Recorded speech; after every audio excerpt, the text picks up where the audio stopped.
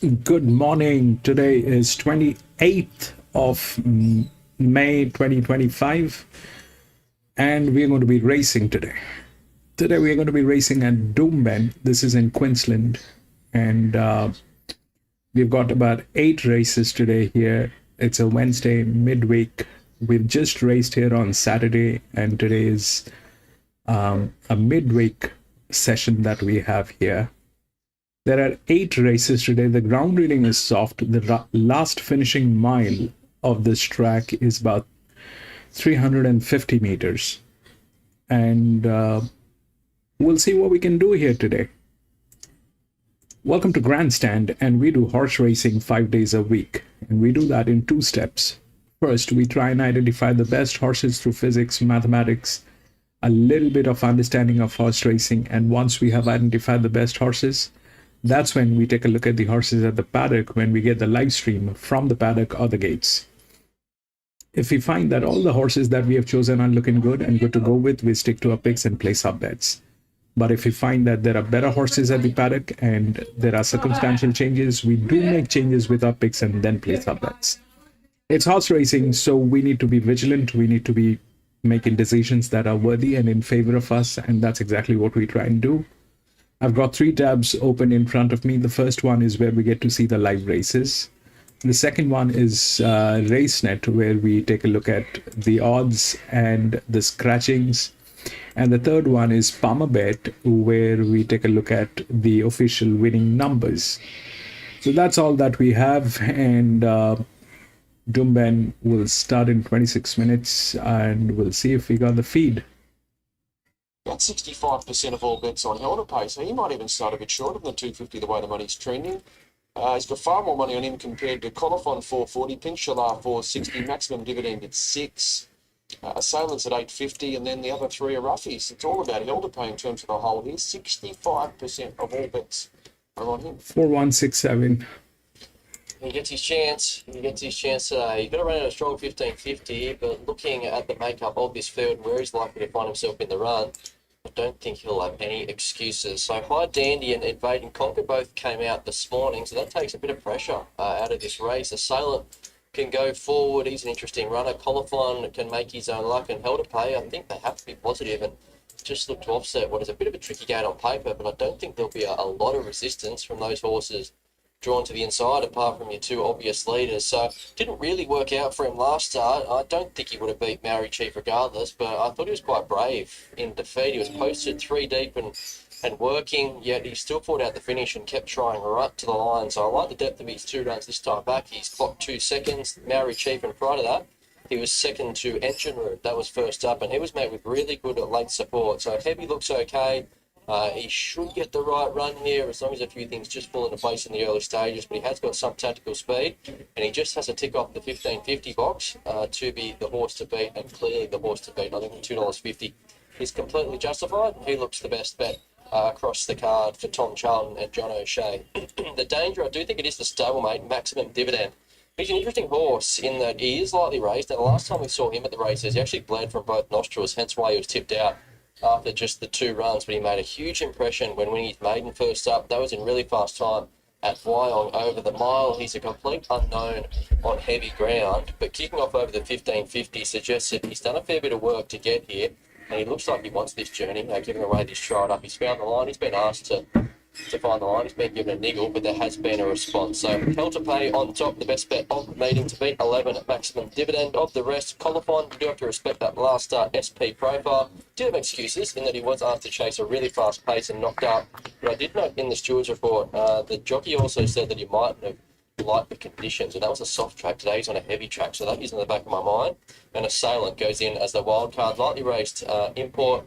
He's across from the UK. He's a last start winner, but that was some time ago now, 43 weeks. So he's a bit of a market watch himself. 7, 11, 4 and 3 there in race 5. Race number 6, third leg of the quaddy, the penultimate race here, a 72 for the 4-year-old and above gallopers. Over the 12.50. Anthony, I was just looking. There looks to be some money for most of these gallopers. Was there a late scratching or something here? No, we lost 4 this morning, Shenny, and there was a few deductions, so the flux are probably a little bit misleading because we had 20, 30, nearly 40 cents worth of deductions, so the flux are probably a bit misleading when you consider those deductions have come into account. Peschiera is the favourite, 270 on tab fixed odds. Kaima's at 551, Destiny's at 6. Toes in the Water's been the big firmer, so $14 this morning prior to those scratchings, now $6.50, and it is the most popular runner. There's more money on Toes in the Water at $6.50 compared to the favourite Peschiera. Nosy Parker are $7, La Signora Dane 8, and Very Soft Hard Delay. Clever Art 13, Unwritten 26. Best back Toes in the Water, Brad.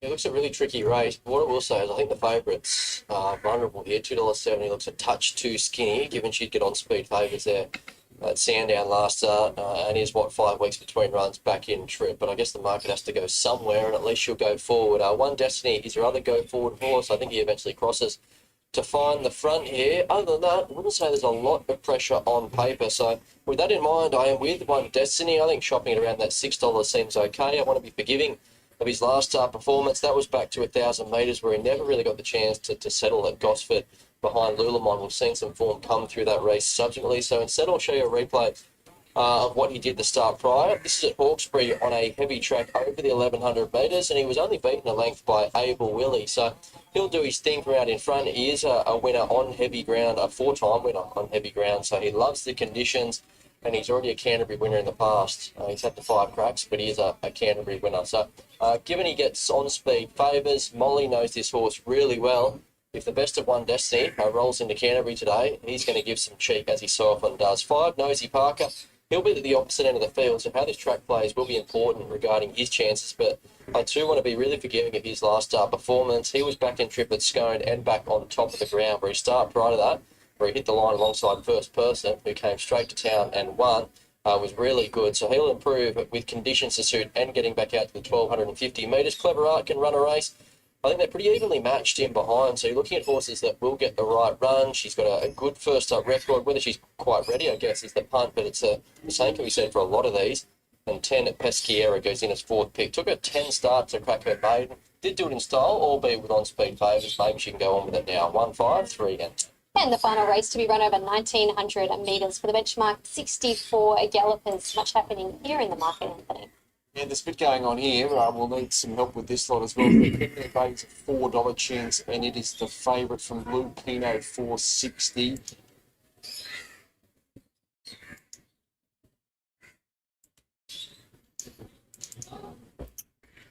All right, here is the first one. The odds are 4, 1, 6, and 7. That 4 is the favorite. It's a 1,200 meter open race. So that 4 is the linear. So there is no reason for this 4 to fail, but there are 2 factors which are not aligned with this 4. The first one is the management. The second one is the jockey. If we look through the rails, then we get exactly the same order.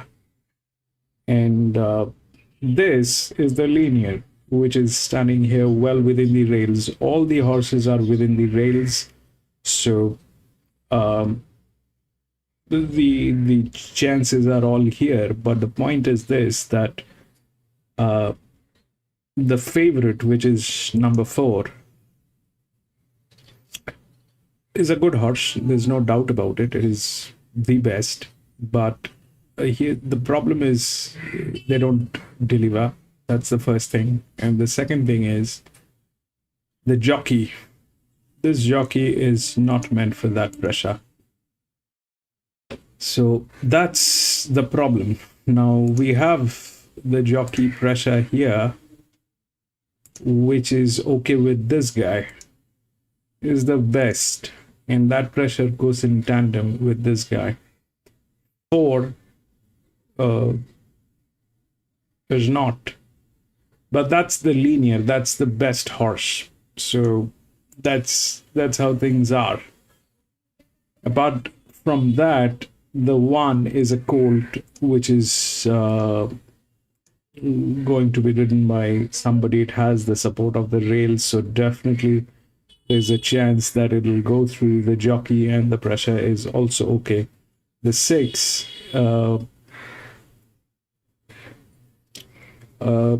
doesn't have the weight to carry from gate number 1 on a 1200 meter. And this is the first one. We're going to take a look at how the pressure is working on this track today. There's this horse, which is number 10 with 0 pressure.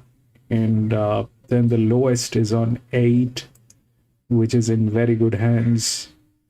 And that's more or less how it is. So we'll see how it works. But 4 is the favorite. It is the best horse. I would have gone with 4, but I'm not going to play the first one. We'll check how the track is playing. This is a linear. This should ideally win, but the trick in this one is this jockey with that pressure is not something that goes hand in hand. So we'll see how it works. It's the first one, and this is where it starts. And so 7 is in a better hand. 7 is in a better hand. This jockey with that pressure is okay. The horse is also the second linear, right? That's the second linear. This is the first. This is the linear, and then this one is the one. So we'll see how it works.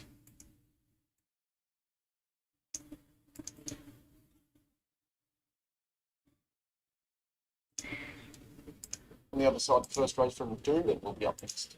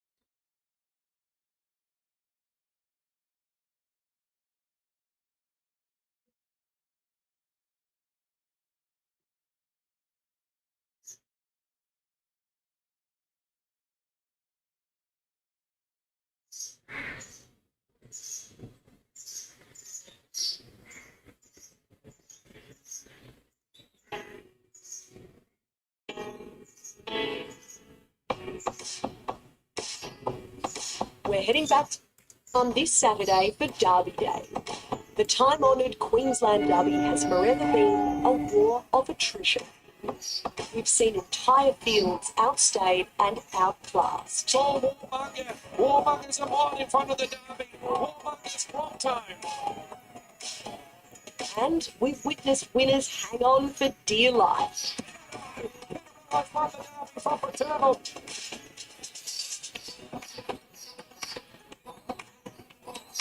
Here's a fun fact. 2 weeks before Singo's famous Strawberry Road won the Queensland Derby, he won the 20th edition of the Kingsford Smith Cup. Fast forward 40-odd years and we've seen some of our slickest sprinters contend for the Group 1 Cup over 1,300 metres.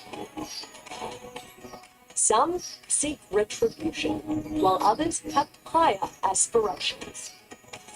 The Queensland Carnival is embedded in racing folklore, an everlasting page in racing's history book. So join us for Queensland Derby Day.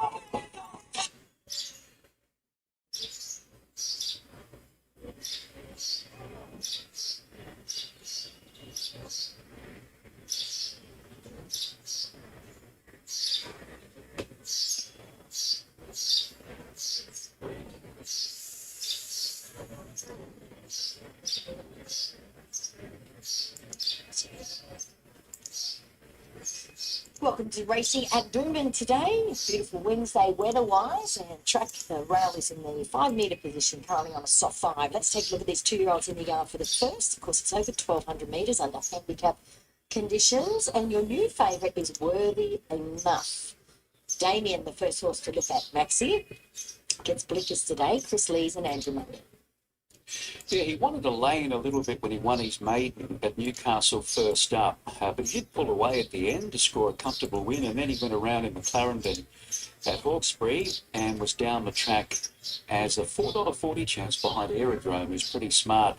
That day, he was 3 wide, didn't have any cover, again laying in badly in the home straight, making it difficult for Jason Collett to ride out. So it was beaten around about 6 lengths. This is a significant drop back in grade for Damien, and the fact that the blinkers are going on, certainly respecting that he can bounce back here. Number 2 is Oval Office from the Johnny Gilmore stable with Georgie Carter. By shooting to win, he's only had the one start, and he won on the Sunshine Coast Poly, the synthetic track there. He had the inside barrier, but he actually settled back last, about 4 lengths off the leader. He seemed to be detached coming towards the bend, but came home strongly once he sort of gathered momentum in the straight and won right on the line there. So not sure how he's going to perform here. He's back onto the turf, but it was a good win. Well, this fellow looks good, Maxi. Number 3, Red Code, gets blinkers today. Tony Matty says jagged up in Chester. That's significant, the blinkers, because he was good at his first start, winning on the turf of the Gold Coast, and then he didn't do anything at all at Eagle Farm last start behind Navy Pilot. He since had a trial. He ran second at Deegan. He did lead by 4 lengths. A horse called Certified Copy got over the top of him late. He did have those blinkers on in the trial. So he's just got to bounce back from that poor run last time. Here's your favourite, Worthy Enough, Michael Nolan, Cody Collars. 2-year-old by Worthy Cause. He's had 2 starts. He won 800 metres at Warwick. Jerry, welcome back, Jerry.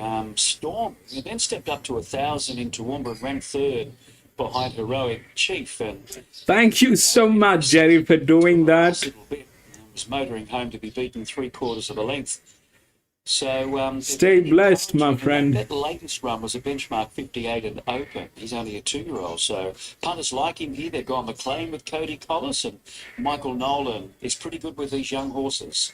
Yes, isn't he? All right, let's look at number 6, Royal Chic, Annabelle and Rob Archibald with Kyle Wilson-Taylor. Filly by Graf, she had 2 starts at her first prep back in the sum of a second and a fourth. The second at Ipswich when she did it the tough way. She was obliged to race Mickey. a wide gate. Jerry, everybody calls me Mickey. So was able to mow her down in the straight. He looked good, and we now know that he is pretty good. Now then, Royal Chic went to the sunny coast for that Saturday Gold Coast Yes, transfer Mickey. back in January, and ran 4th to La Bella Boom. It was a hot tempo, and she was finding the line strongly. She had a couple of trials. And Yeah, that's actually my entire family used to call me by that name. I do have an Indian name, but that's very difficult to handle. They've taken the blinkers off her for this preparation. She ran second to Sunrays at her first start, and then she was second behind to Same here, Jerry. Winner, Deceitful Miss. She had started off. It's very difficult to pronounce. Turned down for a spell. It's She might Sumit. have had enough. Had a couple of trials. She ran second at Bow Desert, then second at the Gold Coast. She found the line all right at the coast, but she was ridden out. So she Really? That's great. I've been into outsourcing for a very long time. for this. Mashani Quest is the 8, Donna Stanbridge, Sammy Collar. No, it's just the name which is very difficult to manage. People generally make mistakes. They call me Summit, Mickey in the school, in the college. Harder the competition here than that Maruya Maiden, and there's no market support for her. Rightio, that is how the 2-year-olds looked in the yard. Well, this market has changed shape many times today. I think What do you outsource, Jerry? early favourite. What do you outsource? It's solid, Maxi, 330, 340. Data? 330, but it's worthy enough that they've actually come for, along with Royal Chic. But Customer service? Yes, so good support there for the Nolan runner, worthy enough. But I'm with the second favourite, Royal Chic, the 2-year-old filly by Graf, trained by Annabelle and Rob Archibald. Got the inside barrier. Data. And she drew badly at her first 2 starts. She had gates 11 and 10, but comes up with 1 today. So, India is a wonderful place she to gets all the outsource. favours here, and she's fit enough. She's had 2 trials. Had the 7 cool. I for second. also work with the data. Strengthened up a little bit from that first I preparation. also work with Showing data. nice ability. Damien's the We interesting also runner with paperwork blinkers for going school on, companies. having looked good, doing a few things wrong at Newcastle and going around in a solid Clarendon at Hawkesbury. Okay. So he's the one we've got to keep an eye on, and there's continued support for him. And So then paperwork as in mortgage? 6, 7, 1 and 4. Yeah, he's moved in another 10 cents now, Damien. I am exactly Collecting the same pay numbers stubs as and you, stuff. I was very pleased to see her parade so well, Royal Chic, and I just think Kyle's got many options.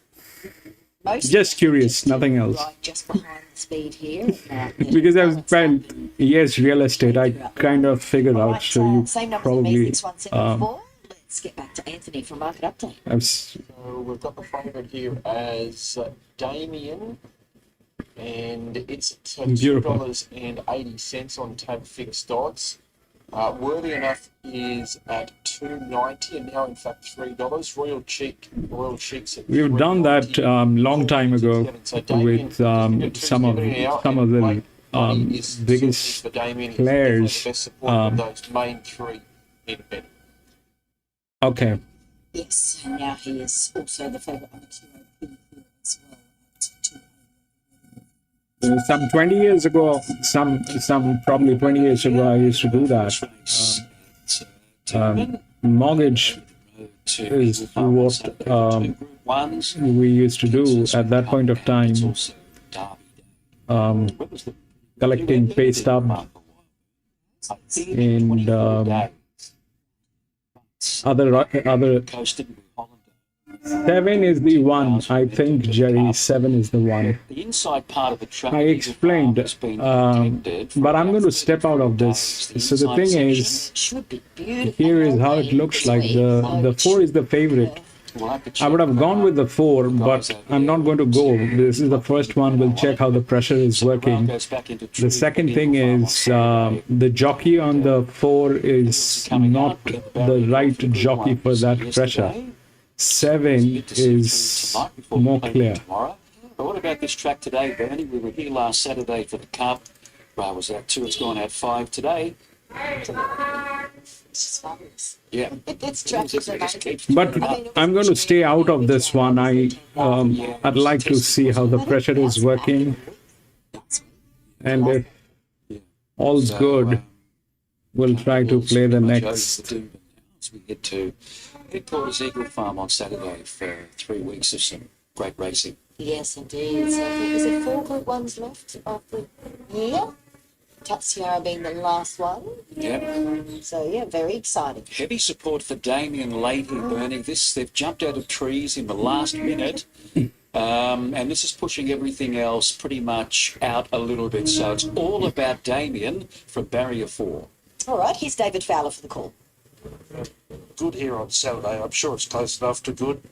Rail goes from 2-1 to 5 today. Jerry, the first thing is the first one. It could be very tricky, so you should. Oval Office about I mean, to come I in. always like to watch the first one. Coast. It gives you a clarity on the ground, and Jockey of like Cool Moons out of the if saddle. we are in tandem with the biasness Cool Moon about of the to come track. forward. Cool Moon goes in, no dramas there. Jockey about to remount. That leaves the well 7 is pretty much neat. last one to come So up. 7 in the first is race okay. at 1,200 metres. 4 is the Now linear. $2.50 money has come late and it's come strongly. Apart from the jockey and the management, there is nothing wrong with 4. $7.50. Started today is Brad Richardson. He's at the ladder ready to release them. There's Damien nothing goes up. wrong with 4. All in now, set for the first. Only the management and the Red jockey. light turned on. First of 8 at Doomben. Set to break. Racing. Worthy Enough began only fairly about third last away. Royal Chic off the rails gate was smartly in stride. Red Coats got speed with the blinkers. Damien joining them 3 wide.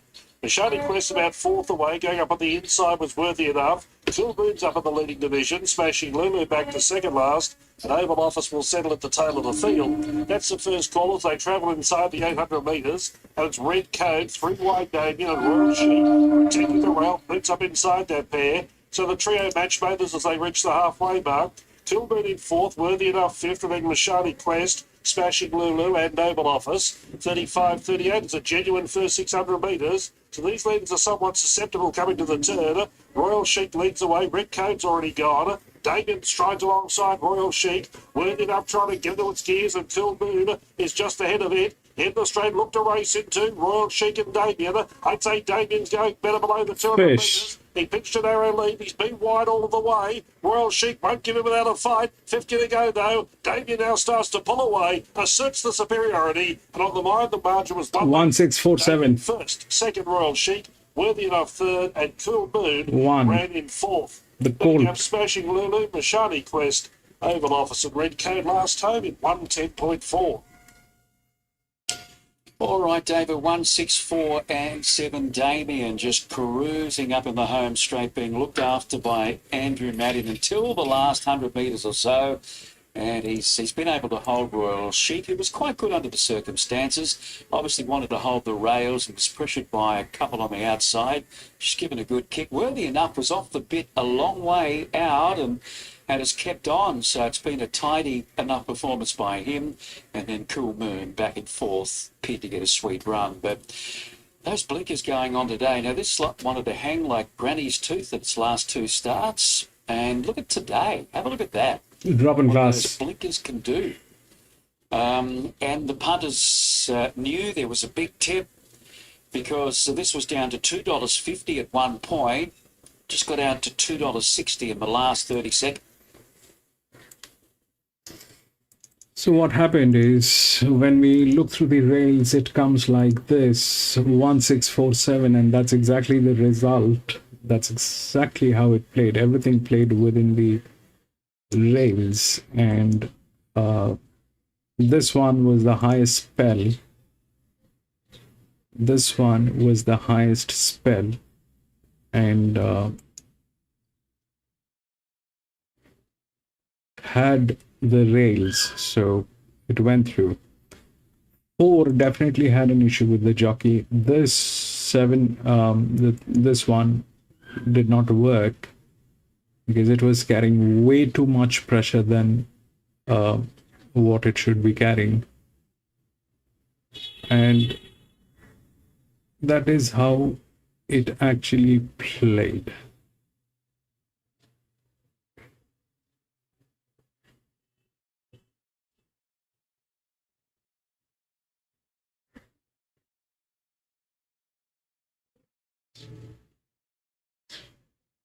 $22.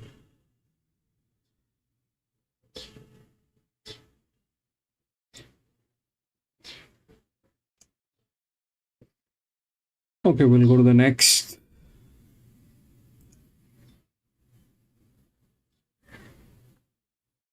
$178 has been scratched.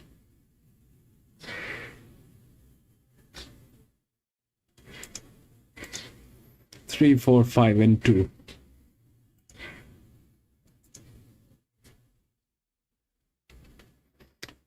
Three, 4, 5, and 2. 3 is the favorite.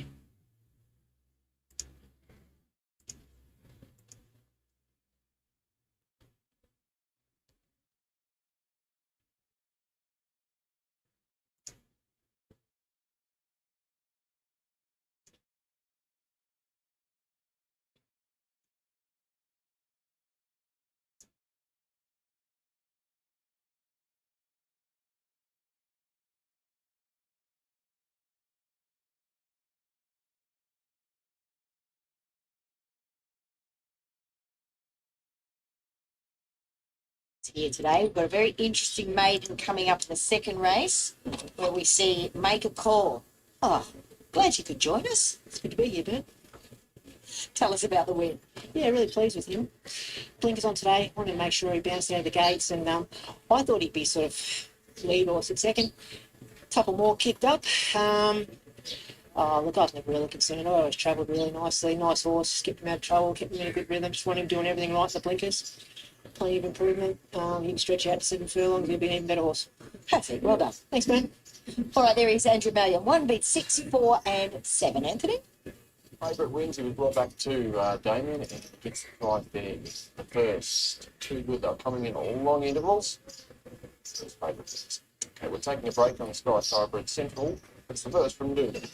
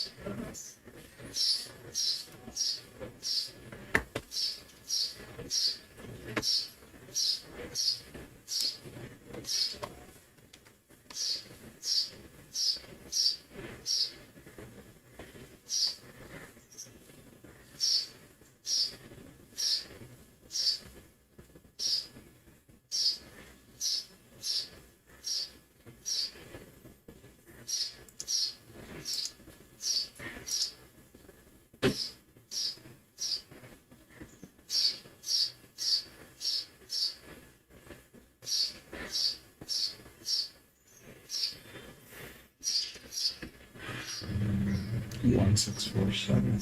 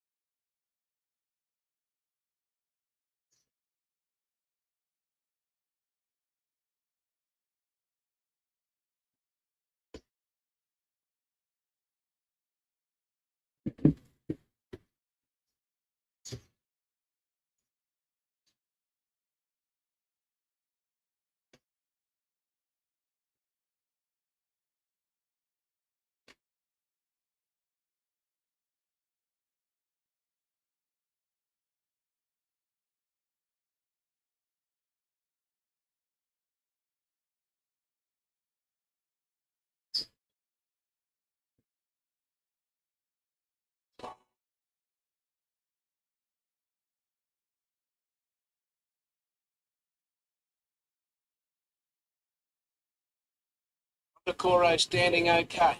Lights are on. Steady. They're racing now. Gondokoro jumped okay. Horseman missed it a bit. Honorius from barrier 2, the first to go, and Trackstar from the inside began okay in front of Faust and arousing suspicion. Laser Flash and Ali Vital and Kentor going forward. And Hawksburg's back on the ruck a little bit early. They're followed then by Celtic Prince and Rhythm Despair, followed by Hidra a little bit deep to the turn out of the straight from St. Angels Agami. Now Survive's got in. Good piece of riding by Riddell. One away from the fence. And then comes Husanity. A long way back on the field. Then Electric Fusion. Gondokoro's back second last. And last of all, Lucky. Out by the 1,700 metres mark. And Kentor goes to the lead by a length over Laser Flash and Arousing Suspicion. Will settle down third on the fence. Ali Vital fourth from Faust. And Hawkspur after a very average getaway back in sixth position. 2 lengths away, Track Star on the inside of Honorius, followed then by Celtic Prince on the inside of Heater. 3 lengths away, Rhythm Despair, followed by Zagami, who's sanely next to the outside. Now Survive finds himself out 3 deep down the back here. They're followed then by Sedental, Electric Fusion. Gondokuro is back second last. Lucky last of all to the halfway mark of the 1200 metres mark in Kentor. A length over Laser Flash, arousing suspicion on the fence, and this Derby has been truly run here. Ali Vital's in 4th position. Faust is next on the inside as they go down the side. Usanity's off on the outside. Hawkspur is back behind those, and Survived is continuing. He's gone forward early, Survived. He's gone up to about 7th or 8th position. He's 3 deep, but he's going forward. Honorius is going to get right onto his back. Track Star's back on the rail, followed by Rhythm Despair, Heater, and they're followed then by Celtic Prince. A long way back, Electric.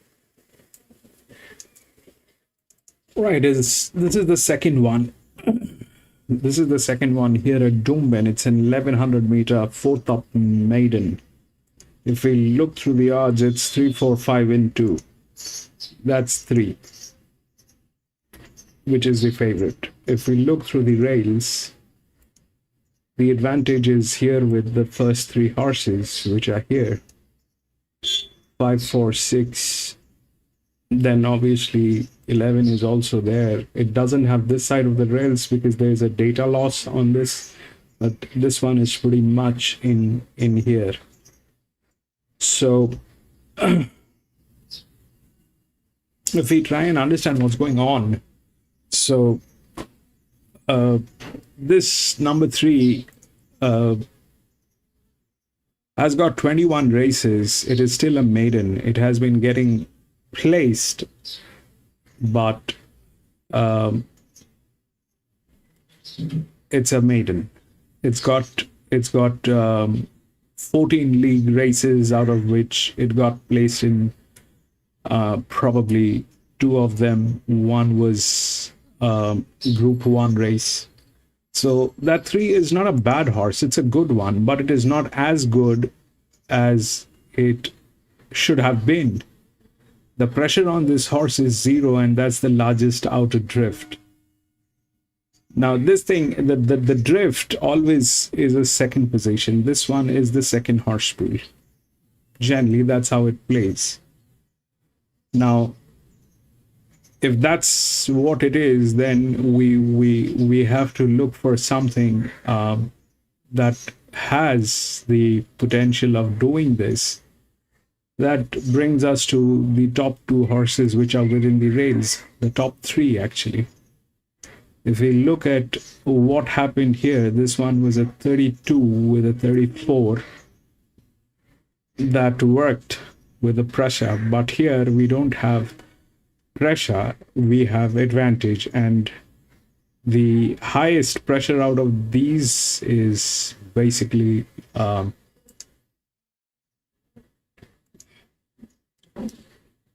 this one. This has got the highest pressure, which is a 22. The problem with this one is the jockey is a neutral. This jockey is a neutral, so what happens with neutral jockeys and neutral horses, they have a hard time winning, but they do get placed, and it all depends on how the ground is and why they have been made why they are assigned as neutrals. The problem is there that this is obviously a handicapping trick. This is obviously a handicapping trick. Without mathematics, it is not possible to identify this, but a jockey is a jockey. So here what happened, we had the clarity that this jockey cannot go with this pressure. This was a better jockey, but we had surprises, and that horse with that pressure went through. This one did not work. But this jockey did not work with this. It came in 3rd. And they're also bad in management. Here, it is more or less the same thing. This jockey has been set as a neutral. We do have one of the best jockeys on 3 that is there, but they are also one of the best teams. Hands down, they are also one of the best teams. And but this thing has not been winning. It has been tried and tested, and it has been doing it has been trying. On the contrary, it has gone down on its class, probably drastically. So this one is a neutral jockey. The best possibility is here. Now this one is also a tricky position. This probably is working as a penalty on the jockey. This is a disadvantage. The jockey has to be really, really good to actually work this thing out. So it's a negative marking. And here the best thing is on this jock, which is number 5. All right, but they don't deliver. They don't deliver. These people are at a 60% downdrift on their finances. So we are in a kind of a position where it is basically a very, very absurd way of looking at it. That will not work. I mean, that's just an assumption. This is a bad idea. 5, I like the 5, but they don't deliver. It looks like they're kind of not in a position. They have been doing that thing for quite some time. So the other one which is here is this one, the 6. If we look at the 6, this is also there in some way or the other. They are in a little better condition. Comes out from gate number 1. That's the jockey. That's the pressure. That goes tandem.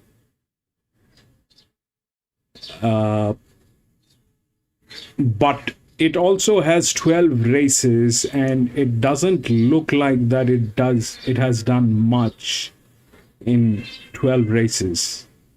That brings us to 11 and 12, which has got 4 races. They have done nothing.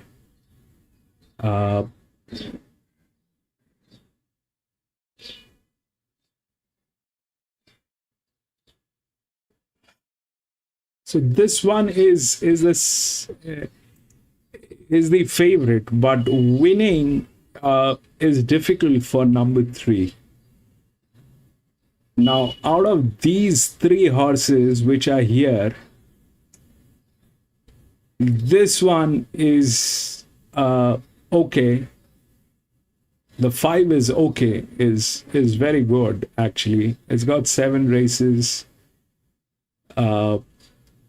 It's neat. It's one of the spell horses, but that's what they are. So knowing that fact that they kind of are in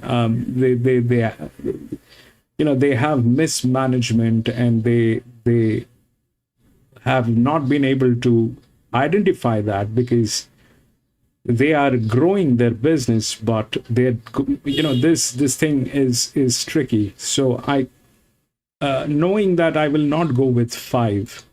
6 is a hunch. 6 is a hunch because that's solely dependent on a team, and it has the physics.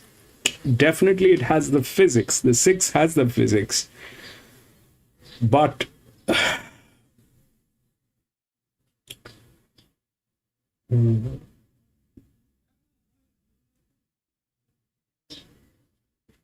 I don't think I want to get into this, because The 3 is, I mean, if I play a second horse pool or a place on 3, that's okay. If I place, a second horse pool on this, and if this thing gets to the second position, that's great. But if it falls back to third, then I lose. I don't know how this thing is going to react. It's a penalty probably on this jockey. And if this thing if the jockey gets aggressive, and if he does something funny, then everything is going to get toppled. But that's more or less it is a problem here. It's a problem. I'm not able to, I don't know if I want to go with this in any circumstances. I mean, generally this is a second horse pool. An outer drift is the second horse pool. But given circumstances, I don't think I want to go with that as well. I don't know which direction it will go. If the jockey gets aggressive, things might just go out of control. And that might happen. Here, this one is a neutral. So I don't know how that will react as well, because this is the first one was a maiden. It's an open race. What happened here is we did not have these circumstances. Now we have these circumstances. So I don't know if this neutral jockey is capable of doing this, but obviously he's going to get a place. Neutral jockeys, neutral horses, they don't win, but they do get a place.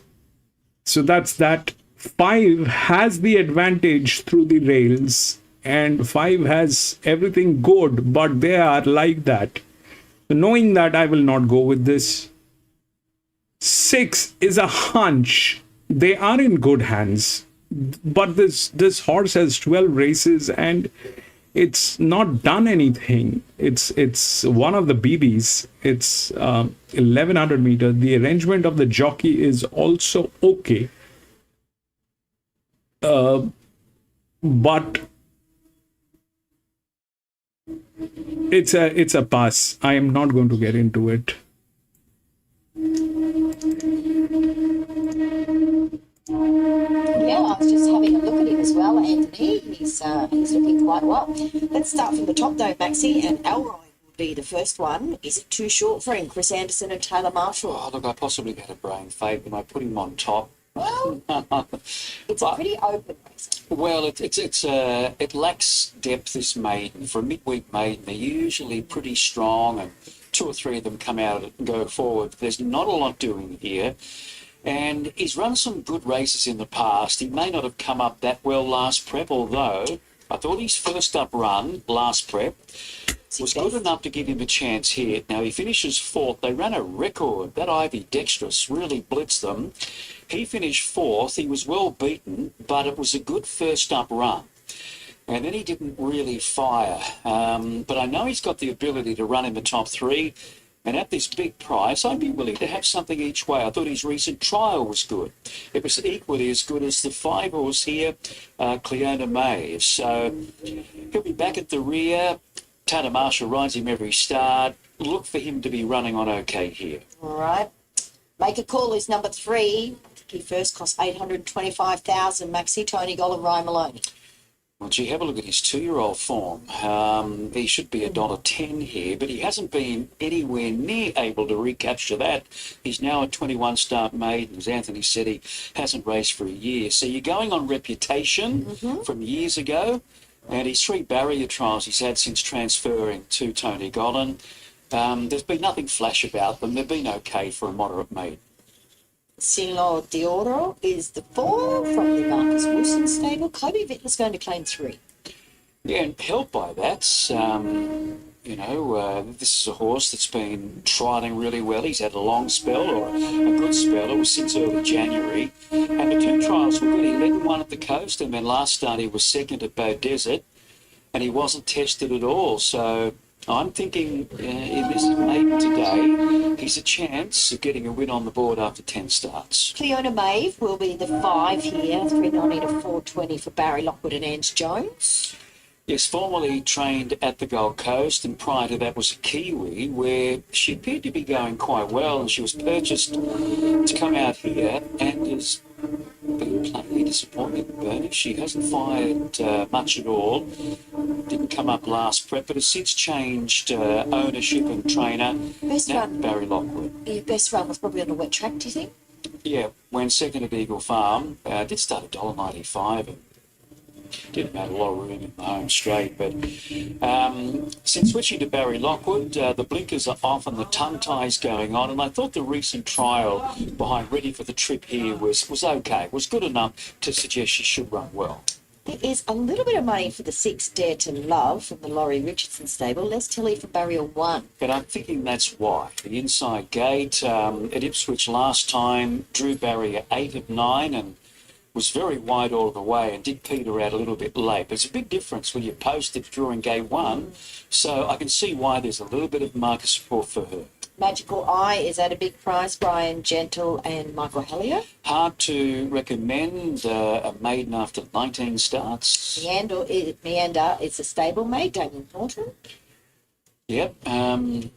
Meander, a mare by Charge Forward. She's hard to recommend as well. She's only got a couple of placings on the board from 15 starts. Has had a tick over trial, just sort of went around behind them at the coast. Wayne Kustoff trains Chamelia with Sammy Collar. Yep, can't recommend. There are a lot of gear changes. Probably the most significant one is blinkers back on. Okay, and Saputo Rose, Lindsay Goff and Bailey Wheel. She hasn't done a lot in 4 starts either. So they said that the jockey on the 3 is after a long time. Is that what they said? Slightly raced. There could be a little bit of improvement in Saputo Rose. He's been racing after a long time. I think that's what they meant. Switch to a live shot for you. Make a call. Is your $2 favourite? Yeah, they took him a while to come into the yard there. This one. Yeah. We were talking earlier about Make a Call, 21 start maiden in that form as a 2-year-old. It was just mouthwatering. It was a shandy off mouthwatering. Third in a black opal, and then ran second to Tom Kitten, not beaten far. And then went around in a Fernhill, again close up second to Tom Kitten. Yes. Actually ran 6th in a BRC size to Sofrado. Copped a lot of troubles. Only beaten a length and a half. Remember, He's racing after 5 months, I think. That's It was significant enough. 24th January is the last time he raced. That's the Thought penalty. 21 starts later, that form hasn't sort of stood him in good That's stead. the penalty. Gee, even at his first start, he runs 4th in the Breeders' Plate at Rantwick. Yes. So he's since been sold a second time for 70,000. Right, okay. He's a rising 5-year-old now, Make a Call. Look, I'm going to stick with Elroy. I know what's going to happen. He'll be slowly away, and there he is. You'll see. 24th January 2025 is the last time Ryan Maloney raced. Towards the bend, and I'm just hoping That's he the continues on. thing that we are I getting thought his on the trial was good the numbers. other day, so nice and fresh. There's a penalty thinking on he that might jockey. run well here, and at the $21, I reckon he'll give us a little bit of a sight here, number 2. So if he gets aggressive and if he wants to win and if he wants to change My the gosh, he's stuck table, at it. He has. He deserves Well, he's run some good races in it's a in the different past. scenario altogether. I mean, I can't believe he hasn't won a But race. that's a difficult task He to doesn't do. need to go. She might take him to somewhere where he will Easy win. one. Yeah, he's got to get a win on the board. He just has to. He pretty much nearly always races in metropolitan Yeah, areas. yes, he does. Yes. Maybe he doesn't travel. I He don't know. looks great. Yeah. Anyway, I think Ciliodoro, 3 kilos off of Kobe Vittler is a very good move and trialling well. Clona May and then Make a Call. 2, 4, 5, 3. I went with Silo Dioro for the Marcus Wilson. No, Jerry, that jockey is racing after a long time. That's the penalty that we are getting here. I explained the 3. I was not able to understand why that penalty is there, but they said that the jockey has not been racing, and when I checked, this jock is not has not raced for 3 months. All that fabulous form you spoke of. 5 months. Last time he raced, Well, And Okay. I mentioned that jockey, there's a penalty on that jockey. It's working somewhere. So that's a difficult task for that thing to come up. But if he gets aggressive, because he has not been racing and he needs to prove a point, then it is a different scenario altogether. But the best thing is, I'm not going to get into it. It's a very dicey one. I don't understand this. There's the 4 is with a neutral. We'll see what they do. David for the call. All in now, ready to break in the second. Making call first up today. Can he break through at start 22? We'll know soon. They're about to jump from the gates. Bit of movement in the stalls. Now they steady up. Racing. Dead Love made a fast start off the rails, straight to the early lead. Ciclo Dioro showing early speed, and Cleona Maeve is third away. The favourite Make a Call will land fourth behind that trio. Followed then by Magical Eye, Elroy in those pink colours, stepping about sixth on the rail. Followed then by Meander, Shamila, and Sapino. So the jockey on 4 is neutral and the 6 is very much well within the rails. By 1 length to Ciclo Dioro. And the arrangement of the jockey is also good. What we need to see is if that neutral jock does anything good. It's all circumstantial. It is not always accurate. Turned in front from Ciclo Dioro, getting closer now. Cleona Maeve, Peter to the Run, outside. baby. Make a call being called about, still with some work to do. And Elroy was trying to make ground towards the inside. Okay, run. Ciclo Dioro on the outside. Run. Cleona Maeve. Now Make a Call, given its cue, starts to hit top gear. 50 to go. Make a Call on the outside, edging away and just one. It wasn't much in it, but it got there, Make a Call. It breaks the main today. Beats over Cleona Maeve and Deadle up, Sapino Rose. Ciclo Dioro knocked up, then Magical Eye. Well back was Meander, Elroy, Shamila. That was it. 1:06.08 the time. Well, number 3, Make a Call at start number 22 has arrived to beat 5, Cleona Maeve, and then Dare to Love. 6, 4. Just waiting on the 4th there. But Tony Gollan has this horse now. He'd given him 3 trials. If you want to get in perhaps onto Cleona Maeve there over the final part, we will have a good look at that head-on vision. Ciclo Dioro is up running second. Has eventually finished in 4th. Poor old Elroy behind them there was a bit of a plug in those pink colours. But is he wanting to get in on top of Cleona Maeve? I'd say so. He shifted in about 3 or 4 horses looking at that. And the margin's probably only going to be a half ahead. Let's have a look at this. Now, Make a Call is coming out 3 wide, rather 4 wide on the outside of Cleona Maeve, and these 2 on the outside are making their run together. The widest runner, Make a Call, has just been shifting out, just shifted in and bumped Cleona Maeve. Cleona Maeve, it was a decent old bump, wasn't it? Probably 3 or 4 strides before the line there. I think there will be a protest. Here. Ange Jones, possibly, on Cleona Maeve against Make a Call and Ryan Maloney. We might get another opportunity, Bernie, to have a look at that and see what you think. But clearly, there was some touching. There was interference over the final parts. Yes. So he got aggressive. That's what happened. Tony Gollan is here. I was wondering whether He got aggressive. I was wondering how deep into the night the celebrations went for the Doomben Cup. Now there's a protest. We're here today. So what happened is the thing that I was not very sure what he will do, because if he gets aggressive, and he got aggressive, and that's where it played. Now this thing has gone into a protest with the 5, I think. That's where it has gone with the protest. But if we look through this, then we had pretty much all the horses here.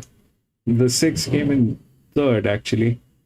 The 4 was a neutral, so that neutral was not able to get into the top 3. This pressure worked on this horse and it got into the top 3. 3 definitely was with one of the best jocks, but this is very difficult situation to handle. if you have a jockey with that kind of a penalty, and if he wants to get aggressive, what might happen is what we just going to witness.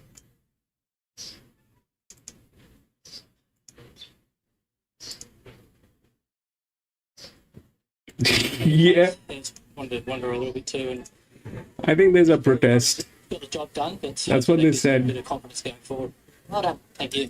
All right, Ryan Maloney there, and 3 beats 5, 6, and 7. They ran 105.95, and we'll see if any more comes of this, perhaps in the steward's room. Anthony?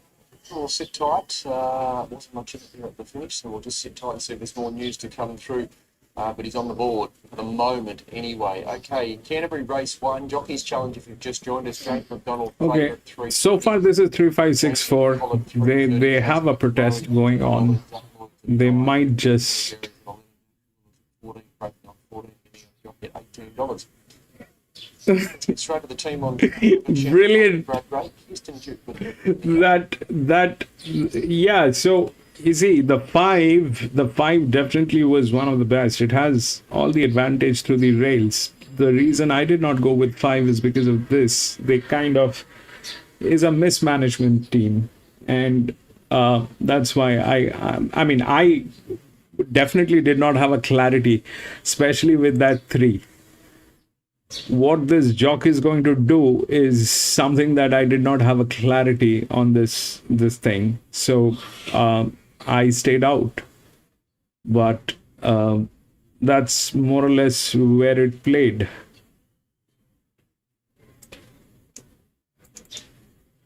I don't get into it, Jerry, unless I get a clear shot. I need to have a clean shot.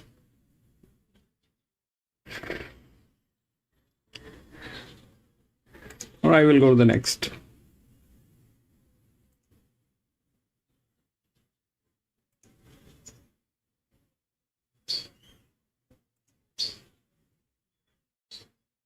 Two has been scratched.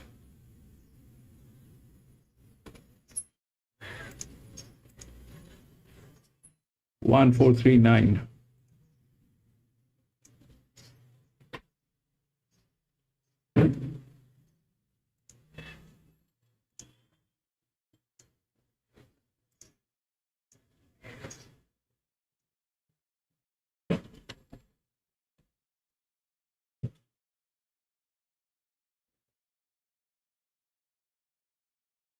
She was much more settled in her second, so that says to me that she's working it out as she goes. So James McDonald rode in the most recent trial, and he sticks today. The second of Gary Portelli's runners is blocked by Roxy, horse number 8, Tyler Schiller. She's had the 4 trials over 2 preparations, settled outside the lead before weakening late at Warwick Farm, and then settled midfield and found the line okay most recently, but just happy to watch it learn today with her. Again, Adrian have Rosalind Cantor here. Zach Lloyd to ride, horse number 9, $14 into 10. She showed really good gate speed in her trials. She's jumped quickly in her most recent 2 trials. She took up the running. It'll be an interesting early battle here with Swordplay going toe-to-toe in the early stages because she looked equally as quick through that first 100, 200 metres. So it hasn't quickened to put her heats away. She's flattened out through the line, but good depth to her trial form, and she's another one with a good 1,000 metre and 50 trial under her belt. She's tall, leggy Bill, isn't she? On to 10, Shabino. Molly Burke to claim 2 here for Gary Nixon. Just the one trial for this Saxon Warrior filly. That was over 787 metres at Warwick Farm. She dropped out to be well beaten, so going around at big odds here.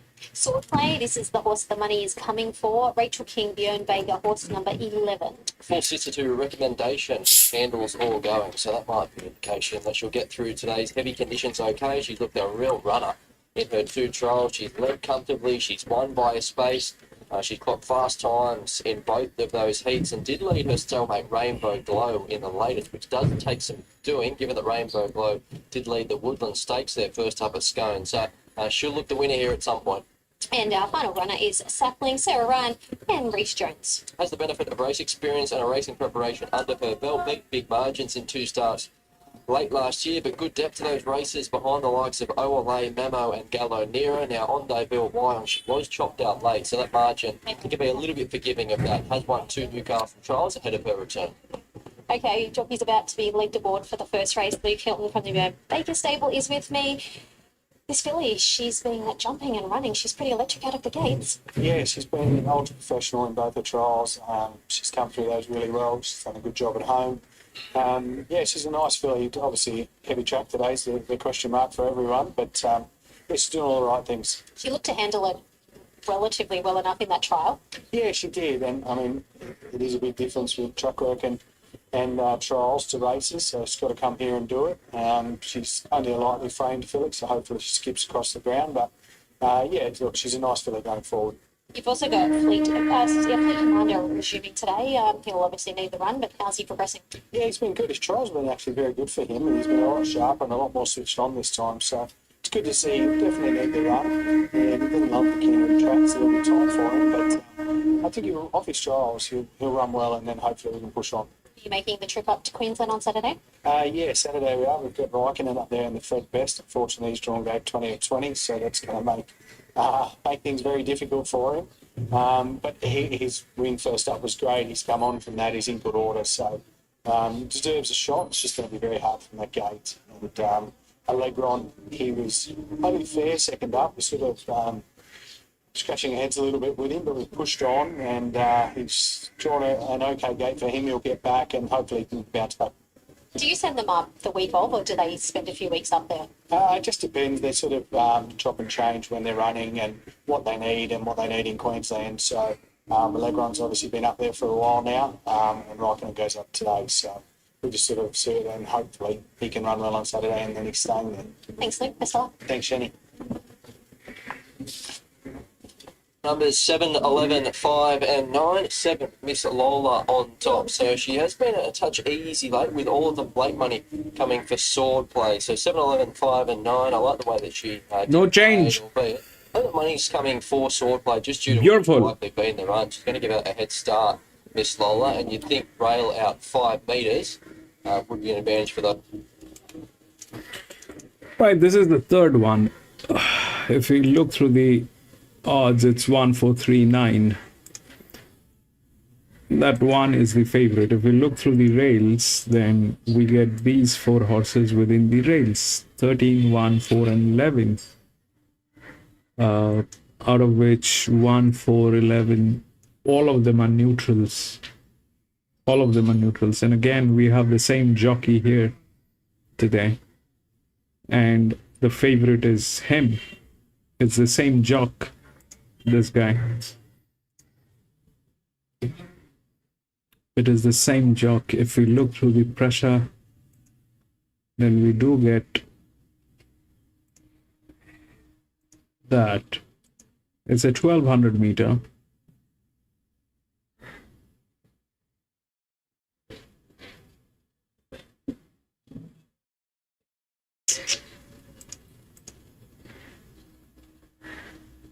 Now, the 13 is the largest drift.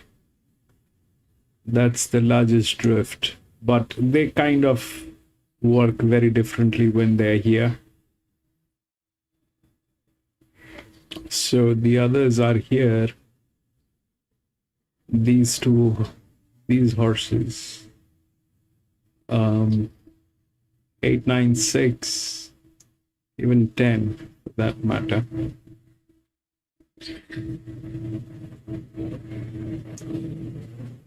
Only 4, 4, 6, 26.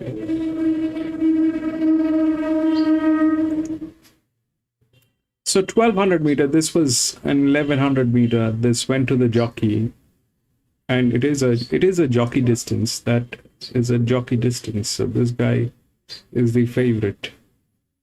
It's the same guy. They're a very good team. They have the same team here, Tony Golden, and is the same team here.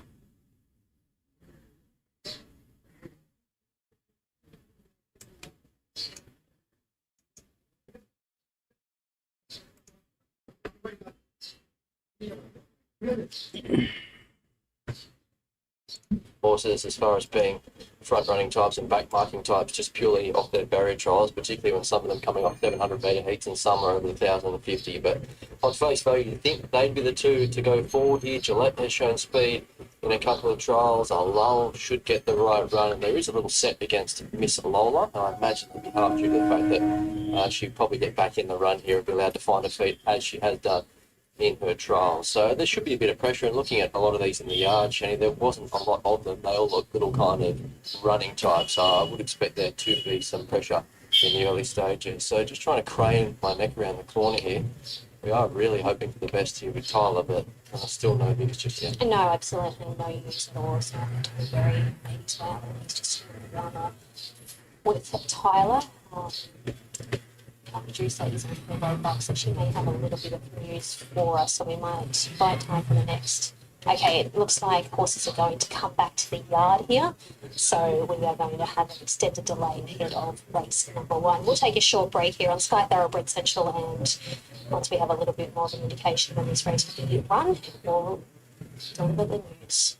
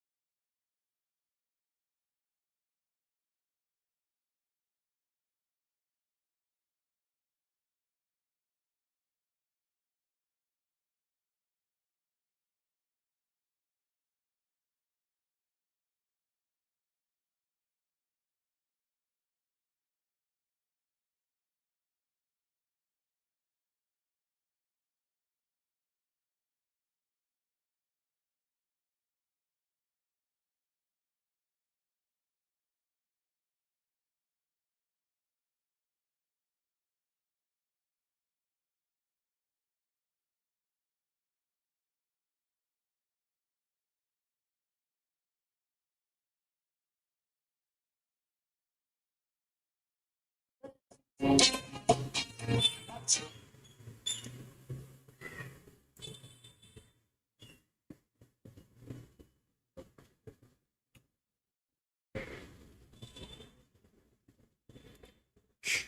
13.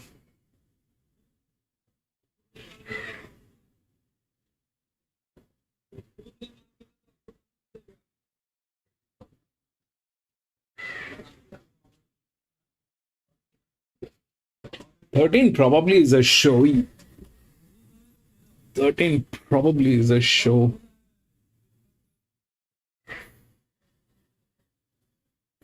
It's got the rails, it's got the physics with it, so that's there. Tyler talking and he's conscious that's somewhat positive. He is getting a fair bit of discomfort.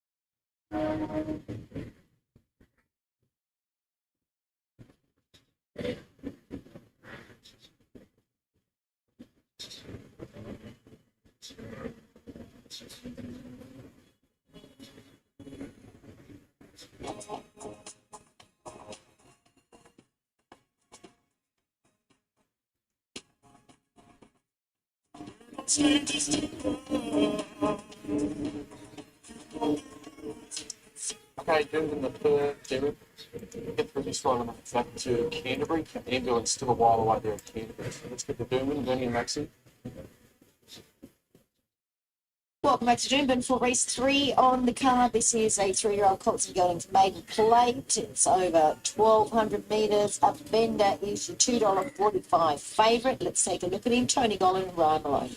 Well, he had been kicking up his heels Yes. in the mounting yard, so he's feeling pretty good at Bender, and this is all his first preparation, and any one of his last 2 starts could seem hard to beat here.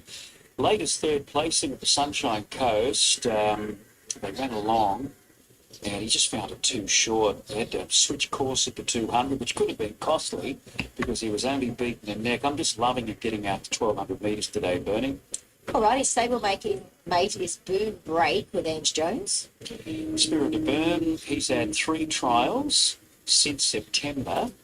The latest, he ran third behind Strombley Delight, beaten about a length and a half in lead. He did drop off a little bit late, so let's just see how he goes at his first start. A Brutal Advance is the 4 from the Toby Edmonds Steve McLean stable with Craig Williams. I think a big chance. His 2 runs back have been both seconds. The latest, he led at a pretty good gallop at Ipswich. It was only the last stride that Boom Roo ran at him and got him. And then there was a big gap to third, so not beaten far behind maybe. He settled third the fence, and I thought ran on quite well. I think it looked quite well as well. What about Ludwig from the Lindsay Goff stable? Georgie Cartwright.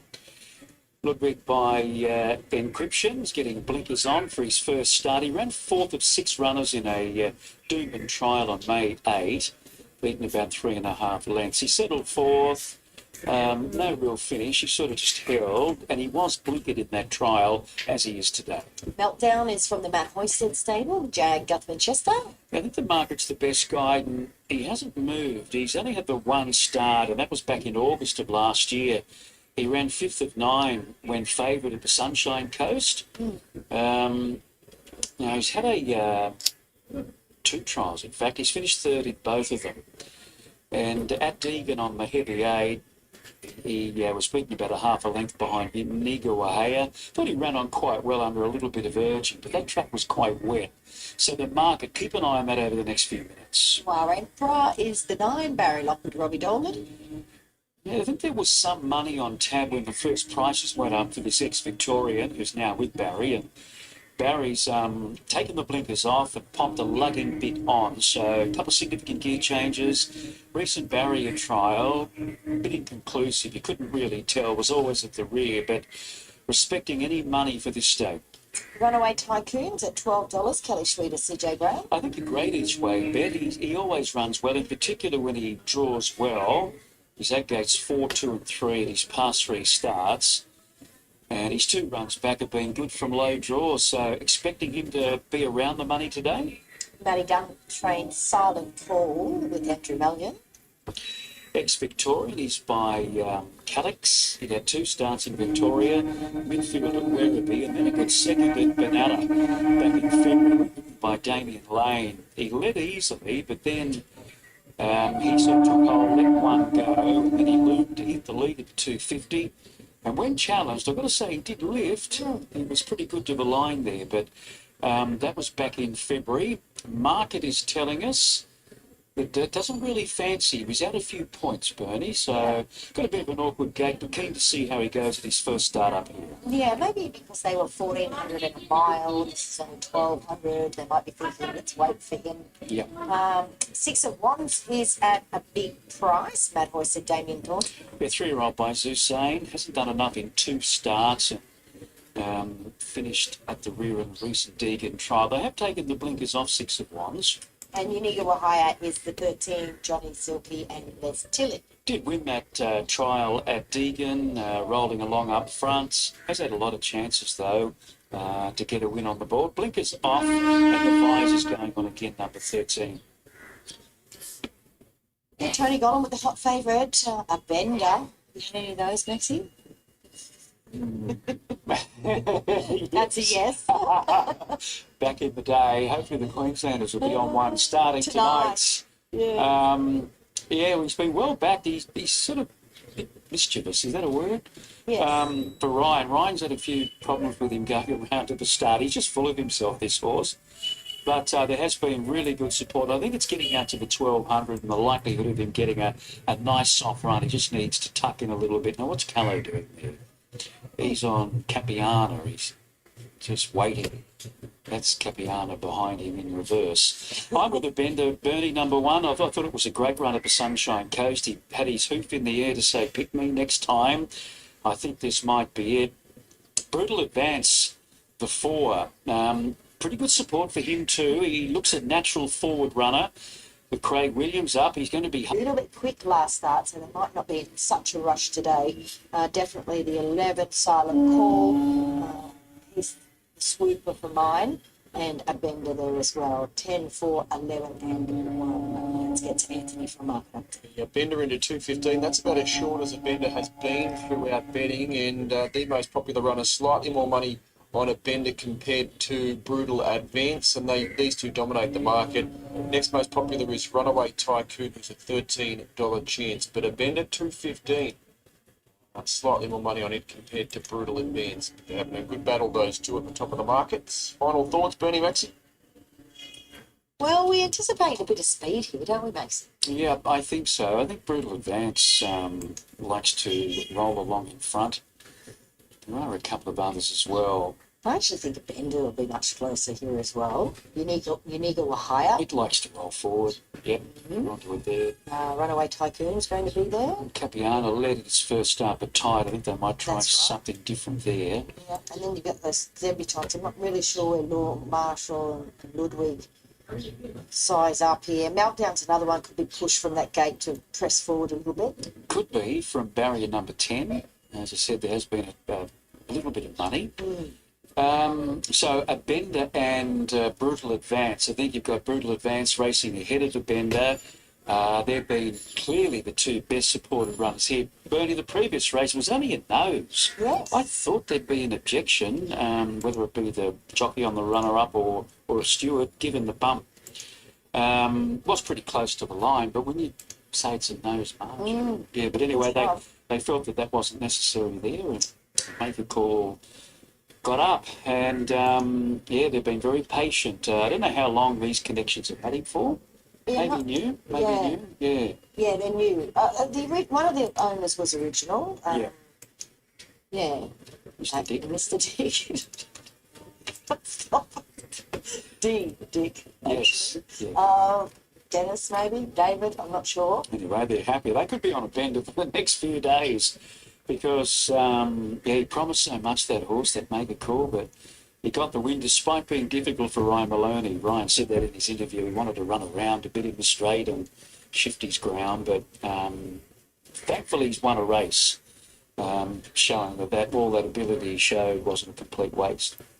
Indeed. All right, what's going on behind the barracks? Why are we not loaded? Could be that Hello's horse Capiana. Am I falsely accusing somebody here? Oh, we do. Looks like so they do have some loaded. That could be my horse playing up a little bit. My pick, Runaway Tycoon. Remember, he might have been a little bit reluctant last start there as well. He's been reversing boom break for the last couple of minutes. He's locked in reverse, Maxie. Yeah. Anyway, it seems to be doing the trick. It's working. He's getting closer to the barrier. A lot of these horses were about 70 or 80 metres away from the gate. So then, do you think it's a surprise as they turn him around? Do you think he'll be onto that? We just had a look. They did too. Now they'll win the day. He's having his first start there, this fellow. He's had 3 trials for a 6th, a 2nd and a 3rd since September of last year. So. He said, you didn't fool me. I knew that's where you were taking me. Unlike Tony. Tony doesn't really have many play up, but two Capiana didn't want to go up. This one doesn't want to go up. He's got balanced the books. Yes. He's had, a couple of issues at the barriers so far in her career today. She has. She was due to go to the races a couple of months ago. Yep. I'll tell you when the date was. 15th of March she was due to go. And she's heavily backed that day, but had to be scratched at Eagle Farm. Trying to get her right. She's been a bit hesitant too out of the gates. She's been in there. She's got that... She seems to be loading all right in recent trials. Yes, yeah, but just a little bit hesitant at the start when they jump away. But she's obviously got ability. Yes, plenty of ability. All right, they look to be loading up pretty nicely now. There is Meltdown taking his spot. Here goes Silent Call, and let's get to David. Release. Number 1, a Bender 210. 4 Brutal Advance now with a 2 in front of its price. $2.70. Light on. Started with the button. It's set for the 3rd at Doomben. Racing. Runaway Tycoon and Uniga high with the first 2 to go. Boom Break's got speed. So is Capiana and Brutal Advance now joining them. We've got a line of 5 through the first 200 metres. And a Bender, the heavily bagged favourite, just pops in behind that quintet. Noir Empress 6th away midfield.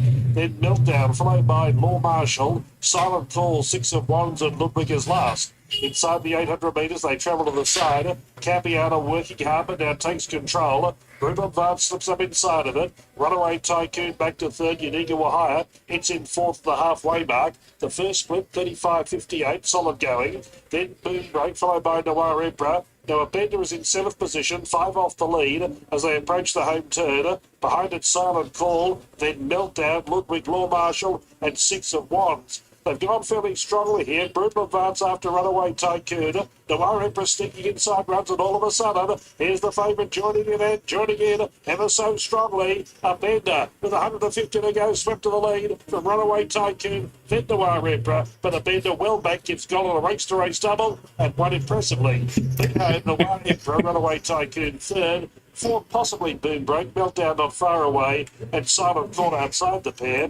Then came at the head of the others was a He's angry. This jockey is angry. Beat two to the line, Unique Wahaya and Capiana at the gallop of 1:10.92.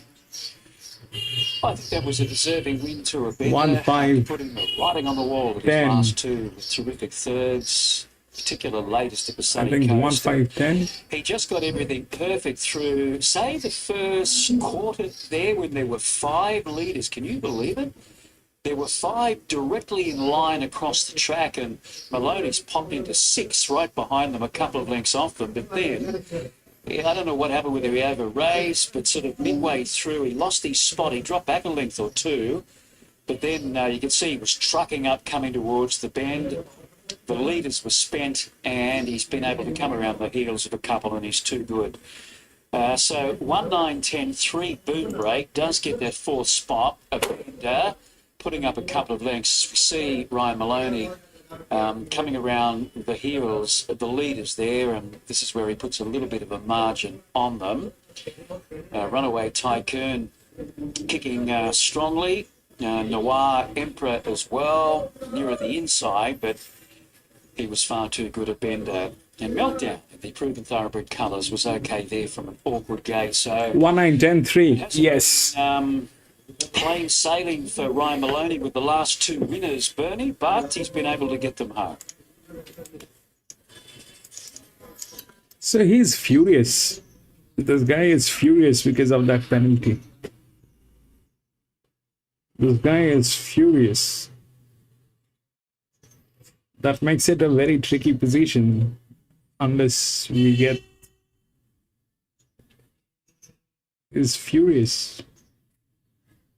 Was a neutral, but that's a very good team that went through.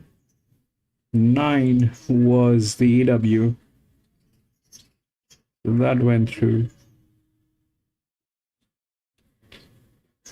1-9-10 was the other drift, which was here. And 3 somehow.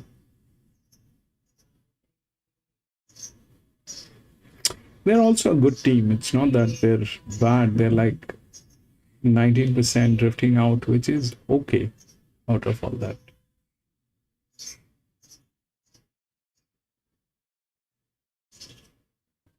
This was also an EW. That worked.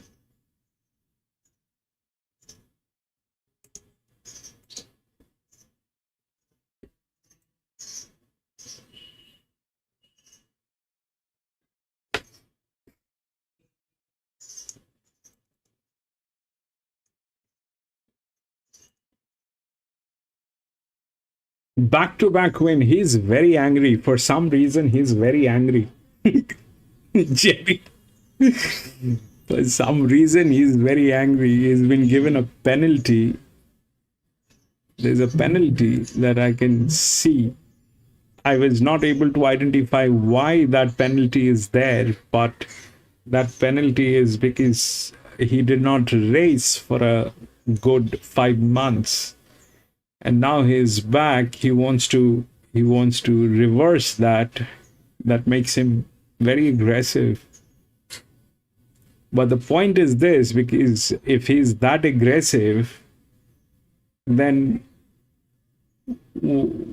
every race, is he going to win, or is going to go out of gas in some time? And because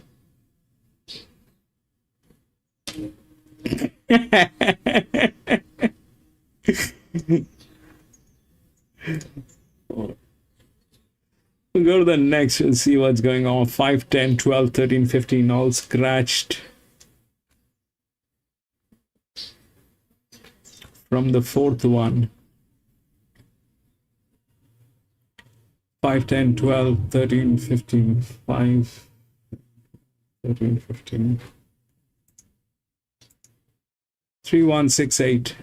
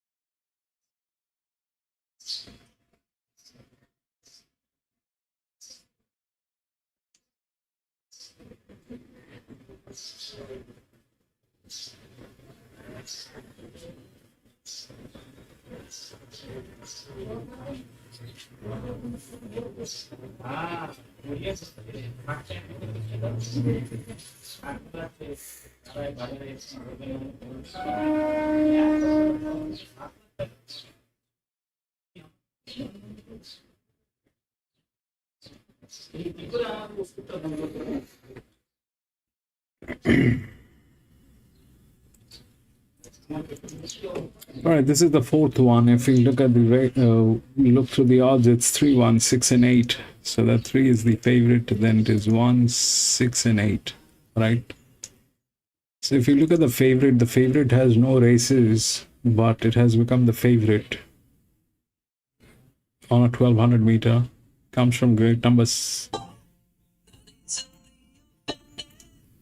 It comes from gate number 6. It's not that it has one of the best jockeys.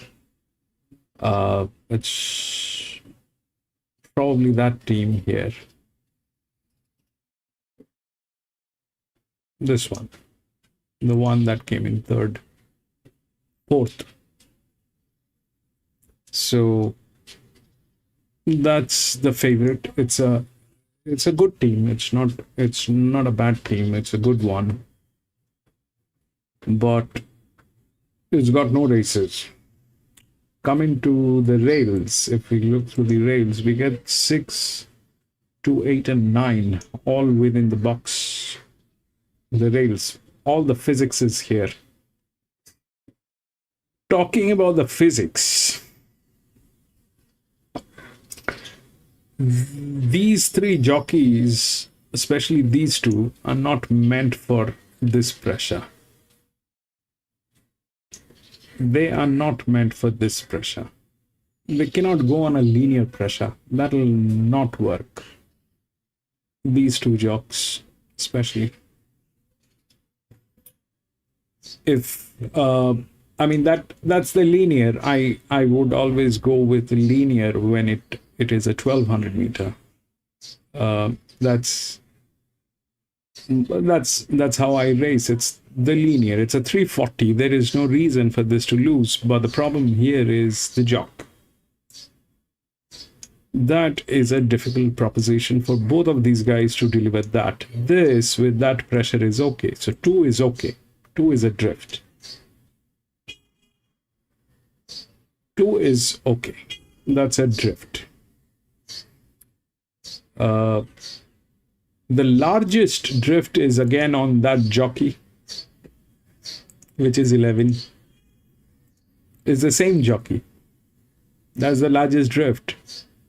So we are looking at a place on this in any ways, because he is very angry. He will do what he wants to do, and he wants to reverse that situation. So he is on a second horse pool. That's the largest drift. That's generally the second one. But I will not be surprised if he wins here, because we can see what he is doing. It is again at 1200 meter. He's from gate number 1, and that's a drift. This one is a drift, and this is Tony Golden again. So this has been winning back to back. This team has been winning here today, and he is very aggressive. So that's the largest drift. This one doesn't need the rails. So if that's there, then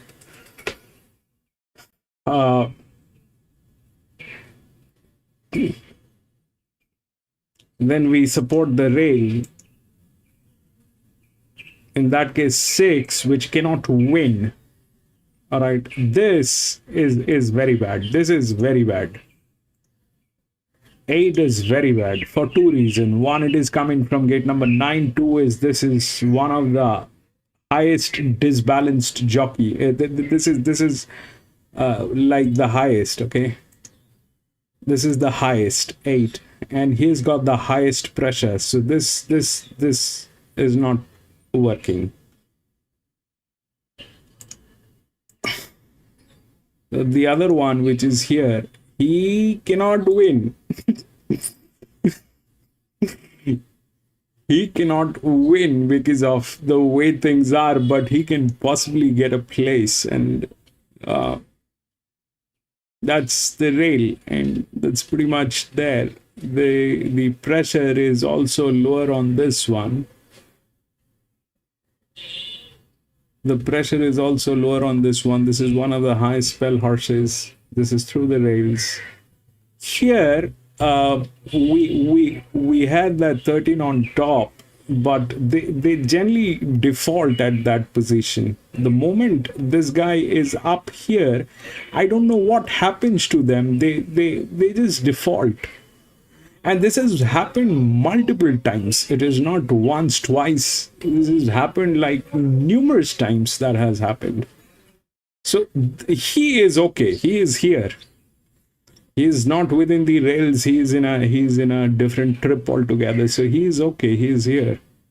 And looking at what he is doing today, definitely he's got a place. This is the rail. And if we have to, if we, that 3, I don't know that 3, honestly. I don't know that 3. There's no reason for, there's no reason to believe that a horse which has got no races will win a 1200 meter, which has never raced. Probably a few trials here and there, but that's too much to ask. So that's that. Here is the support line on the rails. So they kind of are not there, but this is bad idea. This is good. This is good. Now the thing is, this versus this is going to go on what advantage? But I definitely like this one. This is good. Okay, this is good. So 2, 1, 2. 1, 2. And these two are there within the rails, out of which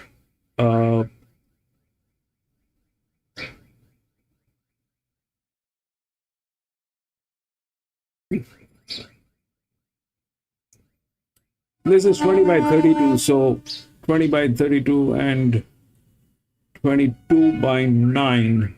This is a drop in class. It's got 9 races. It did not do anything in its entire life, so that is not happening.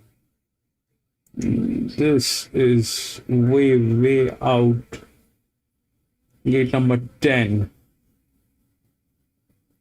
So then we have the largest advantage here on the EW, which is gate number 4 with the best jockey. So that's an EW position. So it's a maiden race. Why the EWs will not get in is also something that we need to figure out. So that's there. The 14 is good. The 14 is a check. That's 14.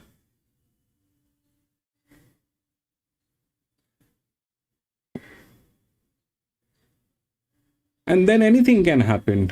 Then anything can happen. These are the ones that probably are in the game. I like the 6, I like the 11. Here, there is a 100% chance that he is again going to do that thing. Though the horse is absolutely bad, there is no doubt. But it's a drift. It is a larger drift. There's a physics on this horse. There's nothing doing. There's a physics which is working. I mean, a physics is a physics. You can't. This is a physics. It'll get there. This is a physics. It'll get there. Some way or the other, they'll manage to get into a place. So a physics is a physics. So this thing has been given that physics. Whether we like it or we don't like it, it is there. I mean, if it is that bad, then this should have been given a larger relaxation, but that's not there. The relaxation is here on 14, which is got the same race, but this is a pressure. This is not. This is relaxation. This is the highest relaxation. So that's an EW. So 14 is definitely is something that is there. This guy is with pressure. Why would that pressure be there unless, you know, there is a thing going on?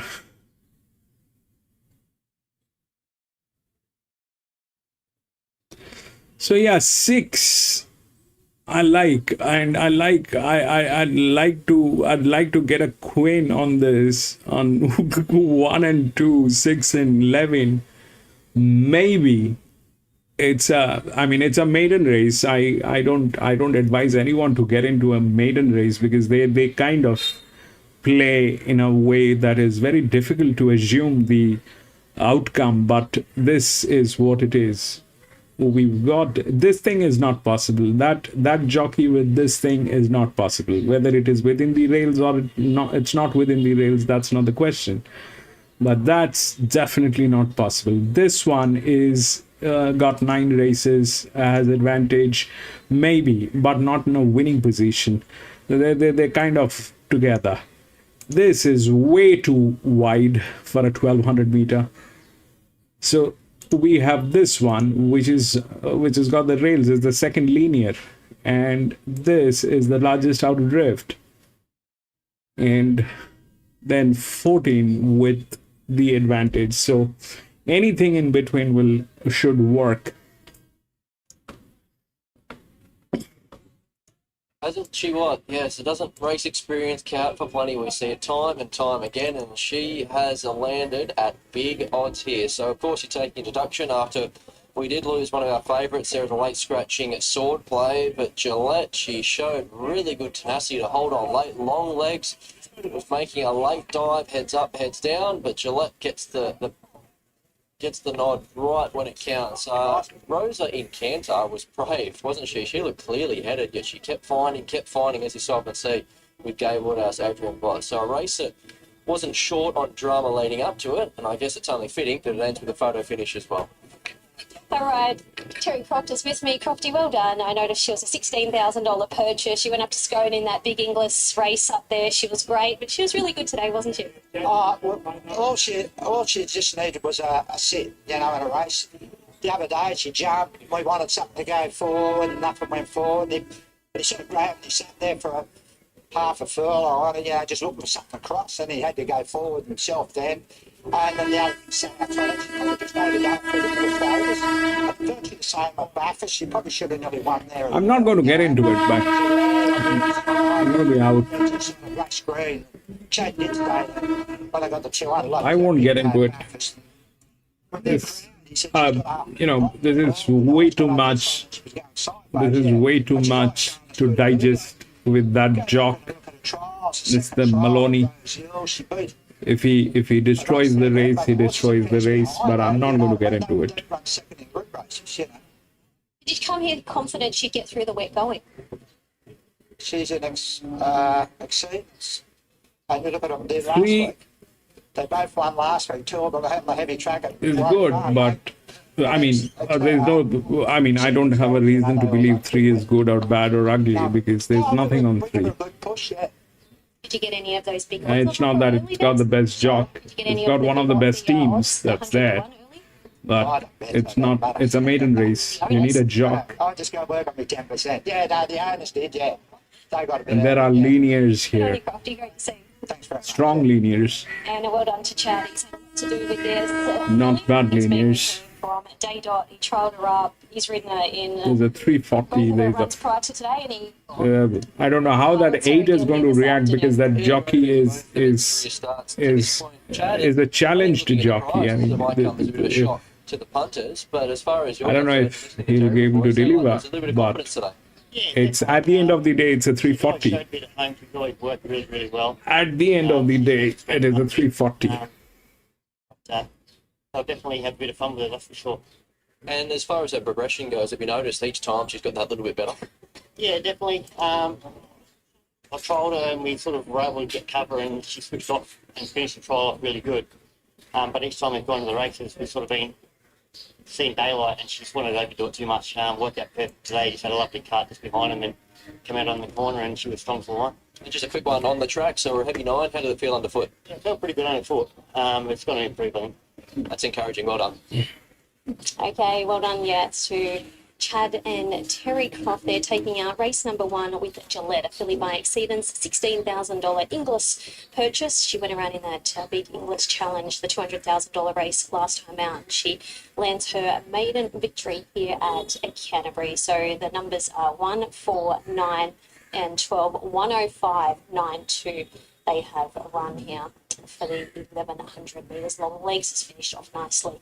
Rosa and Cantor in third and Sackling in fourth. And maybe Miss Lola just didn't appreciate that heavy track there this afternoon. So, Anthony, as we come back to you, a great horse-free victory there. Great job, Terry Croft. With only a small team, we've got 16 work. Available city win on the page for that filly by Exceedance Gillette. She's not named a lot, named Gillette. Exceedance beyond the green. And she backs up 2 good performances at Bathurst and Scone with a win at the midweeks. Leave it there, we'll take a break. Doomben next.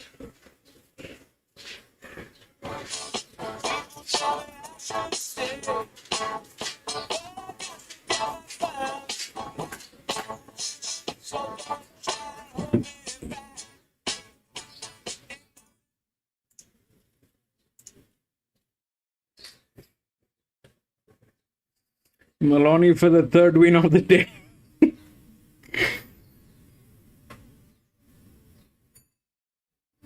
Let's see what they have to say about that horse. 11.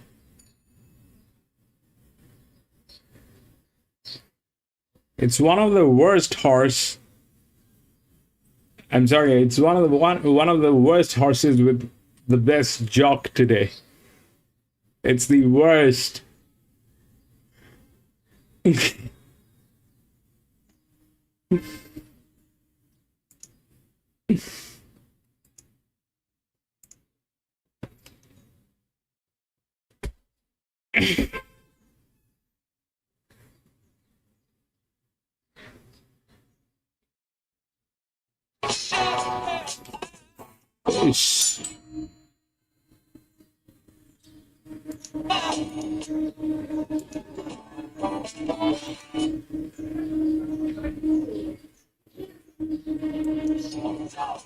You know, every time they play music, I get a copyright strike on my videos. Tony Goller with the favourite for race 4 here today at Doomben. That is Balance the Books. This is a 3-year-old fillies made plate over the 1200 metres. Let's have a look at Abusontes. Maxie gets a tongue tied today for trainer Rob Heathcote with Bailey Wheeler. She's won both of her public trials. She won her heat back in January, and then obviously turned out and returned with a heat win here, May 8 over the 1000. Won it by a nose. Settled last, about 4 minutes off, but got to the outside and she kept finding the line strongly. And she comes from a wonderful family of winners. She just keeps on producing winners, that damn line. So looks like she's got another one that can go. Avior is the 2 Trevor Thomas Sean format. A couple of placings from only 9 starts for this filly. She started big prices that are 2 runs back from a spell, and both of them have been good. It was Honey Coast, and latest went second to King Boom. at Ipswich. She settled fourth defence that day and stayed on well, was only beaten a narrow margin. Balance the books. Here is the favourite, Colin Jones. There she is here. She's got the hood on, the earmuffs, and underneath that, she's got the brow band. She has had a few issues in the starting gates. 4 trials overall for a win and 2 seconds. And she's been ready to go to the races for a while, but she's had to get a barrier certificate, and she's got that. I thought a recent trial was okay. She was beaten 1.7 behind a horse called Tarmac. I know it was only a trial, but the way I saw it was Tarmac was going better than her. But I know she's got ability, this girl, and she's got to have a chance on what we've seen so far at those trials. Belle of Berlin is the 4, Jill Heinrich, Michael Broad. Filly by Capitalist, she's third in the recent Bow Desert trial, beaten around about a length and a half. I thought she was okay there. She was given a few taps in the straight. Cypher Tex is number 6, Helen Page and CJ Brown. She has to be sort of held up, I think, to run the 1,200 metres. She led last start up a sunny coast and kicked well clear. She was grabbed by Not really very late there. That was the race that a Bender was charging home in at the end of the 1,000. So, look, she's due for a win. She's only had 5 starts for 4 seconds. She should get a nice rhythm going here from that good draw. So, I think she's got a great chance to break through today. Jubilee is from the Lindsay Hatch stable with Andrew Mullion. Yeah, just the 2 starts. They've been okay. The latest was only 860 metres at Gatton. She snatched third right on the line behind Kira's sister. I think there's a lot more depth to this mate, though. Fast Fun, Maddie Hoysted, Nikita Berriman. She's speedy. She's led all 3 starts so far for a couple of thirds and her latest second at Ipswich. She led there at Ipswich. The winner did draw away from her, though. So she'll be up there on the pace for a fair portion of this. 4 Better is a lovely filly. Annabelle and Rob Archibald, J. Guthman Chester. Her first 3 starts were in Victoria. They were on synthetic tracks at Ballarat and Pakenham, finishing in the money. And then the first start up here on the turf at Ipswich ran 5th, beaten 2.4, but I think the run was better than it looked. She was a bit reluctant. I remember Kai Wilson-Taylor suggesting that she wasn't that happy amongst horses. So maybe she could be a candidate eventually for blinkers, but I thought she went well enough to respect her here. Honky Tonk Hustle gets blinkers today. Tony Goll and Ryan Maloney. Her filly by Spirit of Boom. She struggled in 2 starts so far, so barrier 1, blinkers first time. We might see some improvement. And the 14, Maxine. Scheherazade.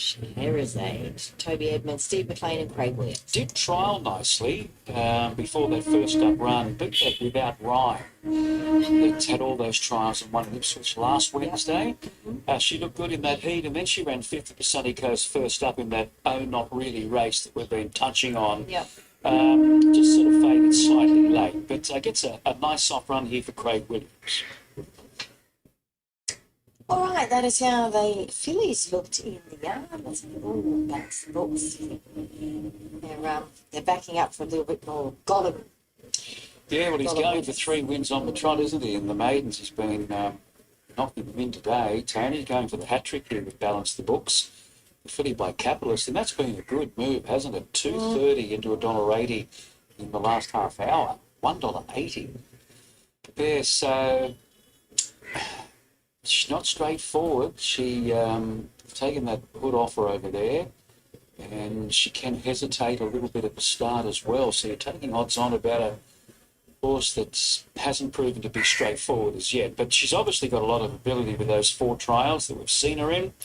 I'm going to go with the 6 here, Cypher Tex. Now, I'm not convinced that she's going to run a strong 1,200 metres, but I think with Craig Williams and the good draw, she should be able to conserve a lot of energy early here, and she's had 3 consecutive seconds, so, and she's shown a bit of ticker too, so I just like her here at the price. $8, gee, she's pretty much friendless, which is a bit unusual for a horse that's had 5 starts, 4 seconds in a maiden to be drifting like that, but I'll go with her each way. 6 to beat 3, Balance the Books. I thought Avior was a decent price at $31. Has trimmed up a little bit on the QOP. Was 41. 2 runs back have been good to sort of measure up around the money here. And then I've got Fast Fun, perhaps the leader. 6, 3, 2 and 8. I am with the top weight. Top weight rather, Musontes. They're talking of all these horses within the race. They're talking about 6. They had to keep the 3 because that's the favorite, but they're talking about 6, 3, 2, and 8. So they're all within the rails. They're not talking about this one. This is 10. And this one is the second largest drift. I mean, the largest drift, which. There's so many, and I don't think Musonte is this one, but And Fabulontes is the other one. She's the 2-year-old. The 2-year-old filly, the younger half sister to this girl, and Musontes. it's a Group 1 win, wasn't it? Yeah.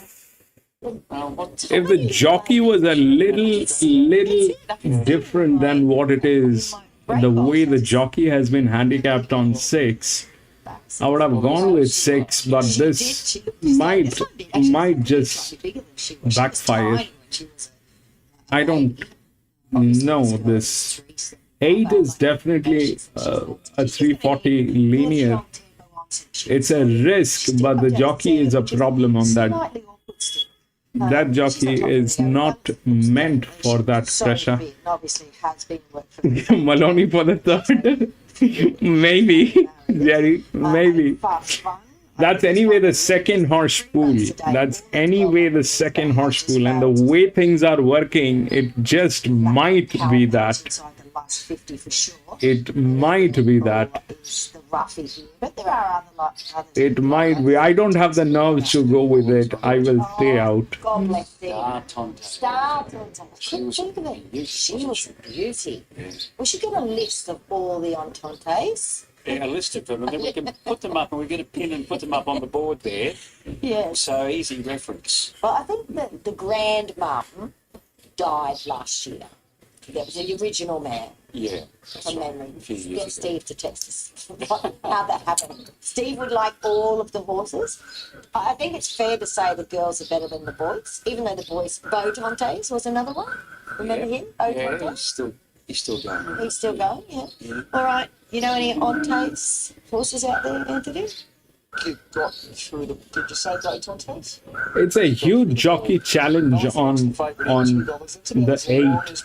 It's a huge jockey challenge. Got him to 180. If he gets it, And just back out he'll to be. this here right at the death. I don't know who's riding 8, but if he gets it, 850 fast funds at 10. then Going to the books. is By far the most popular runner here. Holds about 60% of going to be probably a little more than that. fabulous. Themselves at Doomben, 3 races down, 3 favourites home. Let's make it 4. It's David Fowler. From gate number 9, if he can deliver that linear with that pressure. Now, Not the possible. News goes up. Technically, I have not seen that happening Brings her up. Jubilee about to move in. We're waiting on Jubilee. in many Fast Fun, days. Avior, 4 Better and Belle of Berlin. 5 to move up. Jubilee goes in. Tuna, welcome back. Favourite backers have been in peak form. 3 races run. 3 favourites successful. All well back. It's time to turn their attention to another golden runner. Balance the books. $2, but Amuse on A's. Support for her at $3.80. They dominate the market. 4 Better, the last one to move up. 4 Better comes up. Now they're ready to jump in the 4th race today. Running 1,200 metres. Starter Mr. Richardson picks up the button. The light's on. Let's watch for the favourites. See how they step away. Racing.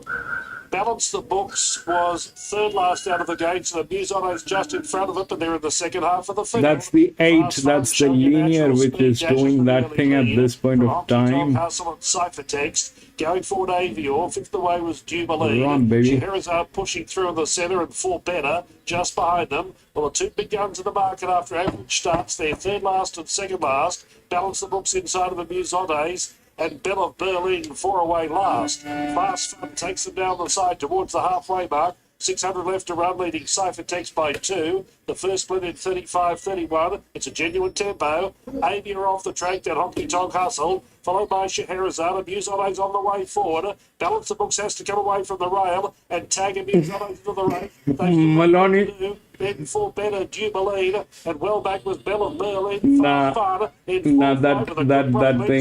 thing backfired. 8-8-8. The linear. The last part could be the worry. No, there comes something else. Look at this. 3. Like a shot out of a gun. 3. By Fast Fun and Baldwin. That's the win. 3-1. The Books first. Second over the line, Fast Fun. Third was Scheherazade. Not sure. 3 and 8. Jubilee was up there, then 4. Right, Amy on Cypher Text. Well back was Bella Berlin. The news on 3. Come on.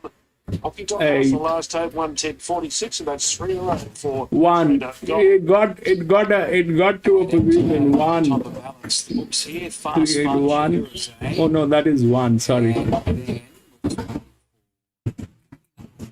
Looks of a balance, rather Amusantes. Yeah, they were back with the cat catchers. Top 2 in the market there. Amusantes and Balance the Books, but Balance the Books always travelling strongly. Back in the field has come with a wet sail down the outside after Fast Fun, who established a good lead and was always travelling strongly, went for home early, but you could see halfway up the straight, the eventual winner, Balance the Books, was probably 3 lengths off her and really gathering a full head of steam. So that's been a tidy performance by her, coming from second last to the extreme outside. She's pretty much gone past them one by one. So 3, 8, 14 and 1. Balance the Books is a filly by Capitalist. 3, 8, 14 and 1. She'd had all those trials. She had the earmuffs on Bernie. She's got the brow band, but she showed a touch of full blast. Well off the pace. No, so what happened? This guy is not in a position to win. He's not in a position to win. He'll go out of gas. That is pretty much the thing. The horse is a linear. So how do you beat that? Right. And the 3 was the favorite. I don't know why 3 was favorite. It is some kind of a pedigree thing that is not included here. But it could be a pedigree, could be a trial. But they did not mention anything great about the trial of 3. So that's something that did work. It had a lot of advantage at the same time. 11 did not work because that is actually a bad horse. It is a very bad horse with one of the best jockeys. They just tried their luck. And the 14 is something that we spoke about. It had one of the best jocks. The linear, why wouldn't it get in? So that's something. So the 3 was the favorite. Now, see, it's so wise that we should have gone with the favorite. And this thing cannot win. All these 3 jockeys are all 3 of these jockeys are messed up. All 3 of these jockeys are messed up. They're not in a winning position. All 3 of them. 6, 8, 2. All 3 of them are messed up. With that kind of pressure, it will not work. I still had hope on 2 because that is a good pressure. But then this horse has no score. It's got 9 races. It did nothing. But when they were talking, they did speak of all 3 of these horses. Why? Because what they are looking at, we are also looking at the same thing. They are looking at they are looking at the pressure points. They are looking at the balance. They are looking at, how the weight distribution has been made. So when they are speaking, they're speaking exactly what we speak, but we speak ahead of them. And that's how things are. They were all within the rails, and there's no reason for them to lose. But what they did not speak about is the weight on these jocks, the way the jocks have been handicapped here. This is why I stepped out, because that is not something that I would like to get into. And 3, I had no reason to go with 3, other than the fact that 3 was the favorite. Other than the fact that the 3 was the favorite, I couldn't find any reason. But they're talking this. They're talking exactly what we are looking at. So we are looking at the right thing, because they're speaking about the same thing as well. And it's about taking a call, because this is a bad idea. This is not going to work. This never works. I have not seen this working. This was outrageous. The 11 was outrageous, because this is one of the worst horses with one of the best jockeys. So everybody hoped that might be today he's on fire, he might deliver, but that did not happen. This actually is a bad jock. This actually is a bad horse.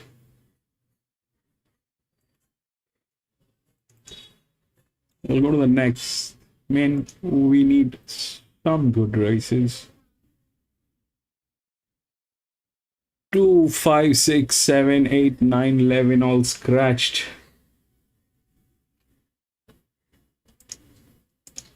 3, 10, 13, 1.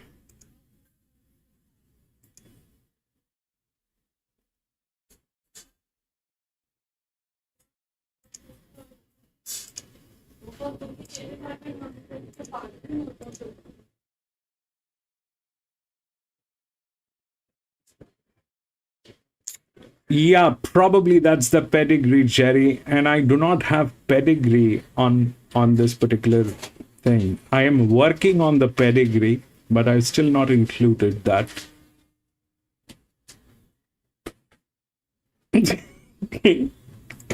Was he?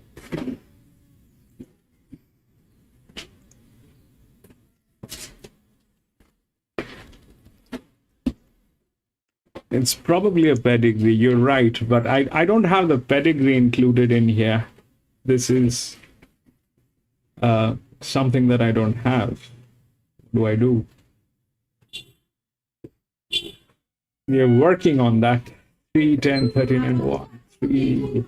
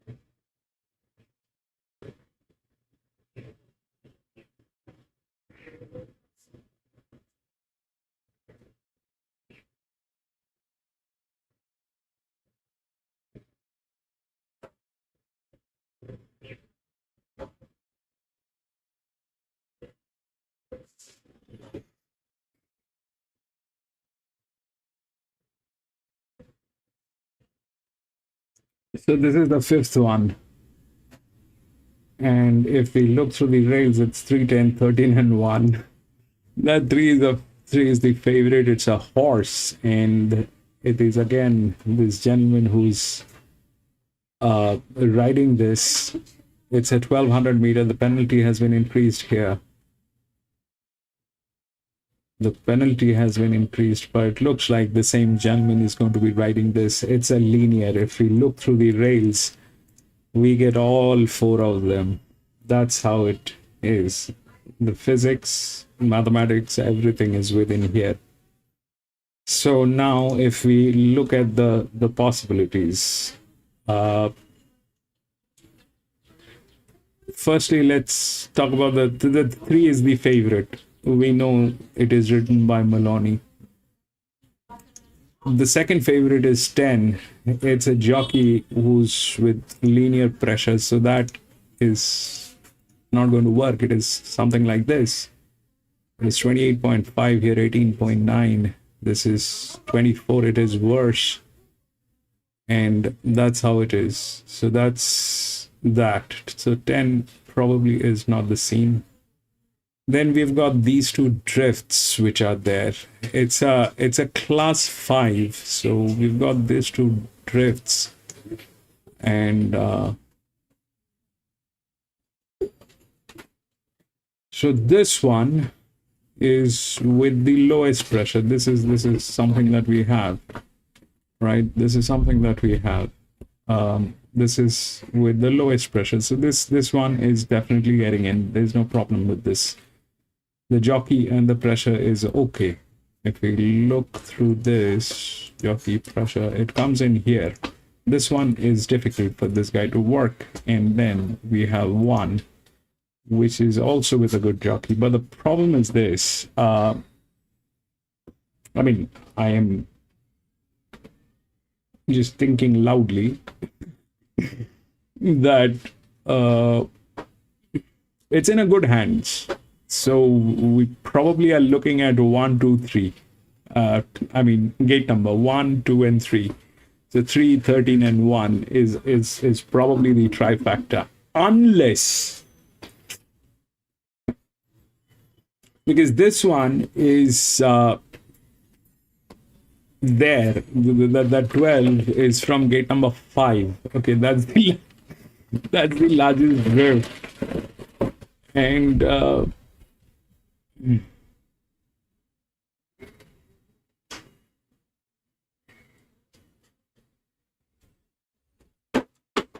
this is the worst jockey. This is the worst balance on this jockey. This is another one which is here with the pressure line. So this one, 12, I don't think has done much. We'll just check what 12 has done. 12 came in 6th last time, and he is with the same pressure, so it is not great.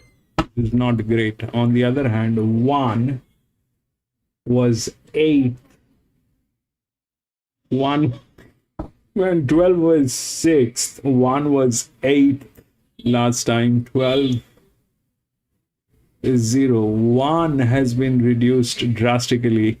1 has been reduced drastically, so there's 1 definitely. So 13 has been increased,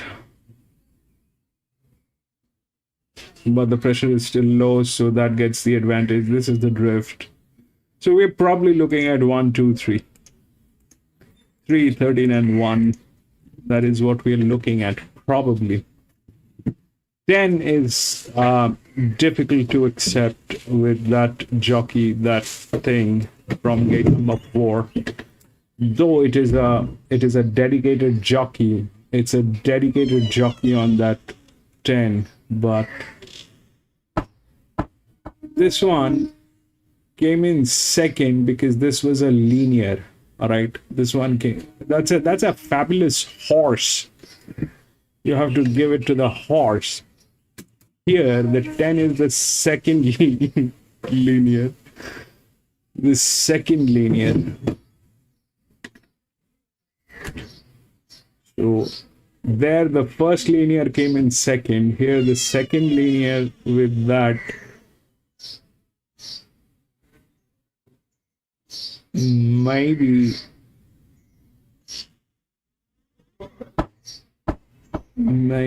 10 was 4th. So yeah, maybe 3rd. So which one goes out then?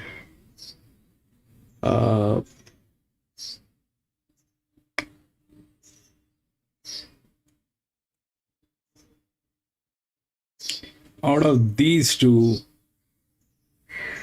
this is definitely a better jockey, so we'll keep this. It's either 1, 1, 2, 3, or 1, 2, and 4. As in, it is either 3, 13, and 1, or 3, 13, and 10. But 13 probably is the second horse. 13 probably is the second horse. The safest one is 3 and 13 queen. More or less. This is not a great idea. This jockey, that thing is not a great idea. So here it came in second because of the horse. It was a 340. Here it is a 400 and above. So with that jockey, it is probably looking at a third position, maybe. Not sure. Did not work. But this is where the game is. So I definitely think 3 is going to win.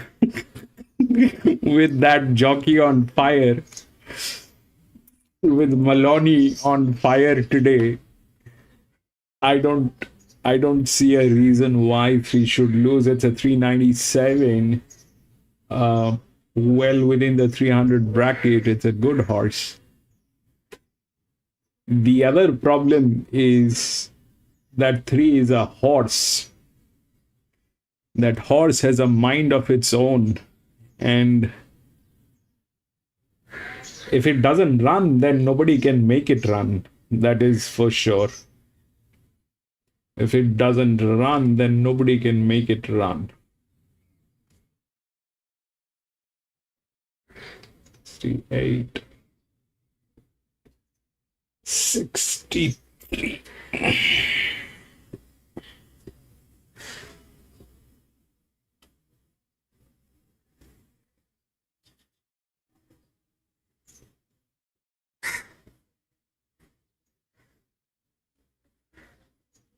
His race today, and he has delivered just. Indeed, it was his race today, Joe. You popped a set of blinkers on him a couple of runs ago. He's been honest, but he finally got the job done today. Yeah, and I think that's him. He tries hard, and he's got a good level of ability. I think he's pretty happy on these wet tracks, and he's taken a few runs to get his peak fitness. Probably been knocked off by a couple of smart ones. It's nice to see him get his turn. What do you do with a horse like this? Look, just see how he pulls up. I think he's got a really good future, and I think as he gets older, he's going to continue to improve. So probably not a lot more to achieve his preparation. He's already had 4 runs, but we'll see how he pulls up first. Say next time around, that was we went over to 1300. He was back to 1250 today. Could he step out over a bit further eventually? Yeah, but the thing is, Jerry. We have seen this in multiple situations. This is not going to be the first time, but we have seen this in multiple situations, that when you have a male horse like a stallion or a colt is a horse that is below 3 years, below 4 years, and a horse is when it is 4 years and above. So when it is a horse or a colt, they kind of are very, very difficult animals, and you seriously need to have some sort of extra caliber as a jockey to manage that horse. It's not a easy easy peasy thing. It's not it's backfired many times, Jerry. If you look at some of the races that we've done in some of the best tracks, including Doomben, Randwick, and all these places, then the problem that we have seen, and that's a recurring problem, it keeps occurring, that a colt, if you have a friendly jockey, like a dedicated jockey, then it is okay. It's a good one.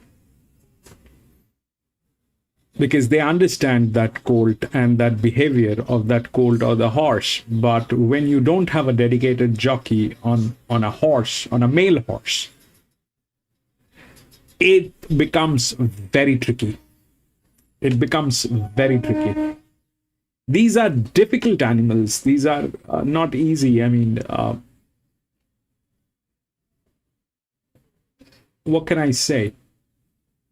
These are difficult ones. And we've seen that many times. If we have Maloney, we have no problems. Yep. Maybe that's the gambling part. That is the part we all are here for. That is the gambling part of the story. We want to believe it like that.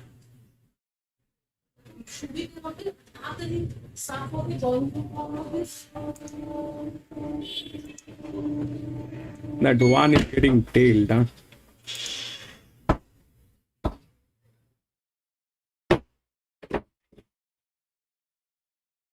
But here we need to check the blinkers. That's the 3. 3 is good. That's the gambling part, that we have Maloney, then we have no problems. So we are not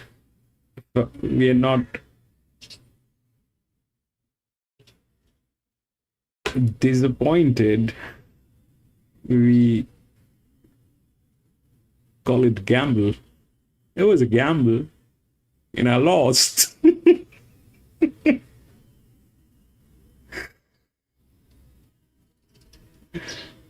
But he looks like he's on fire today. If he manages through this thing, then it doesn't look like there's a problem. 10 is definitely in trouble, so 10 is not winning. 13 is with advantage, and is the second best jock. So 13 is anyway in. 1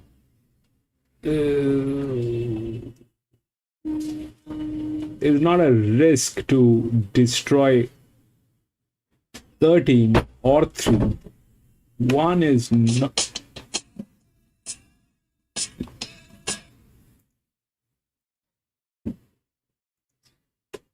One cannot destroy 13 or 3. So 1 is a place. It's either 10 or 1. The third position. Probably 10 because it's a linear.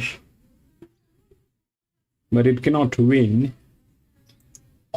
5th at Doomben. This is a Class 5 plate over the 1200 metres. Shortest favourite of the day. $1.65 currently. Let's take a look at Chase and Artie first, Maxie. There's Kelly, Noel Callow. It doesn't look the right race for him. Bernie, 1,200 metres, good starting point for him though, but wait for him to get up a mile plus. It's been 179 days since he last raced. Let's have a look at this entire and favourite. Number 3, I Am Unstoppable, Kira Mara. Clearly he has the right form. His last victory was a long time ago, 780 days ago. It was the Reduced Choice, a listed race at Sandown. But most of his racing has been in stakes races. It's been around about 6 months since we've seen him. And he's a 3-year-old, second in a Coolmore, Flemington. It's proper form with his rating of 100 points here in a set weights Class 5. He is a back marker though, so you'd still think if he was 2 or 3 lengths off these, with that kind of form, he should be able to pick them up straight. They're taking the blinkers off. Maloney will ride him quietly. That's the way they've been trialling him, and he can finish powerfully. He's got the strongest form line here, as far as you can kick your hats. Laurie Mayfield-Smith trains the 4 Lion class with Taylor Marshall. I don't think he'll run like a $71 chance. I really don't. he could be one for the Cornella or the trifecta that could sneak into a place here at a massive price. He did a good job last preparation. It was a long Because that has the preparation, highest advantage. and he has worked very well since. Here's Hermanita. Oh, that's a bit of inside information there, do you, Maxie, back on that horse? Because that one has the highest advantage. Hermanita gets builders today, buys her off, puts a coin on. It's 2% on that horse. She's the one that's going to probably be blazing the trail in front here. She loves to lead. She's had 2 starts here for 2 wins over this distance. From memory, they were both from outside gates, and she thrives on that, getting onto the rail. And last start, she ran 4th, dropping back from 1350. She dropped back to 1200. 4th for Blues and beat 2.9, but she was hard up against the fence. And there was a horse on the outside of it that kept her moving to hunt. It's not negative at all. She wasn't that happy, but rallied right on the line. I mean, another couple of strides, she might have got second. So I think this is perfect. Blinkers are back on. They've taken the visor off. And Talia Fenlon sort of knows her like the back of her hand. So she's going to be the one I think they've got to run there. What do you put the Yendi in the mix here? Matt Dunn, Jake Bates. One at Port Macquarie first up in the Class 3, and I thought was okay at Eagle Farm behind Floozy, beaten around about 4 lengths, was back with nice cover. I thought stayed on okay. And He-Man is the 13, Chris Corey months, Craig Williams. Yeah, nice and fresh today for the 1200.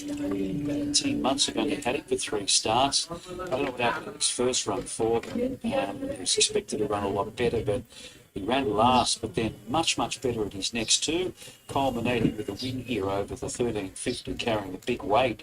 Came from a mile off them and swamped them. So keep an eye on the market. His recent trial, he ran 4th of 5. Wasn't beaten far, but settled at the rear in the field of 5, but really found the line strong.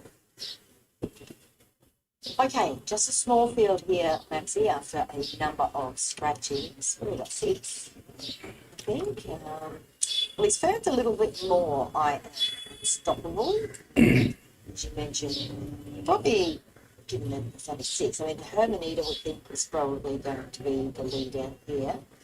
E-Man might not be too far away from barrier 2 in the 6 horse field, probably tracks her perhaps, maybe 1 there further back.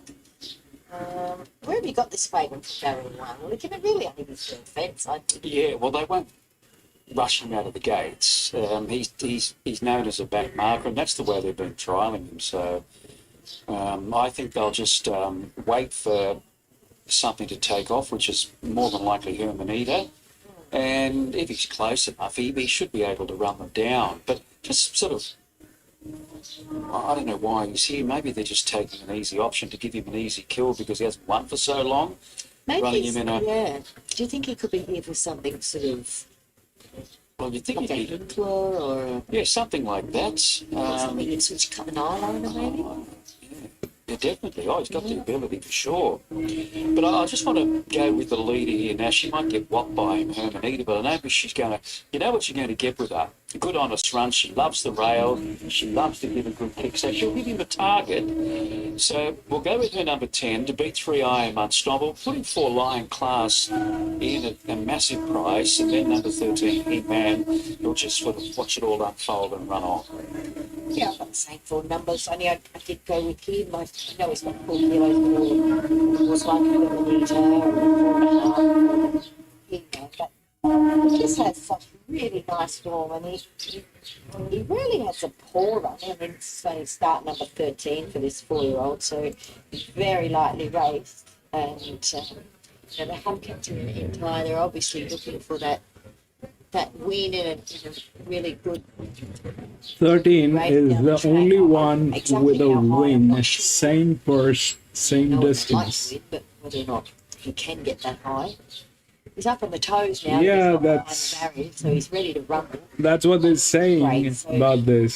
So stick with the favourite here. I am unstoppable at the very See, short odds. it's at the end of the day, it is the linear over a 1200 meter from gate number 1. There is no reason for this thing to lose. Plus, you have a very angry jockey on this. Corrected. The only tricky part is that this is a horse, and ball gets on him. He-Man 390, Hermanita $4.60. So a very short price favourite. If you just joined us, 4 races down to Doomben, 4 favourites have won, and this is likely to make it 5 favourites for I Am Unstoppable. That's the only tricky Any part. final thoughts? Yeah, well, I'm really keen, Anthony, to see how I'm going to go with a 13 coffee. goes. In 6 months, Kieran's given a couple of really quiet trials, but he's been $1.65. He has been fluctuating a little bit since the first markets went up. He was getting out $1.75. He may have touched $1.80, but back into $1.60. Yeah, you're spot on that, Jerry. There is no doubt on that. If he's near his best here, he should win easily. I'm banging on. Everybody is saying he should win. You know, everybody is saying that he should win. I've got But 3 it's not a, numbers in, it's not a, all the legs. you know, there's no confidence on their voices I Am because Unstoppable. it's the same thing. It's a horse, and if it is pressed hard, And there's yours. it'll refuse. I Am Unstoppable. So you might be the And if it doesn't like Maloney, win by the length. then it'll not run. So there's these two tricky sides which are there.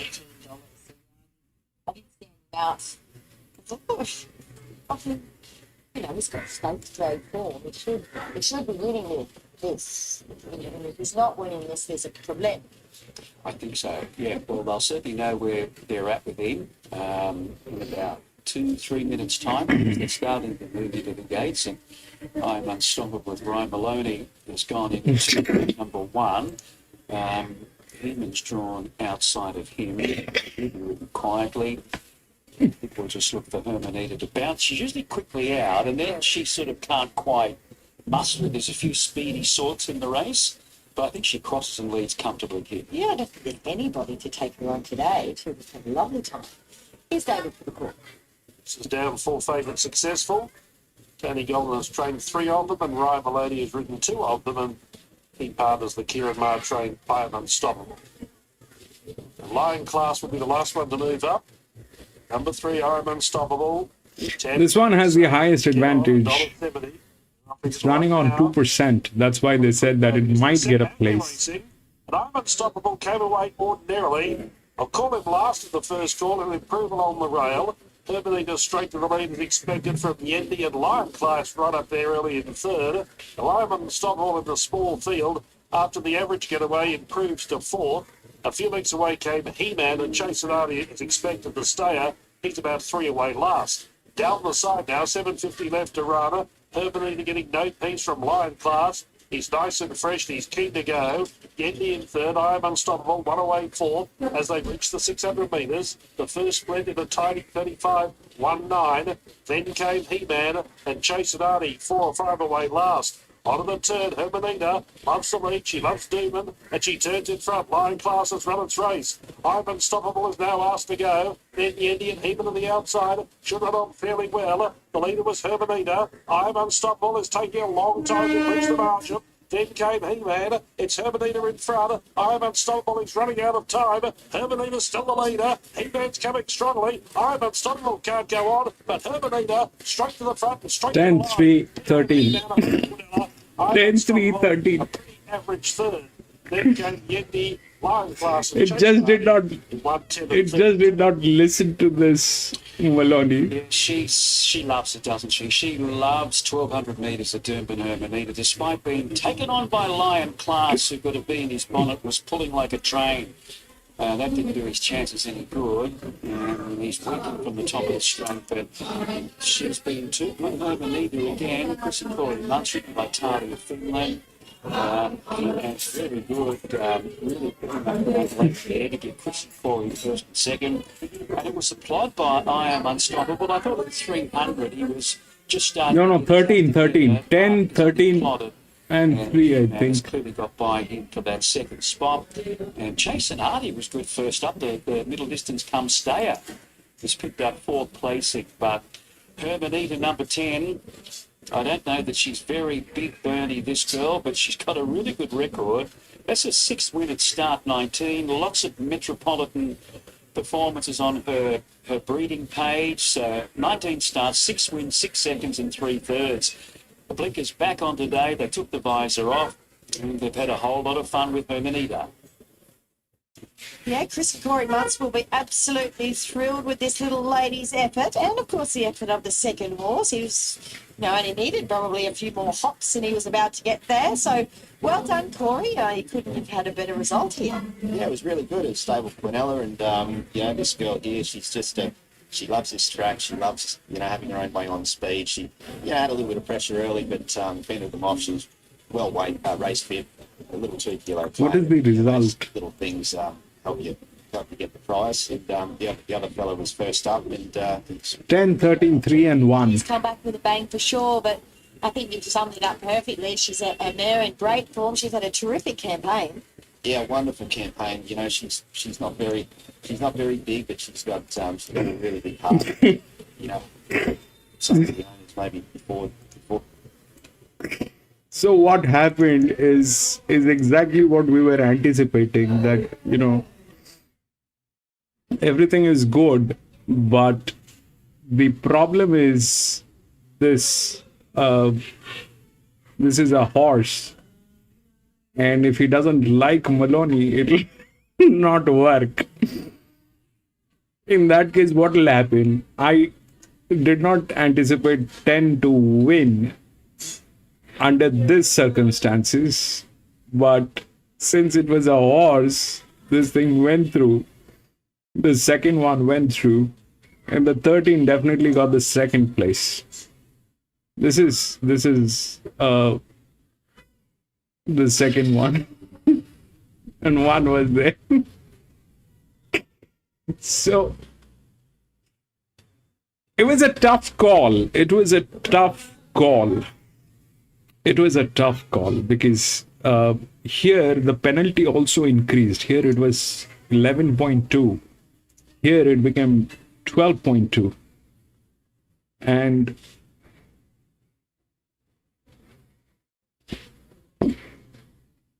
but I don't think that was the case, because Maloney he's done some very good racing today. That was not exactly the point.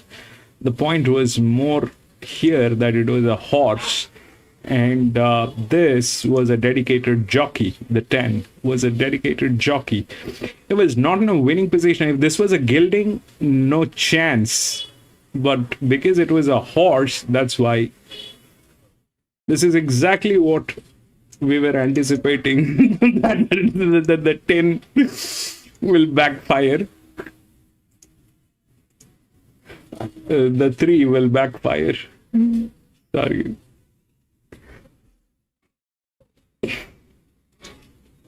We'll go to the next 6.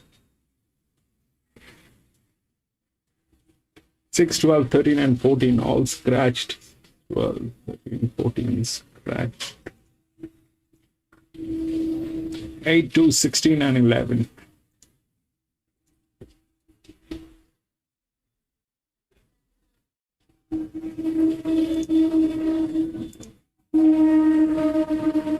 Grange first up, he loomed, just peaked on his run late, so he was only first up. He wasn't far off Strand Beauty, with the runners coming well away from the inside. That was his first exposure to heavy ground and his first run for the new stable. So did win a Canterbury on debut, so has raced well here in the past, and he parades quite well too. 4, Titanium Miss. Zach Waddick will take 2 off here for Tracy Bartley. No fitter horse in the field. She's deep into her preparation. Strikes this 8 up, so hard fit. 4 seconds since her last win. She's just falling short to get over the line, but as far as setups go, this looks okay. The trip is about perfect and the wet is fine. Down to 6, Some Invictus, Nashawilla, Chris Waller. Kept improving in his first preparation. He had the 3 starts. Broke his maiden there before spelling. That was at start number 3 at Wyong. So just the one synthetic trial, he got out the back and was doing his best work through the line. So whether he's quite forward enough to match it with a few of these with a run under their belt, I guess that's a gamble, but he does have some upside. 10, Mother Goose, Jason Collett, James Cummings.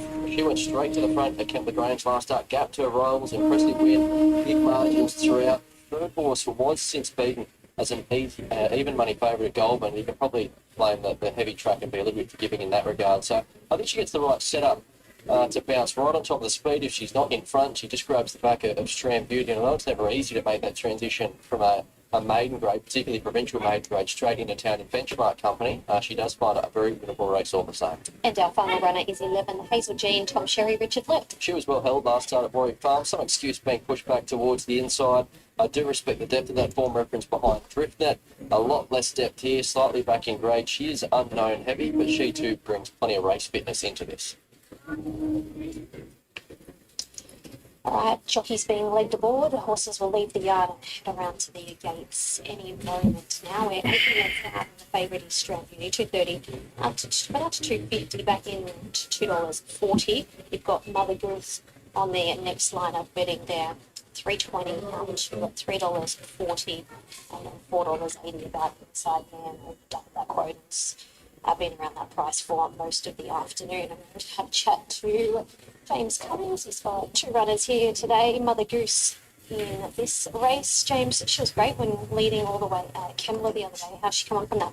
Well, look, I think she's held her form nicely. We like the way she's trained on. And the wins, she's been up and about since that win. She seems like a pretty bright filly since that win. Do you think she'll adapt the same tactics today, jump in front and dictate? She could. Jason Collins will make a mind if Strand Beauty wants to take it.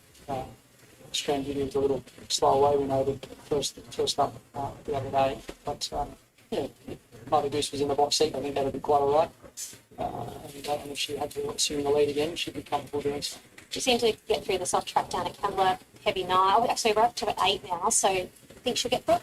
Well, I was optimistic because it was an improving track here at Canterbury, as it tends to be when it hasn't rained for a couple of days here. But it should, you'll still be pretty testing based on the feedback I had from race one. You've got Incantation in the next. She's back 100 metres, but her win was really strong there at Kembla as well. Yeah, over the mile there, she was good late. She's still learning what it's all about, but she's heading the right way and looks to save ground again from a good draw. So I felt like she earned her crack in the bench race. You've got a few in at Queensland on Saturday. Anything that you're particularly most excited to see? Oh, well, look, I think pleasure having a runner on the Derby. I've also got Harry's come last week from his outfit in South Australia, and mile and a half form it tends to be good. So this is the 6th one. It's at benchmark 68, 1600 meters. We look through the odds. It's 8 to 16 and 11. 8 is the favorite, 2, 16 and 11. Well, when we look through the rails, it becomes a little tricky. We get 4, 8, 9 and 10. And then 8 and 9 are within the rails, actually. So this is where the physics is. This is where the physics is. The BBs are here. The genuine are here. And this is where the game is. Last time here was the game. Everything that was there within the box came in. And here it was the tricky part because these jocks were not capable of delivering. But here we have these two within the rails. And 4 and 10 has the partial side. They're kind of okay. So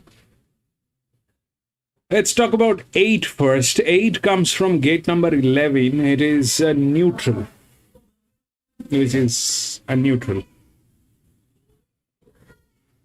That's there. All right. 9 is again ridden by the same gentleman, Maloney, who is going to be riding 9. 9 is like that. There's a lot of advantage. If you look through the jockey pressure, that's when 9 comes up. And then it is 11, 1, all that. And then we have these guys here, which are on the higher side. Okay, now this is where the dark horses are. This is where things go wrong. This is why trifectas don't work most of the time. So we have all the tricky horses here which are capable of destroying and doing stuff. Now the linear is exposed, which is 870 here. It cannot climb up there. So the game is here. And how it will work is the question that we need to figure out. This is a neutral jock, so this is not going to work. The 3 is out. Then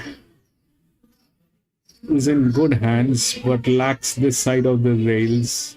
But that does not stop it from getting a place. The question is 8, 9, which are within the rails. 8 is definitely the favorite, but it's a neutral. And this is Maloney, and it's a friendly jockey. That means Maloney has already ridden this horse somewhere, somehow. And the team is also okay. So that is gate number 11, all right? So we look for the support, and we need a drift, which is here from gate number 12, which is a 6-year-old mare. That is 12, so they're together. That's a 24 by 10. This is a 43 by 19.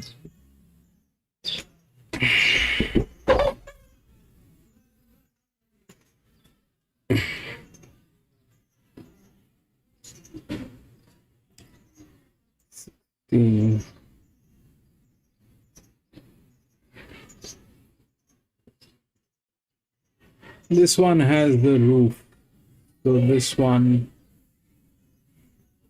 why will it not get there? It's 153.39. The problem is the jockey, so that's 31 by 39. That's not going to work. This is okay. This is definitely okay.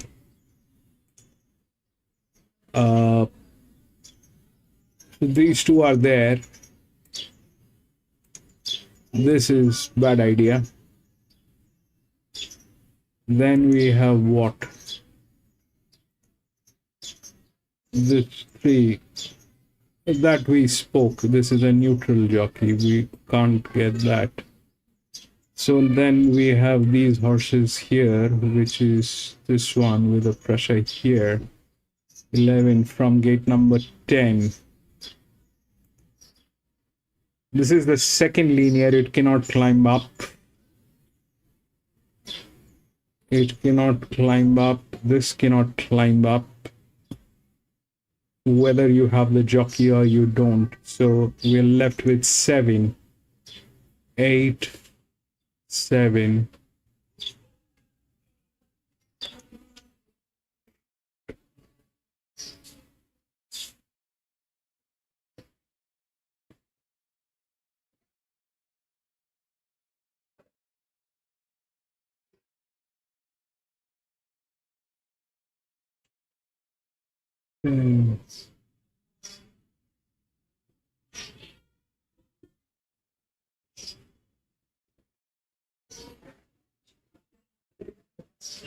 It's 14, 13 with pressure. This is relaxation. So 10 is a check.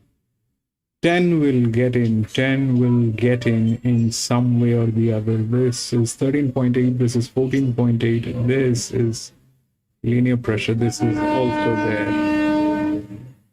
So 10 is there. 2.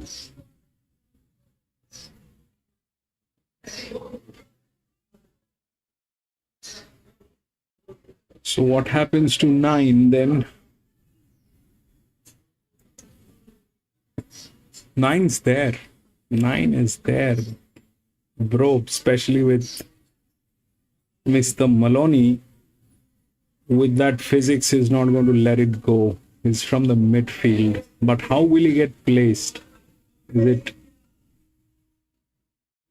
Because this is dangerous. This will get in. This is either the second or the third position. This is the third or the second. This is going to get in. This is dangerous. There's 30 by 86 is the highest here. This will not work. Probably. So 9 is a check and 7 is a check. We'll listen to what they have to say about both these horses. 8 is the favorite. We'll try to hit a queen. Let's see. That's there. 5. 9 is there. 12 is here. And the other one is 10, which is also there. So 9, 10, 7 we need to take a look at the paddock. That's now 2 from 2 for this horse at Canterbury, so clearly likes going around here. He showed really good fight to chase down Stramp Beauty, who looked to get his chance there in the middle stages, gave a kick and was just left vulnerable over the concluding stages. Hazel Jean made a late surge at big odds as the rank outsider and made it pretty tight there right on the line. She was a very fit galloper coming into this, but Inside Man does enough in a tight way. A tight go there to record win at number 2 for his career, just his 5th career start. Sophie Johnson's with me from the Michael Friedman stable. Well done, Soph. He is knocked up. He felt the pinch on that heavy track first up, but he's come on from that nicely. Yeah, he has. He's come on really well. His coach's come through really well. He's a very easy horse to have at home. Obviously, it's only his second start for us, so we're just kind of sussing him out and stuff as well at home. But James rides him a lot of track work, and it was great to see him follow the instructions today, and he managed to get cover, and it was really good to see him hit the line. Did Sobel come here confident? Yeah, like I said, he's been working really well. He's come on the first up run. Obviously, it was good for him, and we were pretty confident. He's won here before previously, so he knows the track. So Jason knows him well. So. Seems a pretty casual horse, and only does what he has to do. Is that correct? Yeah, pretty much. He's a laid back kind of gent. As you can see, he's not really bothered too much coming back in there. So it's nice, like I said, to see him fight on just at the end there and knuckle down. He got the job done. The Jace because he hasn't been concerned. No, he works really hard. Puts it all down at home as well, gets into boxes, so it's great to be able to see him get one. Well done, Soph. Okay, so Inside Man. For the first time I spotted this horse, it's a great type to look at, and he stands out for all the right reasons. He was sold after last preparation, and he's now joined the Michael Friedman stable. And first time we went to Kembla over 1200, just felt the pinch, but really come on from Jason's about to have a chat to Biden. Well done, Jace. Got the timing spot on there. Yeah, no, thank you. It's obviously knocking on the door for a nice win like that. I got the right run. I was travelling beautifully. Didn't really have to come off the back until I felt like I could. I needed to, and it's late rep and nice win. And talk us through the improvement that he made to set it up. Because you rode him that first up. Yeah, obviously, first up he's taken obviously a lot of fitness improvement, but just at home his work has been really good.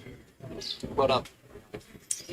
So, Inside Man takes out race here this afternoon. $5 on fixed odds, $2.30 a place. Hazel G pays $7 on fixed odds, no 30 about so therefore Strand and Beauty. 3, 11, 1 and 4. Anthony, as we come back to you. Inside Man just gets the bob down from Hazel Jean and Strand Beauty, a former Coolmore horse. This fellow, he was an expensive yearling, about a $400,000 yearling, and he went through an online sale and was picked up by Blue Bloods as a maiden. They paid $80,000 for it at the start of this prep. So a couple of starts for him now for a 4th and now a win on the board. So he's clawing back some of that purchase price, which he will do. It'll be easy to place now. He's on his way, Inside Man. And Jace McMurray, that's his first day riding at Canterbury, and he's on the board with his first win at Canterbury. Okay, while we've got some time up our sleeve, let's look ahead to some markets for Canton, for Roseville Gardens, rather, on Saturday. We did the first three a little earlier on. Here's the fourth race to look at, where Maori Chief is at $3.08 on tap 6 odds. So Fear No Evil is on that second line of betting. Fear No Evil racing really well. Bounced back to form last start with a bit of right fire on the heavy ground. It's at $5. We've got Chadal, who's a $9 chance. California Sunrise 9. And Interjection is a $12 chance. Mickey's Medal 12, Hoppers at 12, and Kundaba $14. Good price for a last start winner in a maiden on heavy ground. Anonymous, who's in form. Chris Waller, $14 chance. Race number 5. This one's the Toyota Forklifts handicap, benchmark 72 over the 1100 metres. Put up Olympus, who is the favourite. Feathered by Rick and Tycoon for Bjorn Baker and Ash Morgan. And Ellipsis beat Flying Embers first up at Canterbury. Has been back to the trial since and trialled well. Now Flying Embers has franked that form in its next two, so comes up with the inside gate Ellipsis. First go with heavy ground. Stays heavy. $5, don't forget count $5.50. William on 7. Actually, that market is about to change because Ellipsis has been 9 and 5. So you haven't, the market you're looking at is a little bit slow. Ellipsis is the front. I thought I was going mad because I was looking at it on my computer. The screen has so if you are betting into this market, take note Ellipsis has been, well, there it is now the favourite with his favourite $5. Don't forget Jack $5.50, Summer Flame 6, Lulamon 9, and Coded at $9.50. Okay, race number 6 is the Randbet handicap. It's benchmark 78, it's 1,500 metres. Into the Dragon is 4-6 in the favourite for Zach Wadiko Woodhouse. Putting a really good record. This fellow was 3-year-old by Capitalist. He's won 5 out of 7, and he's won 3 in a row this preparation, 4 of his last 5. He's the favourite. Furious at $5, Pure after 6 little contract, $6.50. Electrics at 9 and edited by $9. Leave it there. All those markets are up now. Tab.com.au via your tab app or on the desktops. Okay, Doomben race 6 and we are. Welcome back to Doomben. Time to take a look at the horses in the yard for race 6, benchmark 68 handicap. This one is over the mile. And your favourite is Jealous, number 8. She's been 420 into 380 also. All right, let's have a look at Cultomania, just about to come into the yard for Adam Campton and Jacob Winchester. He's become a bit of a polytruck star. Gold Coast, this fellow. His record on the poly, 15 starts, 4 wins and 10 placings. Wow. So that's telling us something. He doesn't go anywhere near as well on the turf. So with 62 on his back, just happy to recommend a few others here. Here is New Joy, number 2, Michael Nolan, Talia French. She's won very, very easy to recommend. She's won 5 at 19, 7 minors. And she's won here in the past. She can lead, she can sit just off them. So Talia Fenton holds the aces for barrier number 1 here, and she's going for the hat-trick of wins this preparation. Her win in Toowoomba first up was terrific, but equally as good last start at Ipswich. Here's Patmos Island, number 3, Harry Richardson and Kobe Fittler. Yeah, I think he made the place chance. The claim was good, putting him back at 57.5. He's 2 months back at being okay. Away goes the bunny. It'll be the 4, Brett Kavanagh, Georgie Cartwright. Yeah, he's been sort of mixing his form, but he got onto the Gold Coast poly last start and charged through and got up and beat Hulkamania. So not sure how he's going to go back onto the turf here, but a couple ago he was good at Scone Run, 3rd behind Know Thyself on a heavy 10. He might be a little bit better on those soft tracks or synthetic these days. Here's the 5, Downey, from the Mark Curry stable with Cody Collis. Well, he won 2 in a row in Toowoomba, and then 9th at Eagle Farm and then 4th at Ipswich, but not beaten far at his last 2. And he's been saving ground on the rails, but very tight for room and not really able to be fully tested. So I think those runs have been better than they look, and I like the claim for Cody Collis with 57.5 on. Also, Martini is trained by Jason Edwards with Taylor Marshall. She's gradually getting up to her right distance. She's been only fair 2 runs back, but up over 1,800, maybe 2,000. Who's your favourite Jealous? Heathcote and Williams? Yeah, she's to win this. We did get an upgrade to a good 4 after the first race, and I think she is better on rain effective. But I think she's going that well. It's a winter track. Still a little bit of give in it. I'm not going to use that as an excuse. I'm loving the third up 1,600 metres. It's been a little bit too sharp for her, those 2 runs back over the 14 and the 13.50 without a lot of luck, especially turning into the straight. Whereas today, from where she's drawn, if Craig can get her into the running line, get her to the outside, she's certainly got the ability to run over the top. Miss Generally is from the Chris Waller stable, Ryan Maloney. She didn't do anything at all first up at Eagle Farm, but was better last time on a soft track at Eagle Farm, finishing 3rd. So she has won on a good surface in the past, but perhaps she does go a little bit better with, good give in the ground. Smart is from the Renita Beaton stable, Jaden Lloyd. Just having a look at the best bets here, Bernie, and their comments. No luck, good, no luck, no run, vital stage. No run, vital stage, last start. Yeah, last start when caught at Eagle Farm was in behind them at the 250 metres mark. Literally, the rider was swinging off him and had to stop because he was sort of up on heels to get to the outside, and he finished off really well. Look, he's got the right setup here. He's got the draw where he can get it soft, hopefully clear running in the straight. I expect him to run well, and he's at a pretty good price at double-figure prices, around about $10 at the moment on the QOP. Kilner is the 11, first up from a spell for Van Dyke and Kello. Can often hesitate a little bit at the start. They like to ride it quietly anyway. He won 2 from 2 last prep, then a spell. And the recent trials have been good, not really asking both of them, but you've got plenty of ability, Kilner. Bit of the Blarney is the 15, Waller and Kyle Wilson Taylor. Getting up to this distance is a little bit better, maybe 3rd or the to 2,000 would be more suitable. It was okay first up at Ipswich in the New Joy race. The race shape was against him that day, but it looks as though it's come back in pretty good order. Capaccio is from the Lockwood stable with Robbie Gold. Yeah, the mile is a query. They rode him very quietly when he went to the distance 3 starts ago and ran second to Hello in there, flying the line nicely after being conservative early. But then next start over the distance, he drew out and he got trucking like he was never going to finish off. So back to the 1,400 last start, and I thought he finished off okay behind Lock Hard Love. But you want him to get cover straight away and switch off. Craig's giving this mare a bit of a warm-up, which is good to see.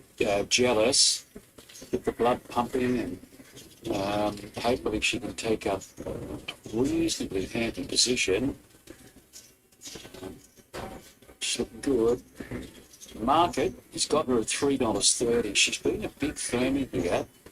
Now, from the top, New Joy has got supporters as well, and why not, as she goes for 3 on the trot. She's 4.80 to 4.20. And then we're looking at Jealous, 4.20 down to 3. We're seeing a nibble for Kilner, who's first up after a couple of trials with Van Dyke, 8 down to 7. And down the bottom, Carpaccio, he's been solid at $7.50. I think he's got a good chance too, provided he can get covered up straight away. But I would be 8 to beat 10, 2 and 5, 8, 10, 2, 5. You were just admiring how Carpaccio holds himself in the mountain. Just so stunning. Look at that lovely white face. He's in great condition. You're right, he's just got to settle, he's got to switch off throughout the early and middle stages of this race. And he's a nice each way play, isn't he, at $8? Yes. Yeah. I like that face. He's a bit of a body. 8, 10, 2, 5 is that what they're saying? 8, 10, 2, and 5. I really enjoy it. It's just because I put the name race, looked in her favour. I thought Jealous. She's a Metro winner here over the 2,000 metres. From memory, it was a Saturday race as well. She spelled then. Well, she had one more run actually after that. At 22, just a bit of a stretch. and she's 2 from 2 this time in. And just looking a treat, gets a little bit of a claim here for Talia Fenlon. Just don't want to be involved in any speed battles in the early stages of this race. If they're happy to hand her the lead, that's great, but certainly don't want to be, whipping around that first turn into the back straight with anybody else. Thinking maybe Patmos Island would be one I'd like to go forward as well. That's back in mind, so just go the right pace for this mare. Dangers are definitely Jealous, likely to be out the back though. 5 Downey, 11 Kilner, and also like Departure. All right, let's get to Anthony from up that day. So 3:30 on tab fixed, sort of hovered around that price. Still the most popular runner here, and a very popular runner as well. Holds about 50% of all bets, so it's entitled to be a bit shorter than the 3. That 10 they're talking about is got no $6.50 up to 7 resistance on this. This is a huge advantage on that 10. Trying to look for it's in good hands. Gate number 2. Much there away goes Bunny at 14. And the 2 is there, which is a linear. It is difficult. Then we have a drift 4 up on the roof. So this is risking it, but yeah, it's probably time to be short given the amount of money that it holds. Anyway, last few to load. This is good actually. 2 from 2, and she'll make her own luck from the rails gate. She'll either lead like she did at Ipswich or race in the box seat. So there's been support for her as well. They've come for the 2 of them. More so Jealous than You Joy. 8-2. But if it killed the late, I was interested to see that because but if first up today, 1600 meter. But what will happen to 9? Maloney is not going to let it go. Capaccio solid around the $7-8 mark. 2 sides. This Cherry getting out late. So 7's out, which is that's a 6-year-old mare from gate number 12. That's the last gate. Capaccio goes up. This is race 6 at Doomben. Outside Martini about to move in with Even I like 10, so I'll go coffee 10. Goes to the outside gate. I went coffee 10. Switched on in preparation. I don't know whether 8 will deliver. It's a neutral. 9's there. Beginning well was away goes the Bunny. New Joy off the inside began smart as expected, and Hulkamania third away. Smart as smart. 2 is good. 2 is not bad, but This Cherry, Patmos Island going forward ahead of it's a 1600 meter. We'll see how it works. Wide going to the back straight. The Williams is pressing on. Then bit of the Blarney, also Martini, and Kilner drop back to the tail. Heading down the back straight, this favourite's in no man's land earlier, no woman's land, Jealous. The Williams is trying to hook in and find a spot. And they're trying to sort themselves out up in front. New Joy tackled by Downey. Patmos Island 3 and 4 wide. Away goes the Bunny, got off the rail. And on the inside came Smart as Smart. At the end, Jellyfish navigated position. I think it's 1 off the rail. No, it might be still 3 wide. This Cherry's going through on the inside. Hulkamania just behind them, and then came Kilda. It's a bunch field with a chopping and changing affair. Bit of the Blarney, Carpaccio, and also Martini. They're at the back, but no more than 5 off the lead. Heading inside the 600 metres, the first split, 62 and 83, and New Joy leads coming to the turn. From on the outside, Downey, and then came Smart as Smart, rolling the third. Then came Miss Chenery. The end of the way goes the Bunny coming to the outside. Jealous is trying to run on. Things haven't gone away, though. And Hulkamania getting up inside of her. New Joy on the outside, Smart as Smart. Trying Come on, guys, where are you? Doing so. Smart as Smart tackled by, or Smart as Smart tackling New Joy. They go head and head, pairing off from Miss Chenery. This will go down right to the line. They hit it. Photo, bob of the head, New Joy, or Smart as Smart. Third over the line. 8 and 2, I think. Fourth not sure. Away 10, goes 10, the 10, Bunny. 10, 10, 10, Up 10. there as well was Downey, Jealous. I think we've got the 10. Then came Obviously. Kilda, Hulkamania, Carpaccio, bit of the Blarney, also Martini, Patmos Island last home in 138.4. Well, the heads are bobbing. New Joy on the inside. And Pure man! Now that New Joy. 2 and 10. So 10 was okay. Coffee. By the 2 looks of and that 10. from Smart as Smart. Again, a stride before Smart You win, Jerry! on the line there. It looks like New Joy. Boom! And then Miss Chenery back in third, and then poor old Jealous. Poor old Jealous. 210. And what? She made the decision to whip around and down the back and ended up 3 and 4 deep, but she found it quietly at the top of the straight. She's just not having any luck this time. It was just the bob, wasn't it? There been confirmation of any numbers here. New Joy's just been going great guns. 2 gets it. Number 2 is the winner, New Joy. Talia Fendler making it back-to-back wins. She won on Hermanita around about 40 minutes ago, trained by Michael Nolan. And she's been a wonderful mare. She's a 4-year-old by Heroic Valor. And that's a 6-minute start, number 20. And she's won 3 of the past 4. She's 3 from 3 this time in. She can lead, she can take the sit. That's the beauty of her, as opposed to a few others, Bernie. She's able to have a little bit of tactical speed to put her wherever the jockey likes. Absolutely. You need a photo right now? No, I don't need a photo. I've just seen a photo. Yeah. Close up of the photo. You didn't want a photo. Gets the 210, 9 and what? So you can rest assured that it's your winning the bag. 210, 9 and what? What a campaign she's having. Yeah, look, it's 3 from 3. We started the campaign in Toowoomba, then we went to Ipswich. We came here today and, 210, 9 and 8. Today, and obviously a bit better tempo, and they were taking her on mid-race and chopping and changing. 210, 9 and 8. So what happened is this. So I did not find a support on 7. It was 6-year-old mare running from 12. With that weight is a bad idea, though it was a drift, but had to step out of that. 9, 10, 8, 9, 10, they're here. All right, 8, 9, 10, they're here. But out of all this one had the lowest pressure. 2, the other one is a drift, is a linear drift, right? It's a linear drift, which is probably the 3rd linear drift. It's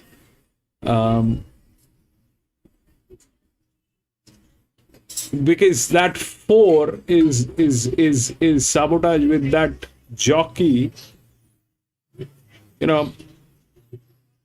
Here, if we look at the jockey pressure on this guy, it's 25 by 19, which is still better than this one. This is 31 by 39, so not happening. This is still better, but this is like, you need to look through this with a microscope. But I'm very happy, Jerry, that you got that too. That was anyway a very good horse. That was very, very good. That one was. Beautiful team, good horse, and was adrift. So that worked. 9 had the rails, but that is going to work with that. This was a neutral jockey, so there's no question about it.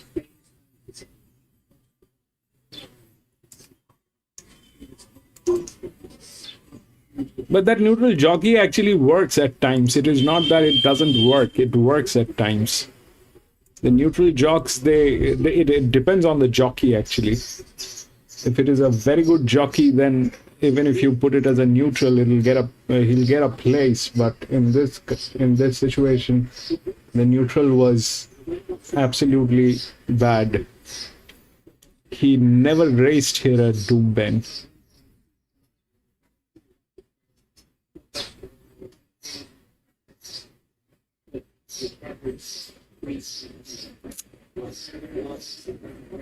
No, the 10. See, the 2 is a good horse. Okay, the 2 was there within the odds, so people have identified 2. But I like the 10 because you see, I mean, Jerry, I don't know how to explain this, but the thing is, I never trust the odds. I never trust the odds. That's the first thing. I never trust it. The second thing is, I look for the value propositions, and if I get a clean shot, I go for the win. If I get a clean shot, I go for the win. If I get a linear in an impeccable position with a fabulous jockey combination, I go with the win. That's what I do. If I don't have that, that's when I go for a coffee. That's when I go for a coffee, and the coffee is,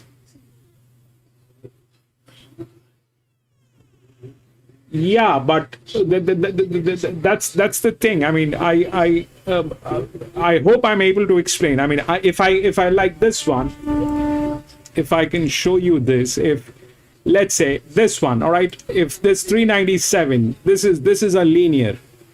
If this was not a horse and was a gilding, I would have gone with a win on this horse. All right, there's no looking back. I'm not looking back. If this was a gilding and not a horse, I would have gone for a win on this horse blindly. But I didn't do that for only one reason, because it is a horse. That's why I went with a 13 coffee. When I don't have a clarity, that's when I do that. Here, I would have gone with this one, the 8. If this was not the case with the jockey. If this was a 1200 meter we were racing, I would have straight away gone with the 8 if this was not the case. But I did not go with this.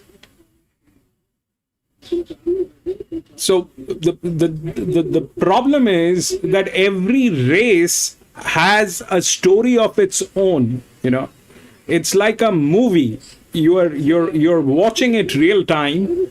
There are real circumstances which are there, and if you can make a call with the given circumstances and can bring in some value, that's exactly what the point is all about.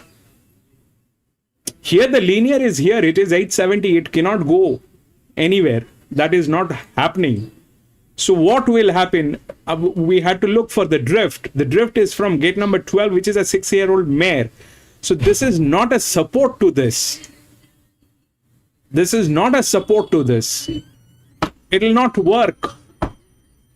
The 2 was already there. I was eyeing the 2, but I was not sure if the 2 can actually deliver with, you know, the circumstances which are here, but 2 did deliver. So my take was go with an advantage where I know it will probably get a place.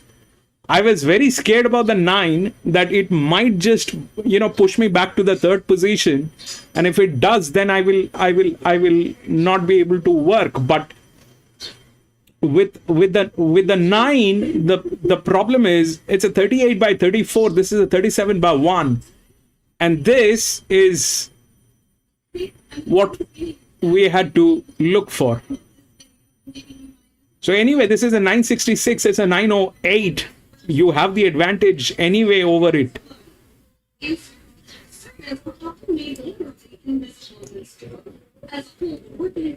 Lewis! Welcome back, Lewis.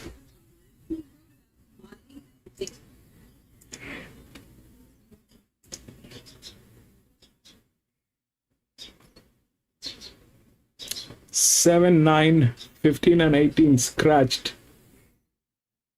Oh my God. 7, 9, 15 and 18.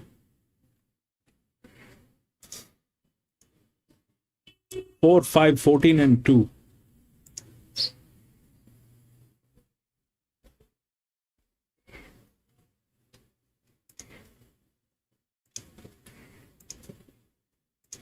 Very nice chances. Best of luck. Thank you. Brad.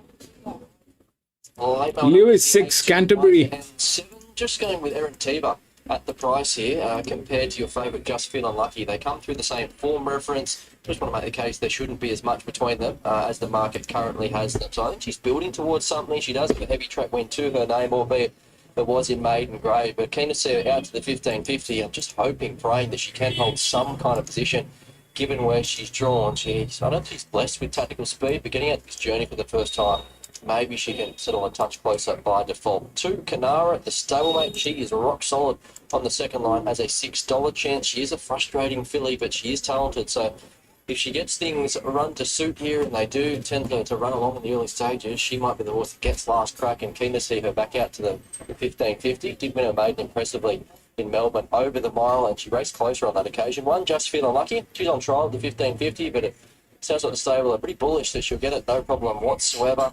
She's been in really good form at her past 4 starts, 2 runs this time back. She'll go forward, she'll make her own luck, and we spoke to the depth of that form that she come through last start. Driftnet, Miss Kim Carr, Flying Thinker, and she raced well there at a similar quote here. So again, she's been very popular in punting, and Kilkenny goes in as the 4th pick. I think she'll improve off today, so she has to make that leap from maiden grade into benchmark grade. So I thought she was a little bit too short when the markets first went up. If that's been correct, she's around that $4.80, which does seem more realistic.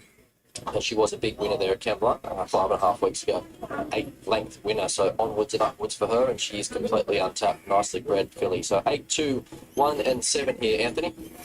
Lucky is your favourite, 260. That's about as short as Just Feel Lucky's been through our betting. She was about 280 earlier this afternoon, now into 260. Holds about a third of all money. Just over that, about 35% of all bets is on Just Feeling Lucky. Kilkenny's at $5. Second most popular Kanara's at $6. Trafalgar Square, it's been a bit soft and hard to lay. There's more money on Erin Teeber, who's into $9 now. So if you're keen to play roughy, 11 into 9 for horse number 8 late. And then at longer odds, Incantations at 11 and Minionettes at 12.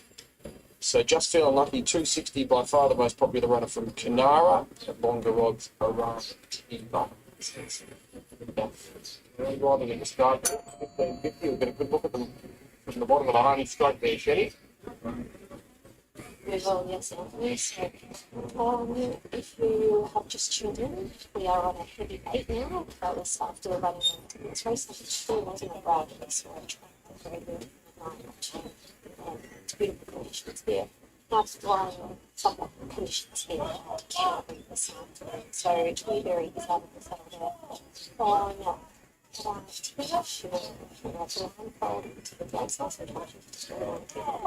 to move in, and Brad's got her on top.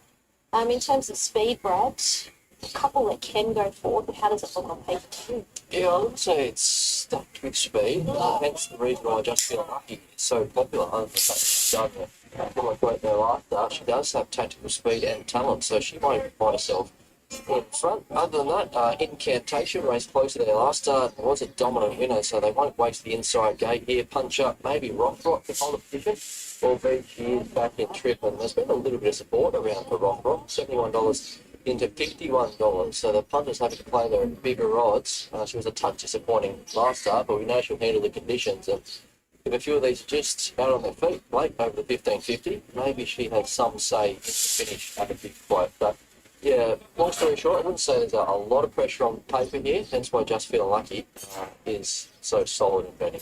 We're just about all set for below. Here's Darren for the first leg of the quaddie, race number 4. Been running in New South Wales for a short period of time, but he's really in the groove now. 3 wins here, looking for a double.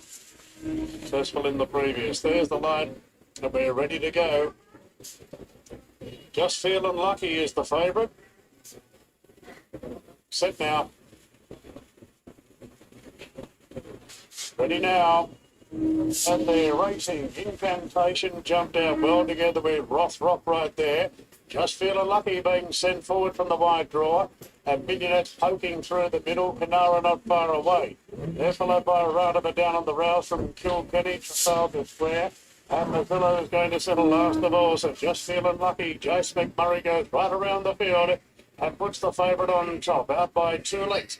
Millionaire in second, followed by Incantation, then Rothrock, and Canara's caught 3 wide going to the back. Followed then by a right of it down on the rouse from Kilkenny, and the last 2 from Falcon Square and Mozilla. So just feeling lucky that well-supported favourite leads the way by a length from the grey filly Millionaire. Incantation leaders back third from Rothrock. And Canara up in trip today, no luck. Caught 3 wide, no cover the trip. Then came Miranda on the inside of Kilkenny. Trafalgar Square and Mazzella last about 6 off the lead. Just feeling lucky approaching the bend. A half in front to Millionaire. Canara's doing it. Tarpa goes to third in front of Incantation. Rothrock. Kilkenny whips up into a 3-4 wide position going to the turn. Around it is all boxed up on the fence and will need luck as they turn. Just feeling lucky turns in front. Millionaire wanted to lay out a little bit. Then Incantation, Rothrock, Canara, Trafalgar Square, right of the back to the inside. Just feeling lucky with 200 metres to go, leads by 2 on Millionaire, Trafalgar Square, Canara. Oh, just feeling lucky. In complete control inside the 50. And there's a quick double for Jace McMurray. Won it by a length and a half.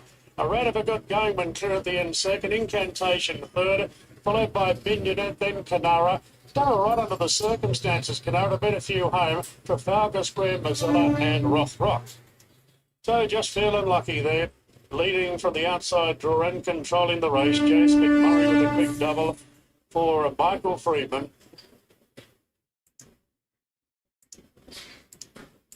Just feeling lucky that gives Michael Freeman and Jace McMurray a race to race, a double there. Well done to the connections of Just Feeling Lucky. Well, we say Arativa. Darren says Rantiva. Apologies. One of us is right, one of us aren't. But she was good there. She was held up and she was good enough late. Back in at third spot, I think you'll find Incantation ahead of. Just going to clarify. I think you got the one, Jerry. Just feeling lucky. Control, dictated, nice win. Don't need to be lucky when you ride them like that, do you? Straight to the front, stack them up. 1 and 6 both. Stages and gave a really good kick for home. So if there's any reservations returned to her running a strong 1550, they were put to bed, and she was pretty dominant. I like the way she quickened to really put that race away. So a punchy finish in behind. Erin Teeble was strong late. I didn't think she got the chance to build into the race when she needed it. The winner was too good, off and gone. But there's another one just around the corner for her. She too ticked off the 1550 box. Incantation. I had a chance just in behind the speed. She boxed on quite well to finish to hold down third. But she was in a different league today. That's now 7th start, 3 career wins. So she's on her way. All right, Sophie Johnson joins me. Right, this is the 6th. This is the 7th one, I'm sorry. This is the 7th one. If we look through the odds, it's 4, 5, 14, and 2. 4 is the favorite, 5, 14, and 2. If we look through the rails, that's what we get. 13, 14, 5, 4, out of which 14 and 5 are within the rails, but they're kind of very wide. 4 is partially in there, 2 is here. So this is going to be a 1300 meter. And if we look at how the 1300 and the 1200 meter plays,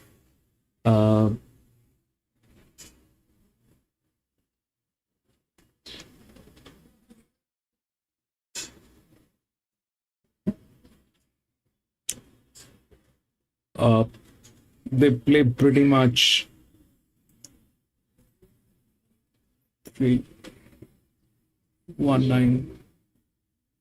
They play pretty much with the inner gates.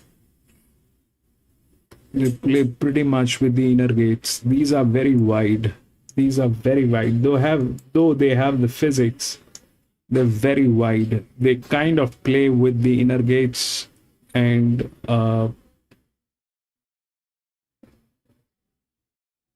there's a lot of horses. Okay, there's a lot of horses. The linear is this one, which is here with 41%.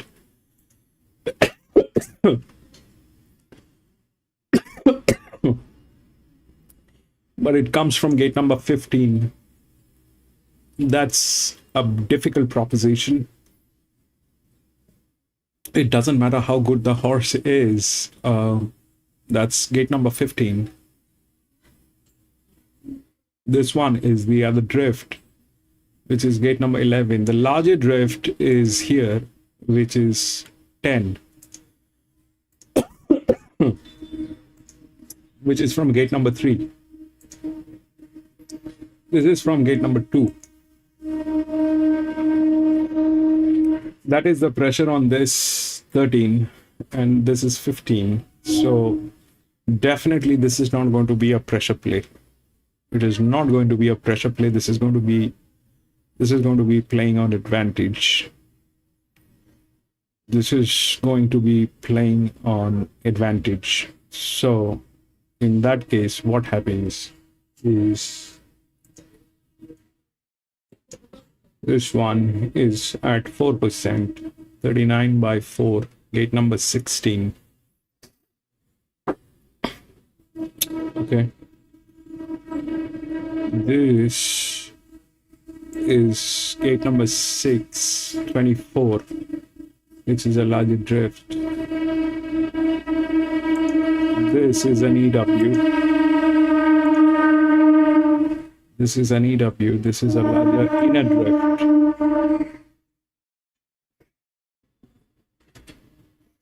That is the 14, which is with one of the best jockeys. The pressure is adequate, I hope.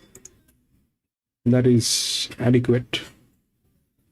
The next pressure is on this guy, which is a neutral. So that is not happening. 3 is gate number 1, where that's a tricky one.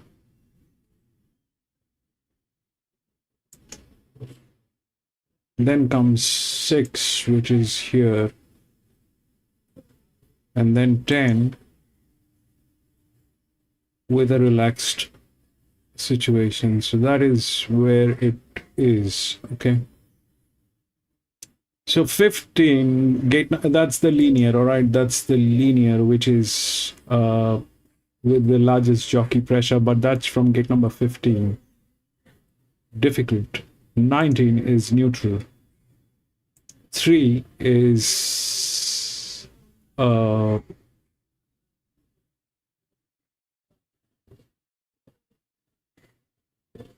is a threat, which is there, but the pressure is a lot for that jockey. This two, 6 and 3. 6 and 10. 10 definitely is in a good position with that jockey. That is good. 6 is 24, 41, 32. So 32 by 24, this is 32 by 15. So definitely 10 is a check. That's the larger drift, which should get a place. But now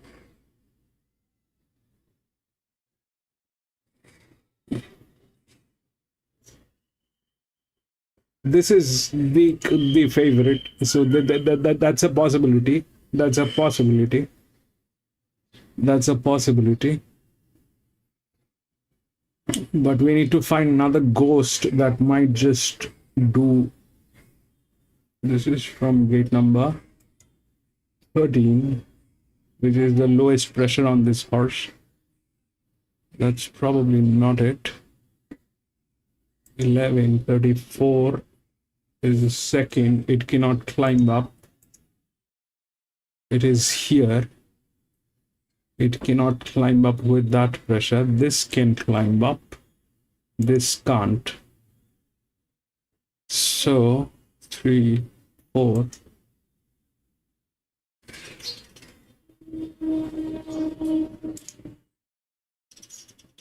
Seven.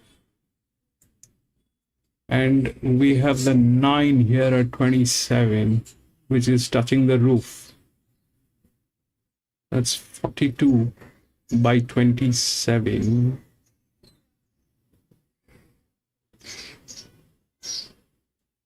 3 by 41, 36 by 40. These are very wide. I don't know what will happen to them. These are, I would have gone with this one, the 14. It's a linear, but it's exposed. It is not that it is in a great shape. It is exposed. So 58, 50, 54, 50, 15. 13, 15.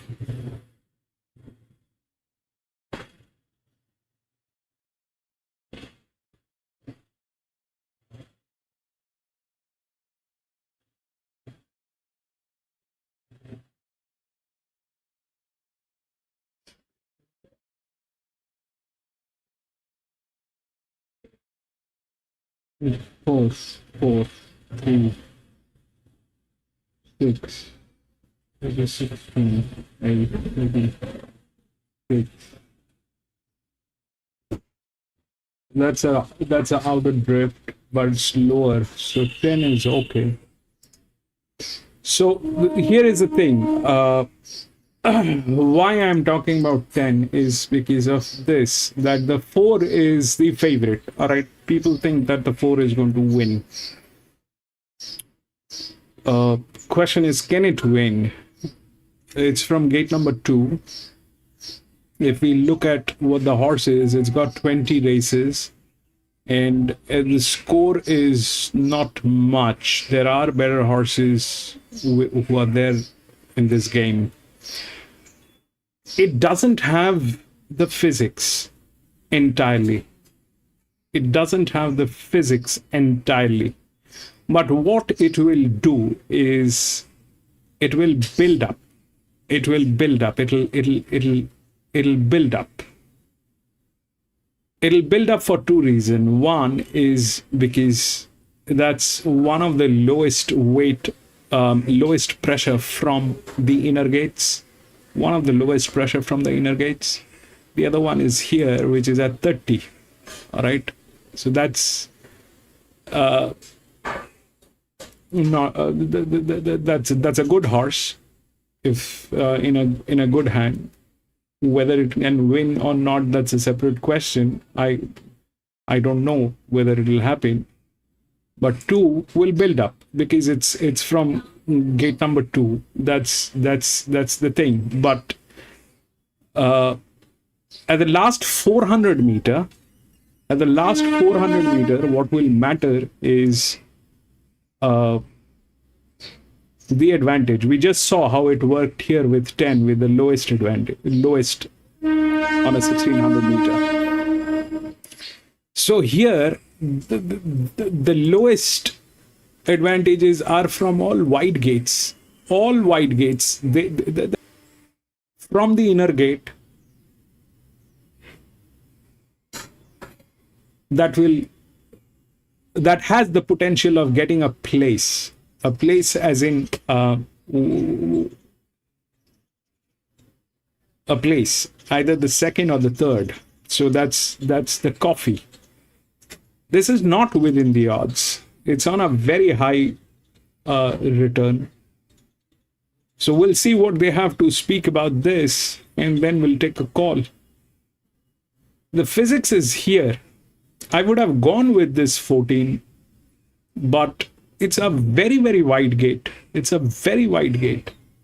If that happens, then we are doomed. I am doomed, but that's the part of the game.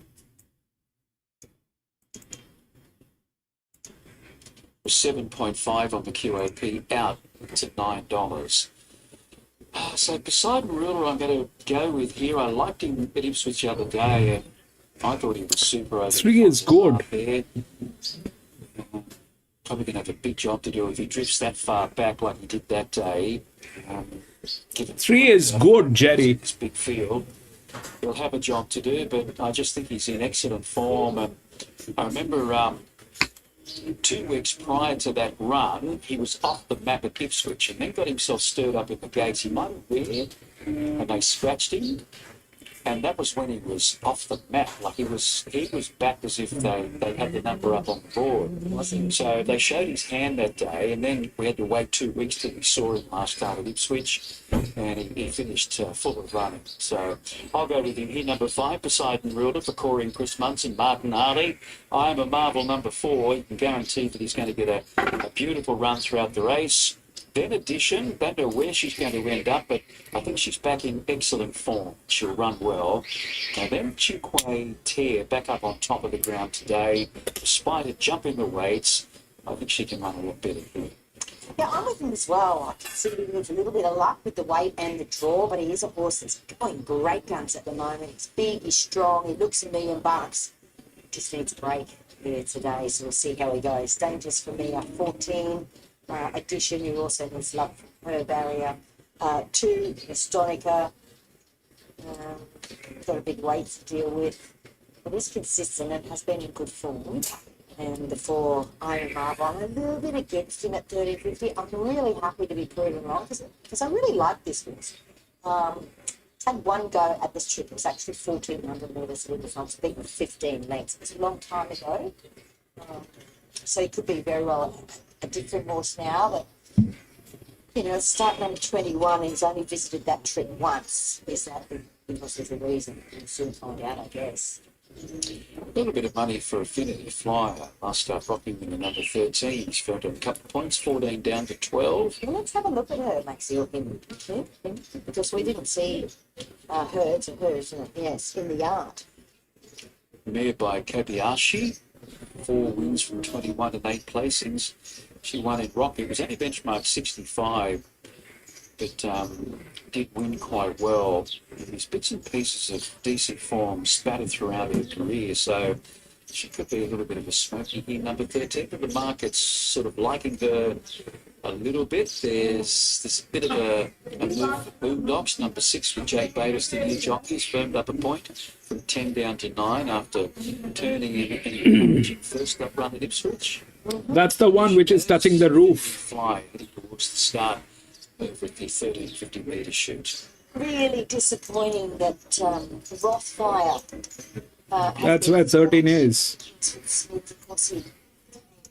Stone Bruce yesterday, limped out of the box this morning. It was looking such a fabulous race for him after being so brave in the 10,000. Yes, it took the great ability of Sunshine in Paris to just get him on the line. Like he had a wide trip there and refused to lie down, and he came up with a good draw too. Barrier 5, the Kingsford Smith Cup, where a few of the other fancies are drawn out. Yes. He was going to pop into a lovely position, but Stone Brewer's not serious, but obviously serious enough to put him back a little bit. Yeah, he has to miss that. Anyway, it's probably weighted out of the Stradbroke these days, isn't it? Like he ran second. He's run second in the 10,000, beaten a Whisker. He's been second in the Stradbroke. Yeah. Group 1 winner as a 2-year-old. Might have placed twice in Stradbroke. Possibly. Yeah. But he's got too much weight these days with his rating. Yeah, he's such a marvel, that horse. You know, the injuries or, you know, not necessarily the injury. Well, yeah, obviously it's an injury, you know, that he suffered as a young horse. And he's been retired once. He's come back. Yeah. Has he been retired once? Or there were thoughts of it. Maybe it wasn't official. Yeah. I don't think there was a ceremony, keys to the city or anything like that yet, but I think he deserves it. Don't think he's quite had the ability of Rob's buffering like he was. No. But a shandy off. Had he been sound, you just don't know. Yes. We missed out on what they spoke about 10. We missed out on that. Chinchilla. You might get the keys to Chinchilla. Yeah, I'm sure it is. Yeah. No, Rob's absolutely blessed to, you know, within a period of 10 years to have two of the country's best, you know, most tough sprinters. Indeed. Well, let's get to Anthony now for a market update on the 7th here at Doomben. With a $4 favourite, well, $3.80 there for a bit, now $4. Poseidon Ruler, $5.50. Too many horses in here. Too many. There's going to be traffic. There's going to be a mess. Edition, and then Poseidon Ruler, Boondocks at $8.50. I'll tell you which one we have late. This has got the same amount of money on it as Poseidon Ruler in Edition. is Cinquantero. It's a $13 chance and the worst result from a tab point of view. So if you're keen to play a roughie, Cinquantero very well back. I'm out. Despite being a bit soft out of $13, it holds as much as the second favourite. They're loading. Let's get the data. Action moves in. So about half the field have been loaded. Here's Hello in there coming up, an emergency who has secured a run. Addition of the Archer Park Racing colours will be next up. So they're loading steadily.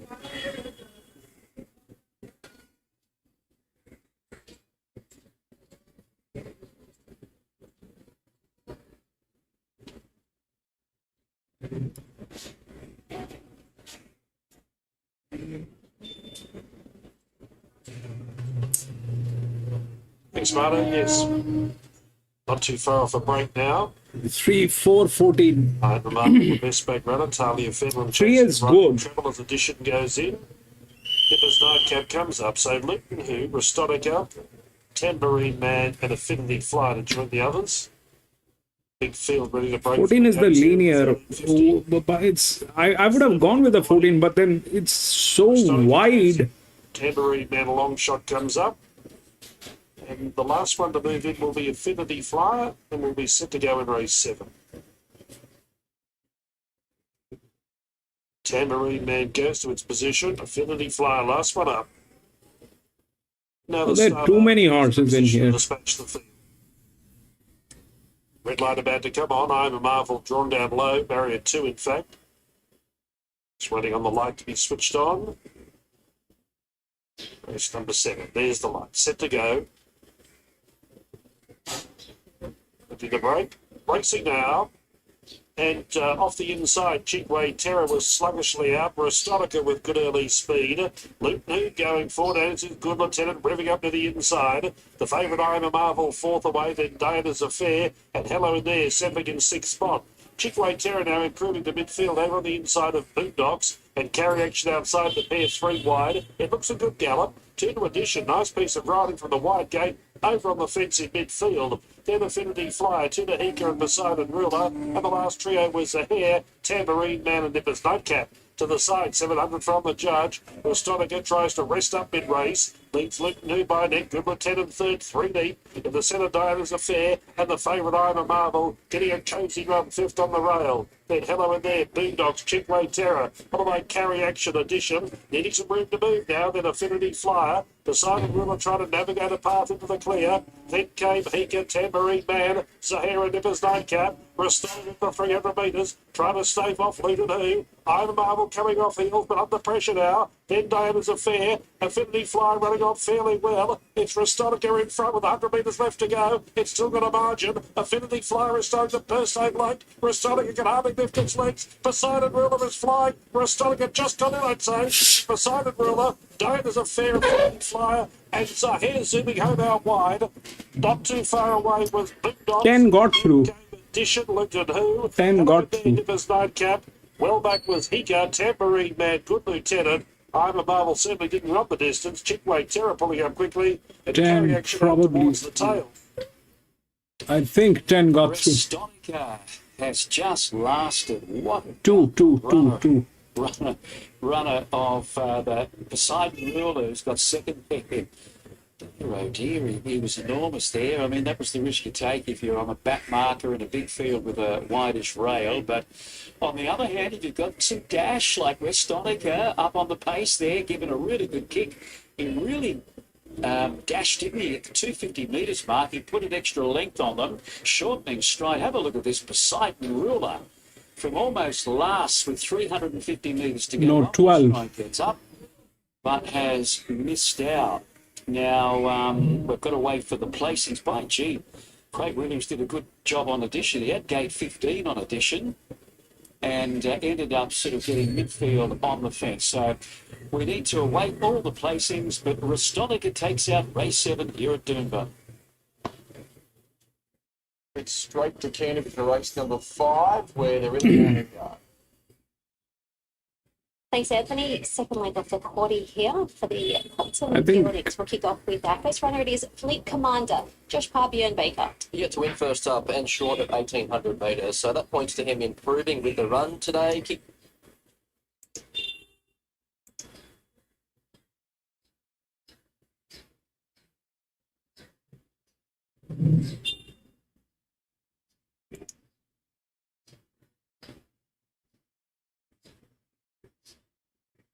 It's still not out. We'll discuss this after the results are out. We'll go to the next and see what's going on with the next one. 8.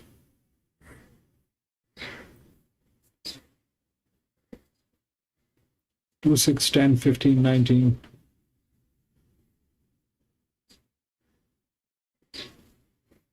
Maybe 21, 22, 24 all scratched.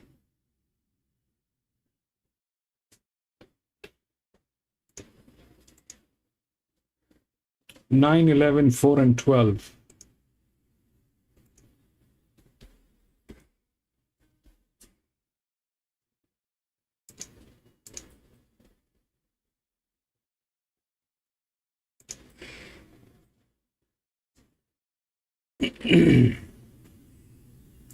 Market there last, so it does have an SP profile. Funambulist is horse number 5 for Annabelle and Rob Archibald, and Zach Lloyd in the saddle. He's undergone surgery to remove bone chips in his right knee since his last race start. That sees him 42 weeks between runs. He's had 3 jump outs in Melbourne to get him ready here first up. You do think he'd need this though, and the market suggests as much. Timpanus is the 6, David Payne and Jason Collar. He was good first up. He made a late ground, beating 2 lengths, but he hasn't looked likely in 3 runs since. So Wet has been okay in the past. He's on the quick turnaround, so obviously bounced through Saturday okay, where he was beaten 10 lengths, but he was also back to 1,400 metres, so maybe just got 2, 5, 13, and 10. And out in trip, both ticks for him. 7 is our favourite. Held to Pay and Aeroba shall claim 2 here for John O'Shea and Tom Charlton. It looks a lovely race for him. So posted 3 deep for a wide draw on the Kensington track last start. Didn't get that. Chased her Maori Chief, who led all the way. So defeat. He was second to entering room first up. The heavy track is fine. He gets through the way. Just has to tick off the 1550 box, but I don't think that'll be an issue.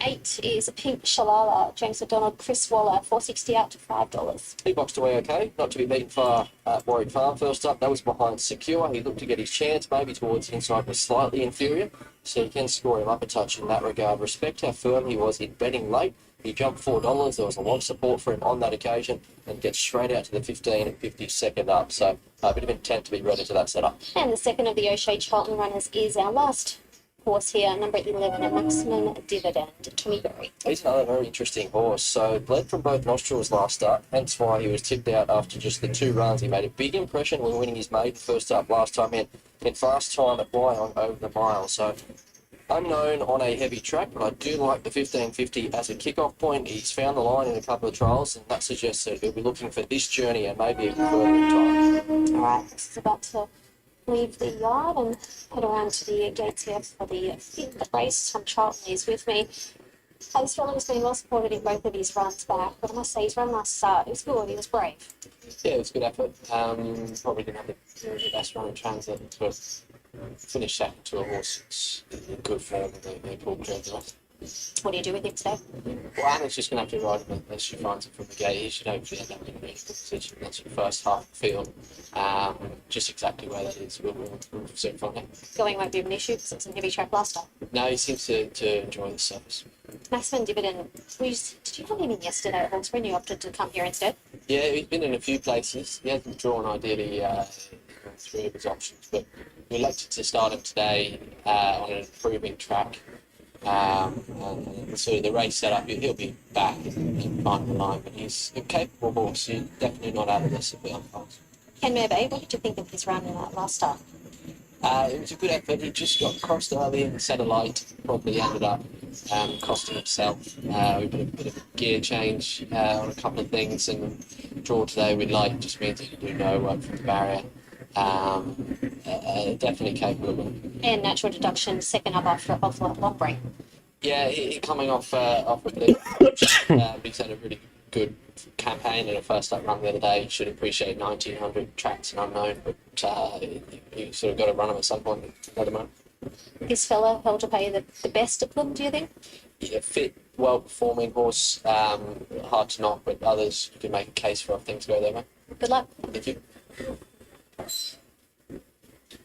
Late mail numbers 7, 11, 4 and 3. 7 held to pay on top. He is firm at the top of betting as a $2.40 chance. I think he gets his chance to break through again. He's had a couple of seconds this time back. Just has to run out a strong 15.50. If there is an eagle, maybe that's it. You don't really know until they do it, but I don't think there's a lot of pressure on paper here. He can slide forward, offset.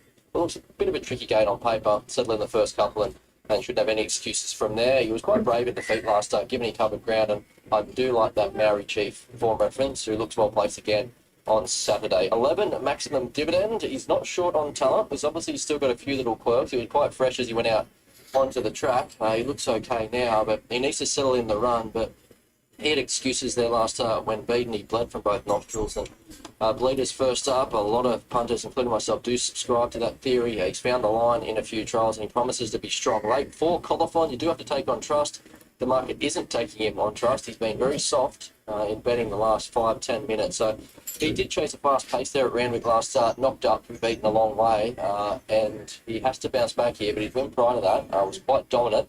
And 3, Assailant. That move is just dried up now. He seems to have bottomed out at about that $6, $6.50 price. So that support says that there is some expectation around him. And just going back to race 4, the stewards Racing North Wales Twitter account has posted that Kilkenny pulled up with cardiac arrhythmia there last start. Hence why she was a little bit disappointing. So when you see her at the races next time, she might be worth treating with a little bit of forgiveness. But 7, 11, 4 and 3. The punters have largely been on the mark here so far, Anthony, and Helder Pay seems a pretty popular favourite. You into 240 now. That's about as short as she's been throughout betting. Well, he's been throughout betting. Helder Pay 240 on tap fixed odds and holds just over 50% of all bets on this race. So very firm favourite. Assailant into $5 on the second line of betting. We cannot write Colophon's name. Gee, this has been hard to lay.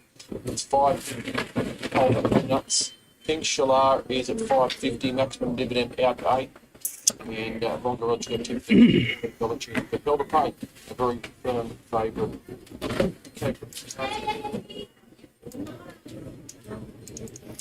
Right, this is the last one here at Doomben. It's a class 1, 1200 meters. If we look through the rails, it's 9, 11, 4 and 12.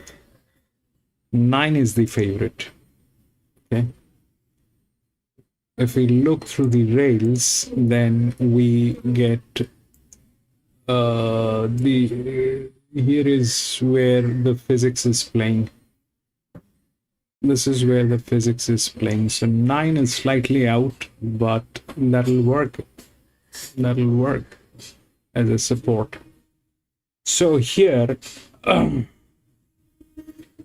14 is the largest drift. That is the largest drift. Okay. 14 is the largest drift, and that is touching the roof. But this is also where they default most of the times. So we're not going to talk about that. 11, they're talking about an EW, which is a good one, but it lacks this side of the rail. So there's a problem with the physics on this. Then we've got 20, 13 and 9 here, out of which both of these two horses are well within the rails, but 13 comes from gate number 11. It's a 1200 meter again. We're looking at something similar to this. The 2 actually won from a gate which is like that, and then the 13 came in from gate number 9. And the 5 was 11 that came in second. The 14 linear that did not get through from 15. So this is the second horse pool that played. This played fourth. I had a feeling that this would get into, but this did not get in. There were too many horses in there. The traffic was huge, but this one got in. One of the drifts will get in. So if we look at the details, it's a 36 by 14 and this is a 32 by 15. So definitely this one had more advantage, but from a very wide gate. I had hopes on 10, which did not work. I stepped out because there were so many horses. Here it is not better. Here it is not better, but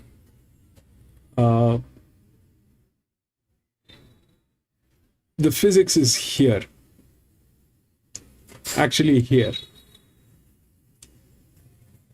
This is where the entire game is. So 8, 7, 4, 11, 5. That's 14, 11, 20, 13, and 9. This is where the game is. Out of which, if we look at the jockey and the jockey pressure, then 9 has one of the best jockey. The pressure is adequate. It's from gate number 5. It is okay. The others are way here. Now, that's a 36 by 35. That's what we have from gate number 5. And 20 is a filly, which is a good one, with 46 by 42, with one of the best jockeys here. All right, the weight distribution is good. If we look at how the jockey pressure is working, this is the third on line. The first two are from 16 and 19. This is good. This is here. This is a little better. This is a little better a jockey, but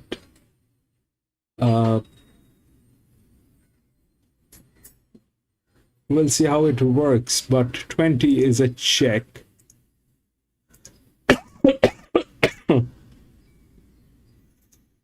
And then we need to figure out how they speak about these two horses. One is 23 and the other one is 14. So 23 is gate number 3, which is the smaller drift, which is here.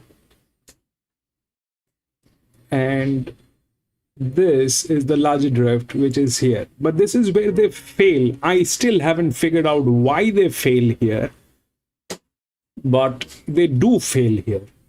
This is something that is a concern. I don't know why it is always that the larger drift, the moment it has everything nice and everything good, it has the rails, it has the physics with it. The moment that happens, the drift kind of drifts out. Instead of drifting in, it drifts out. So we got to check both these horses, 23 and 14. And 20 is definitely a check, which I like, from gate number 4. 9 is the favorite, which is here. It's with a very good team. There is no problem with the team. But it has this side of the rails. This is missing. So there's a problem with the physics. 11 has this side of the rails. This side is missing. So there's a problem. 14 has both of the sides. 20 has both the sides. 13 has both the sides, but it's a very wide gate. So we will listen to that also, what they have to speak. So this is where our game is. We'll see how it works.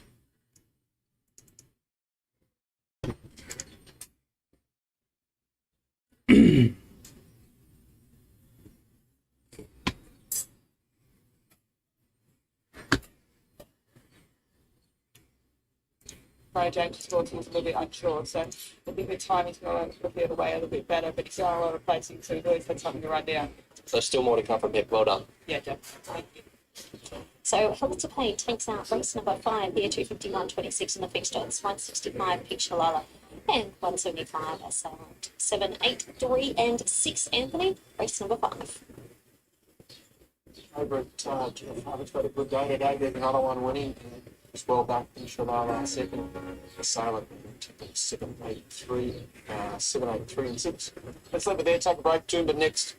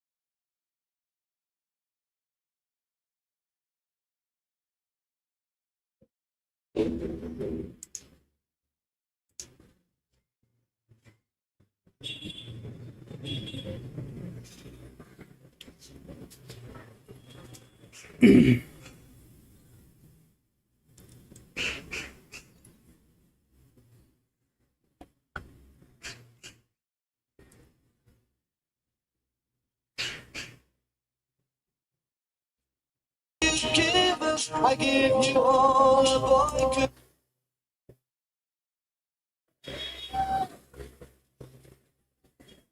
And every time they start playing music, I get a copyright strike on my videos and they don't let me publish the videos. Really sorry about this, but they're playing music. On the card, a +1 handicap, this time over 1,200 metres. Facundo is your favourite, but it's a pretty open affair. This at 4.20, there's a little bit of money for Performer, $6.50 into $5. And there's not many others actually under double figures. It's a funny race there. We've got a huge field, 16 runners, 10 of them are actually first up. Yeah. So a major percentage of the field are actually stepping out for the first time this prep with trials under their belt. Okay, well, let's have a look at them, starting with Lovewood from later, Barry Lockwood, Robbie Dolan. Yeah, and this guy is one of them. Hasn't raced since October, so that's what, 6-7 months ago. 238 days to be precise. Jerry, benchmark 70. that's number 3. Hollow, only beaten 3 lengths. So this time returns in a Class 1. It's travelling Barry Lockwood, so you've got to keep an eye on the market, but at the moment unchanged. So next couple of minutes will tell us a fair bit. All right, let's look at Turn the Corner. He's the last start winner, Goller and Maloney. Well, he did that last start at start number 8. He cracked it for a maiden win at Ipswich. I don't know whether it was a very strong maiden, but he was back in the field. It was only a small field, but he rounded them up and won well. Got a wide gate to contend with today. Okay, what about Headhunter? Matt Hoy said Damien Thornton. Well, he's drawn way out as well. This 3-year-old, he's only had the 2 starts, both at the midweeks back in January. He ran second to Ecclestone at his first start. He was good. Now, then he made his own luck in a maiden over 1350 metres to win here, beating Possibilities. It's $1.55. All right. So he started the day from the wide gate. He ran 4th in the Deegan trial, May 13th. Let's do that. They had 1,200 metres on a heavy 8. Was put under a little bit of pressure in that heat there and didn't look comfortable on that chocked up track, Bernie. So I think the conditions are right today. He's a big horse, isn't he, from memory, last time? Headhunter? Can't quite get a chance to have a look at him, but the fact that they're going to start him from that wide gate, you've got to give him a hope. Okay, let's look at King Boom now, Tony Goller and Ange Jones. King Boom, a 3-year-old by Spirit of Burn. He's only had the 4 starts, 2 this time in. He ran second at Ipswich to a smart one in Kiwi Spirit. I know Annabelle and Rob's Yard really like Kiwi Spirit. He ran down King Boom, and then his next start, he sat outside the leader in the maiden at Ipswich, and he got up and beat Abbey Orr. It was a good, tough win. So he's coming out of that maiden up to a solid Class 1. They don't often achieve it, but never say never. Yeah, there's Headhunter, Maxie, very tall. Okay, let's look at the 7 now. This is Prominent Lad, David Van Dyke and Michael Rod. He was good at his first prep. He won his second start in a race, and then subsequent runs were quite good at a higher level, including open 3-year-old races. So I'm interested in him. His recent barrier trial was very good at the Sunshine Coast. He was ridden by Noel Callow. He ran second out of Aces, and he wasn't asked at all. It was a typical David Van Dyke trial. Let them find the line. So another one being first up, we're going to watch the market. But as we do this mounting yard, Bernie's not really fancy Prominent Lad. Triskellian is the age. Chris Waller, Kyle Wilson Taylor. Happy to watch. She's got out to triple figures. Had a recent trial on the Poly at the Gold Coast. That was no real guide. Here is Facundo, Kelly Schreeder, Bailey Wheeler. I like this horse. Yeah, Bailey really taking over for Noel Callow. First prep during the summer, he was eye-catching in his first start at the Gold Coast, went 4th to Merchant Gold. It was a really good maiden. And then this guy, he blitzed them in a maiden at Ipswich, and then he ran 3rd at the Sunny Coast. Open 3-year-old on a Saturday behind Atomic Clock. Now, I tipped that off as a horse going places to keep an eye on next prep. So here he is returning. I loved his recent trial, went 3rd to Lead Me On. Finished off nicely under light urgings. The map looks good. Here's Pro Forma from Team Bunce with Martin Harley. First up as well, he was in that same heat, Lead Me On heat that Facundo was 3rd in. This fella was 5th. Only beaten about 2.5. I like the trial as fair, but it was a bit stiff not to win at his first start for 10 months last prep. He ran second at the Sunny Coast. It was an enormous run. Velozis is the 12, Tony Golan and Craig Williams. She's had 2 trials for her first up assignment. She's got a good record here, 3 starts, a win in 2 seconds. In the latest trial, I thought she went nicely behind I Am Caviar, when ridden by Ange Jones. I2 Taki is the 13, Peter Quinlan, Cody Collins. Not raced since December, but has had a couple of trials. The latest, second of the Gold Coast on the synthetic. From that gate, probably settles mid-feet or a little bit worse. Bright Blonde, Billy Healy and CJ Graham. First up, getting the winkers on for the first time. Has had a couple of trials. Latest trial was 5th here at Doomben behind Mighty on May 8 on a soft 7th. was well beaten in the trial, so just not sure. Happy to watch first up. Yeah, I'm interested in this November Sun, Maxie. I don't have her in my numbers, but I wanted to. Matt Dunn, Jake Bayless. Lovely pedigree. She's a Yeah. 3-year-old filly by the Autumn Sun. She's actually a half sister to Beedman. Oh. Yeah, she's been coming through the back door, hasn't she? She had a midweek maiden, third, and then went to Mewillenbar, and she absolutely blitzed them on a soft 7. The recent trial, I marked as okay at Beaudesert when running second. Wasn't really asked in that heat, so another one to keep an eye on the market in the next couple of minutes. Backstage, John Gilmore, Georgie Cartwright. Started $61 last start at Ipswich and led and gave a big sigh. Was overrun late. Was only beaten 1.8 for third behind Preeminence. Another one you could have it in, isn't he? 18 is Mellow Carver, David Van Dyke and Mark Duplessis. Didn't really run on first up. There's no market support at all for the 18. It's a bit of a funny run. Sort of back and then got going again on the line. So a bit inconclusive, that run. What to watch today and assess him after it. Okay. Etude is one you've got in the mix. Chris Lee is Andrew Mellon. Yeah, she's remained solid in the market too, at double figures around the $10. And her form was very good since coming to Chris's Gold Coast stable. She's had 4 runs. They've all had merit, in particular the latest over the 1,000. It was too short for her. She was 6 lengths off the leaders, and nothing was hitting the line harder than her. I think to 1,200 metres here, she's fully fit. She gets a soft run. If she gets a crack at them in the straight, I expect her to be there. And not a clue how or who Jack Duncan, Talia Finlay. He didn't do a lot first up last preparation, so just happy to watch him today.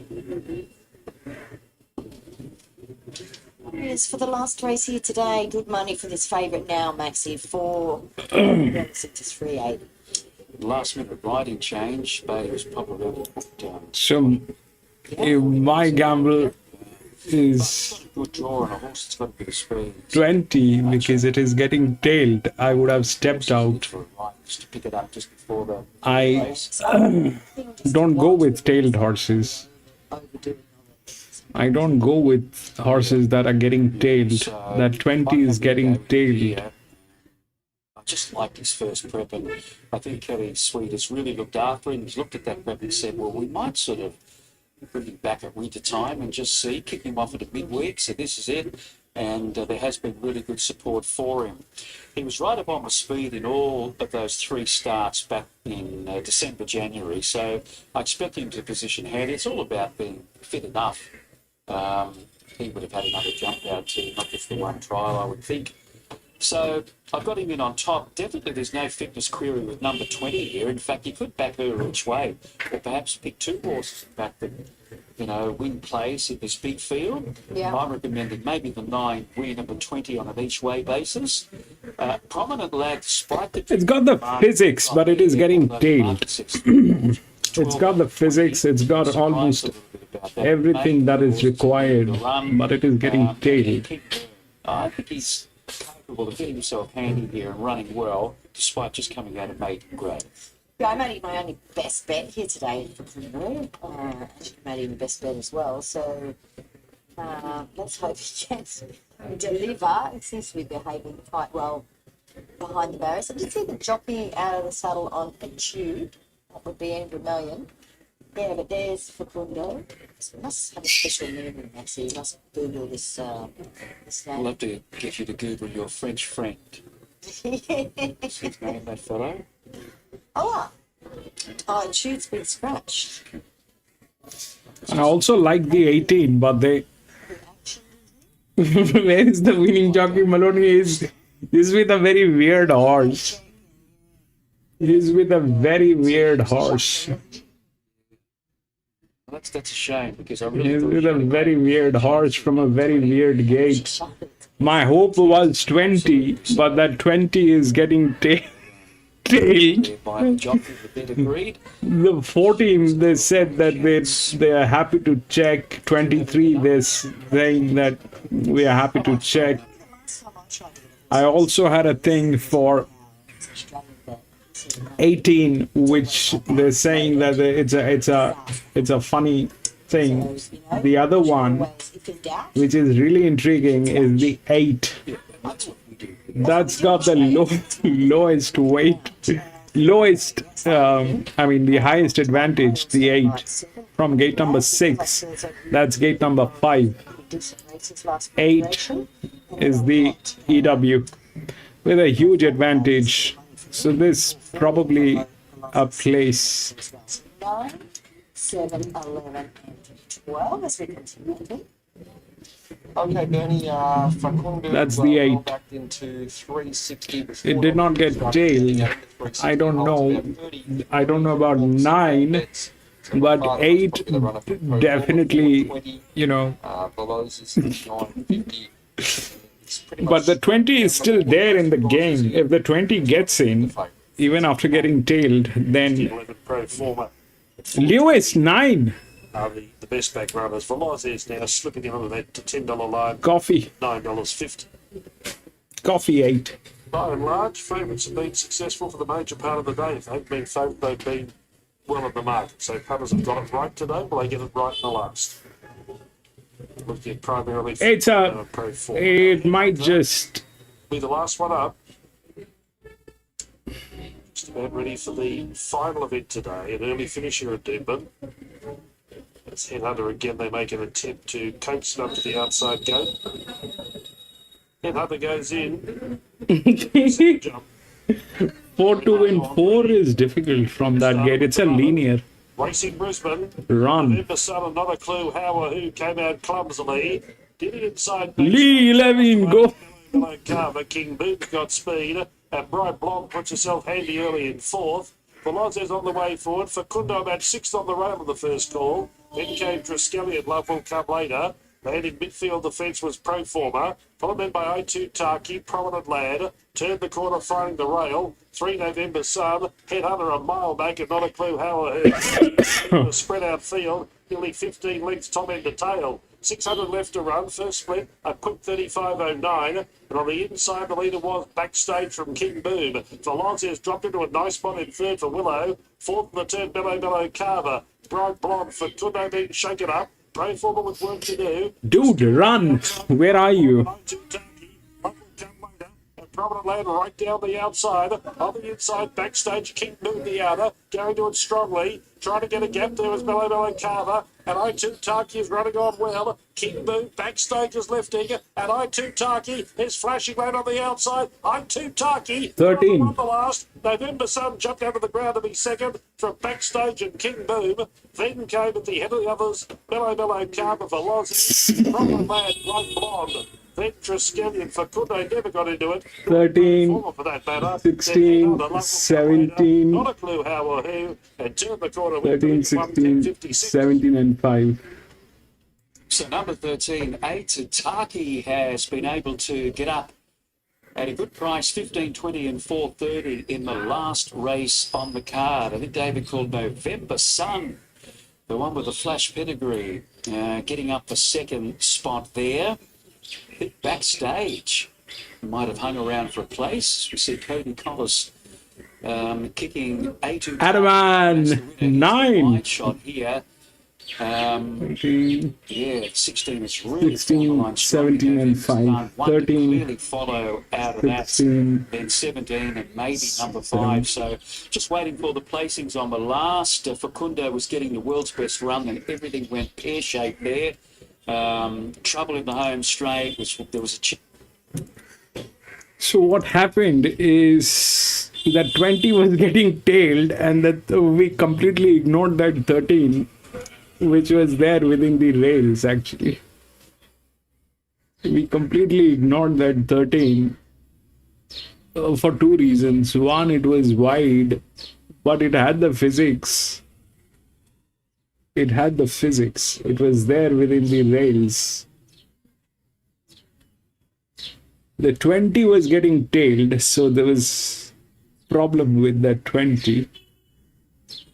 But this one was a 42 at 18 from gate number 11, set as a neutral.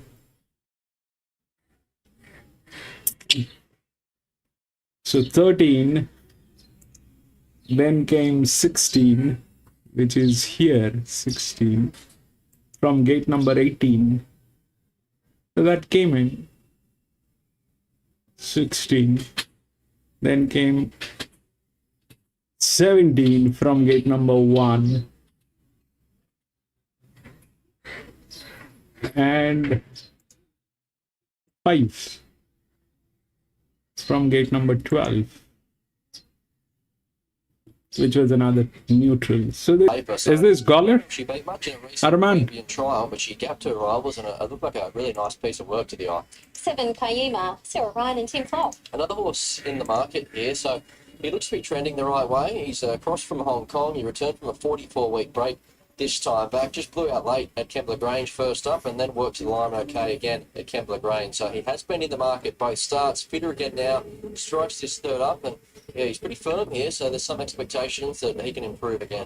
8 La Senora, Dane, Tom Sherry and Richard Lee. She's a lightly raced 5-year-old mare. She's got a great strike rate, 8 starts for 4 wins. This is her first Go City company, and all 4 previous wins have been over 1,000 metres. So a few things she has to answer there. Thought she was okay at Wyong last start. This is her first go on a heavy track, but an improving heavy track looks to suit. 10 Pashira, Team Hawks, Zach Lloyd. Took her a few goes to break through, so at start number 10, she cracked her maiden there at Sandown last start. Had been a long time coming, may have been flattered there given the race shape. She led it a crawl and ran home in fast time, so 5 weeks between runs, back in trip, more depth here, but now she's got that win under her belt, every chance she can go on with the job. And our final runner is 12 Unwritten, Jace McMurray and Greg Hickman. He hasn't looked likely in 4 runs back, so wait till he finds... Got a first city winner on us, so it's been pretty special for her. How's the rest of the team going? Yeah, good. Pretty busy. We've got a lot of horses in at the moment. Pretty heading the winner. It's not ideal, but yeah, no, everything's good. You've got a couple in at Goulburn now. Subu Delicious. That's a tongue twister. Yeah, look, she went terrible the other day, but she choked down. We put a tongue tie on her for the start. Adaman, 5 Canterbury. Which one is this one, Adaman? What are we looking at? Canterbury, Goller? They're getting chilly, or they've been okay for now? I was just talking to Rob Archibald. Said they hasn't really got cold yet. I know the Doomben, a few days away from winter. but I don't know this one. Yeah, it's been, What are we looking at? it's a lot yeah, Is it really? yeah, it is. Yeah, we don't get the fog there, and yeah, it's I reckon it's a couple of degrees warmer. You watch the temperature drop overnight to be freezing in the morning. Good luck here. Thanks, Shed. All right, Bradley, we better get you a late mail. Yeah, I've gone 1, 5, 3 and 10. I'm with One Destiny here, and he has been well back. That continues to trim I up think his this is price. It's Canterbury. now $4.60 and a clear second favourite. So he should get his chance to roll along. It's a pretty even race here. I'm just thinking with Matt Favours, he could prove hard enough to chase down. So in his corner, and certainly encouraged that there has been late market support for him. He looks Okay, to this find is the money and Canterbury, get his yes. chance. Get into his Great. rhythm. We know when he gets circumstances to suit, he is hard enough to chase down. This looks a very winnable race. 5 Nosy Parker, he'll be at the opposite end of the field. He's completely friendless in betting. He's out to $9 now, tab fixed odds, and $9.50 on the NOP. But I want to be forgiving of his last start performance. It wasn't as bad as it reads on paper. I know it says 9th there in the form guide, but he was just back in trip, back onto a firmer track, and he got run off his feet, and he was actually closing off okay. So this is a much more suitable assignment. You go back to what he did there 2 starts ago. Alongside a subsequent city winner, and that puts him somewhere in the picture here. 3 Clever Art, the market's saying that she'll improve with the run, but drawn barrier 1, maybe she can just default into a position in behind the speed. I like the way that she's trotted up, and I like the way she was going through the grades last campaign. And 10 at Pesquiera. No surprise that she's been a bit of a drifter. I just think she was way too short when markets first went up. So if you like her, just keep the powder dry, because you still might get a touch better than the current $3.30 being offered, tab fixed odds. But she is a last start winner now that she's got that monkey off her back. Maybe she can build off that, and she too will make her own luck on top of the speed. So 1, 5, 3 and 10 ahead of the 6th at Canterbury. Anthony. Scare just a bit soft in betting here, and we're laying at 3.30 tab fixed odds. One Destiny the firmer into 4.40 now, and Toes in the Water has been continued support for it. Was as much as 14 this morning, just after scratchings, now into $6. So It's been quite popular throughout betting. So One Destiny, bit firmer here. Pesquiera has been a bit soft, and Toes in the Waters had continued support. They really haven't backed much else in the race. Final thoughts there, Shenny, bro? What are we, 2 minutes out here, Anthony? Speed, Brad?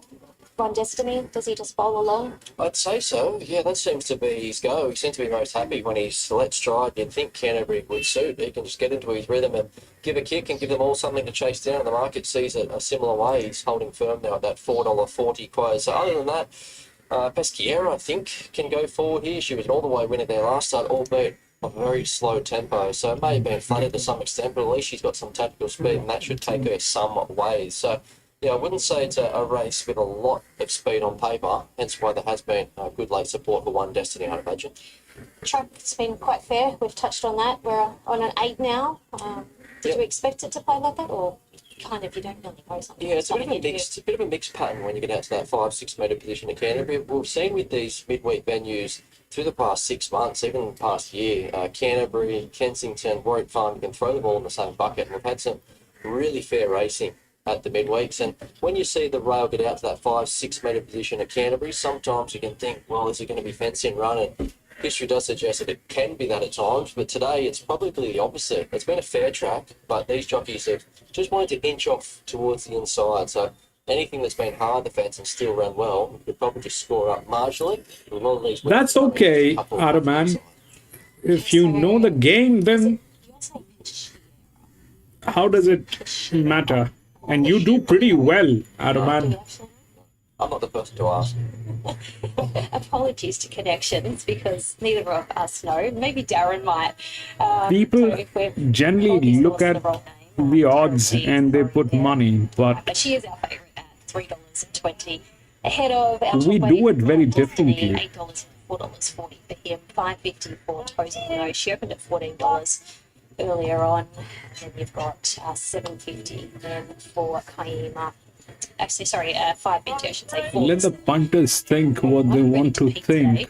Third run in off a break. Because 90% of the time punters are wrong.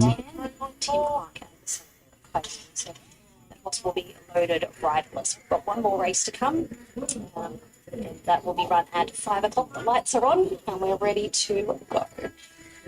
All right, let's head to Darren now. Race number 6. We're finally claiming the maiden at Sandown last time. And this morning was a clear favourite, but the drifters really only set in the last 5 minutes, out to 3:30. Of the others, Toes in the Water at 5. If you have conviction on that horse, then there's Give her a chance. no looking back. Right, Keating's the regular rider. Absolutely towed up rivals in a recent trial on the home track at Queen Anne. Man, I thought I'm going to be racing tomorrow, Thursday, but it looks like we have no tracks tomorrow. It is all weird tracks. Behind the gates. Gosford, Armidale, Cranes, Hamilton, Inverell, Already taken place there with Kaima. Pakenham. I'm never going back. Racing years. Came from the UK. Went to Hong Kong. No joy there. And now having its third run. It'll be a complete wastage of time and money on those tracks. Behind the gates, Kaima. Well enough in the market, $6 in form. Starting to buzz up a bit, and the rider has jumped off. So there's a low Kaima here in riderless. Sierra favourite in front of One Destiny. So Kaima goes in, locked and loaded, and we're ready to run race 6. We're set now. And they're racing. One Destiny topped out really well. Together 5 and 8. Toes in the Water, and the favourite Pesquiera is right there. One Destiny's going to roll on though and lead here from Pesquiera. Toes in the Water lands in third, followed by Sonora Jane. Kaima's pulling. Further back to Clever Up, Nosy Parker. And the Ruffian Written drop back to last. One Destiny leads out comfortably here by 2 on the favourite Pesquiera. 2 after Toes in the Water. 5 is stable. 5 is stable. On the inside at Kaima, 5 is stable. Clever Up, Nosy Parker. And Unwritten is It's still back okay. last of all. So One Destiny's got the field strung out. There goes 5. Destiny lead by 2.5 on Pesquiera. A length into Toes in the Water. Now this is the time, buddy. Sonora Dane back on the inside of Kaima. as they race inside the 400 now. Molly Bird Right, now go. hold on one Destiny by a length and a half. Pescia Go, baby. along now. So's Toes in the water the outside. Go, baby. Further back to Cozy Corner. One Destiny's had it. Run. Pescia takes the lead. Last Sinner against You have to run, baby. If you don't run, you don't win. It's horse racing. Run, baby, run. Oops. Now it's tight the minors. Nosy Park charge time. Lunging at Pesquiera. We'll leave that to the judge then. 6. From Toes in the water. Dude. One Destiny got very tired. Anyway, that is it, ladies and gentlemen. We had 8 races today at Doomben. We've done the last one and we've lost lost it miserably. We should have been a little more careful. 8 got through, 8 got through. Boom, boom, boom. Man. 8. But that is it. Now the thing is this, I thought I'm going to be racing tomorrow. But here is the thing. For tomorrow we have Gosford, which is a heavy 10. It is a weird track. On top it is heavy 10. Armidale is worse. It's heavy 9. Cranes is very bad. It's a soft 5. Hamilton, I've never raced. This I've never heard of. And Pakenham, I'm not going back. This is a synthetic. So we don't have tracks tomorrow. It will be very unnecessary and wastage of time and money if we get into any of these tracks.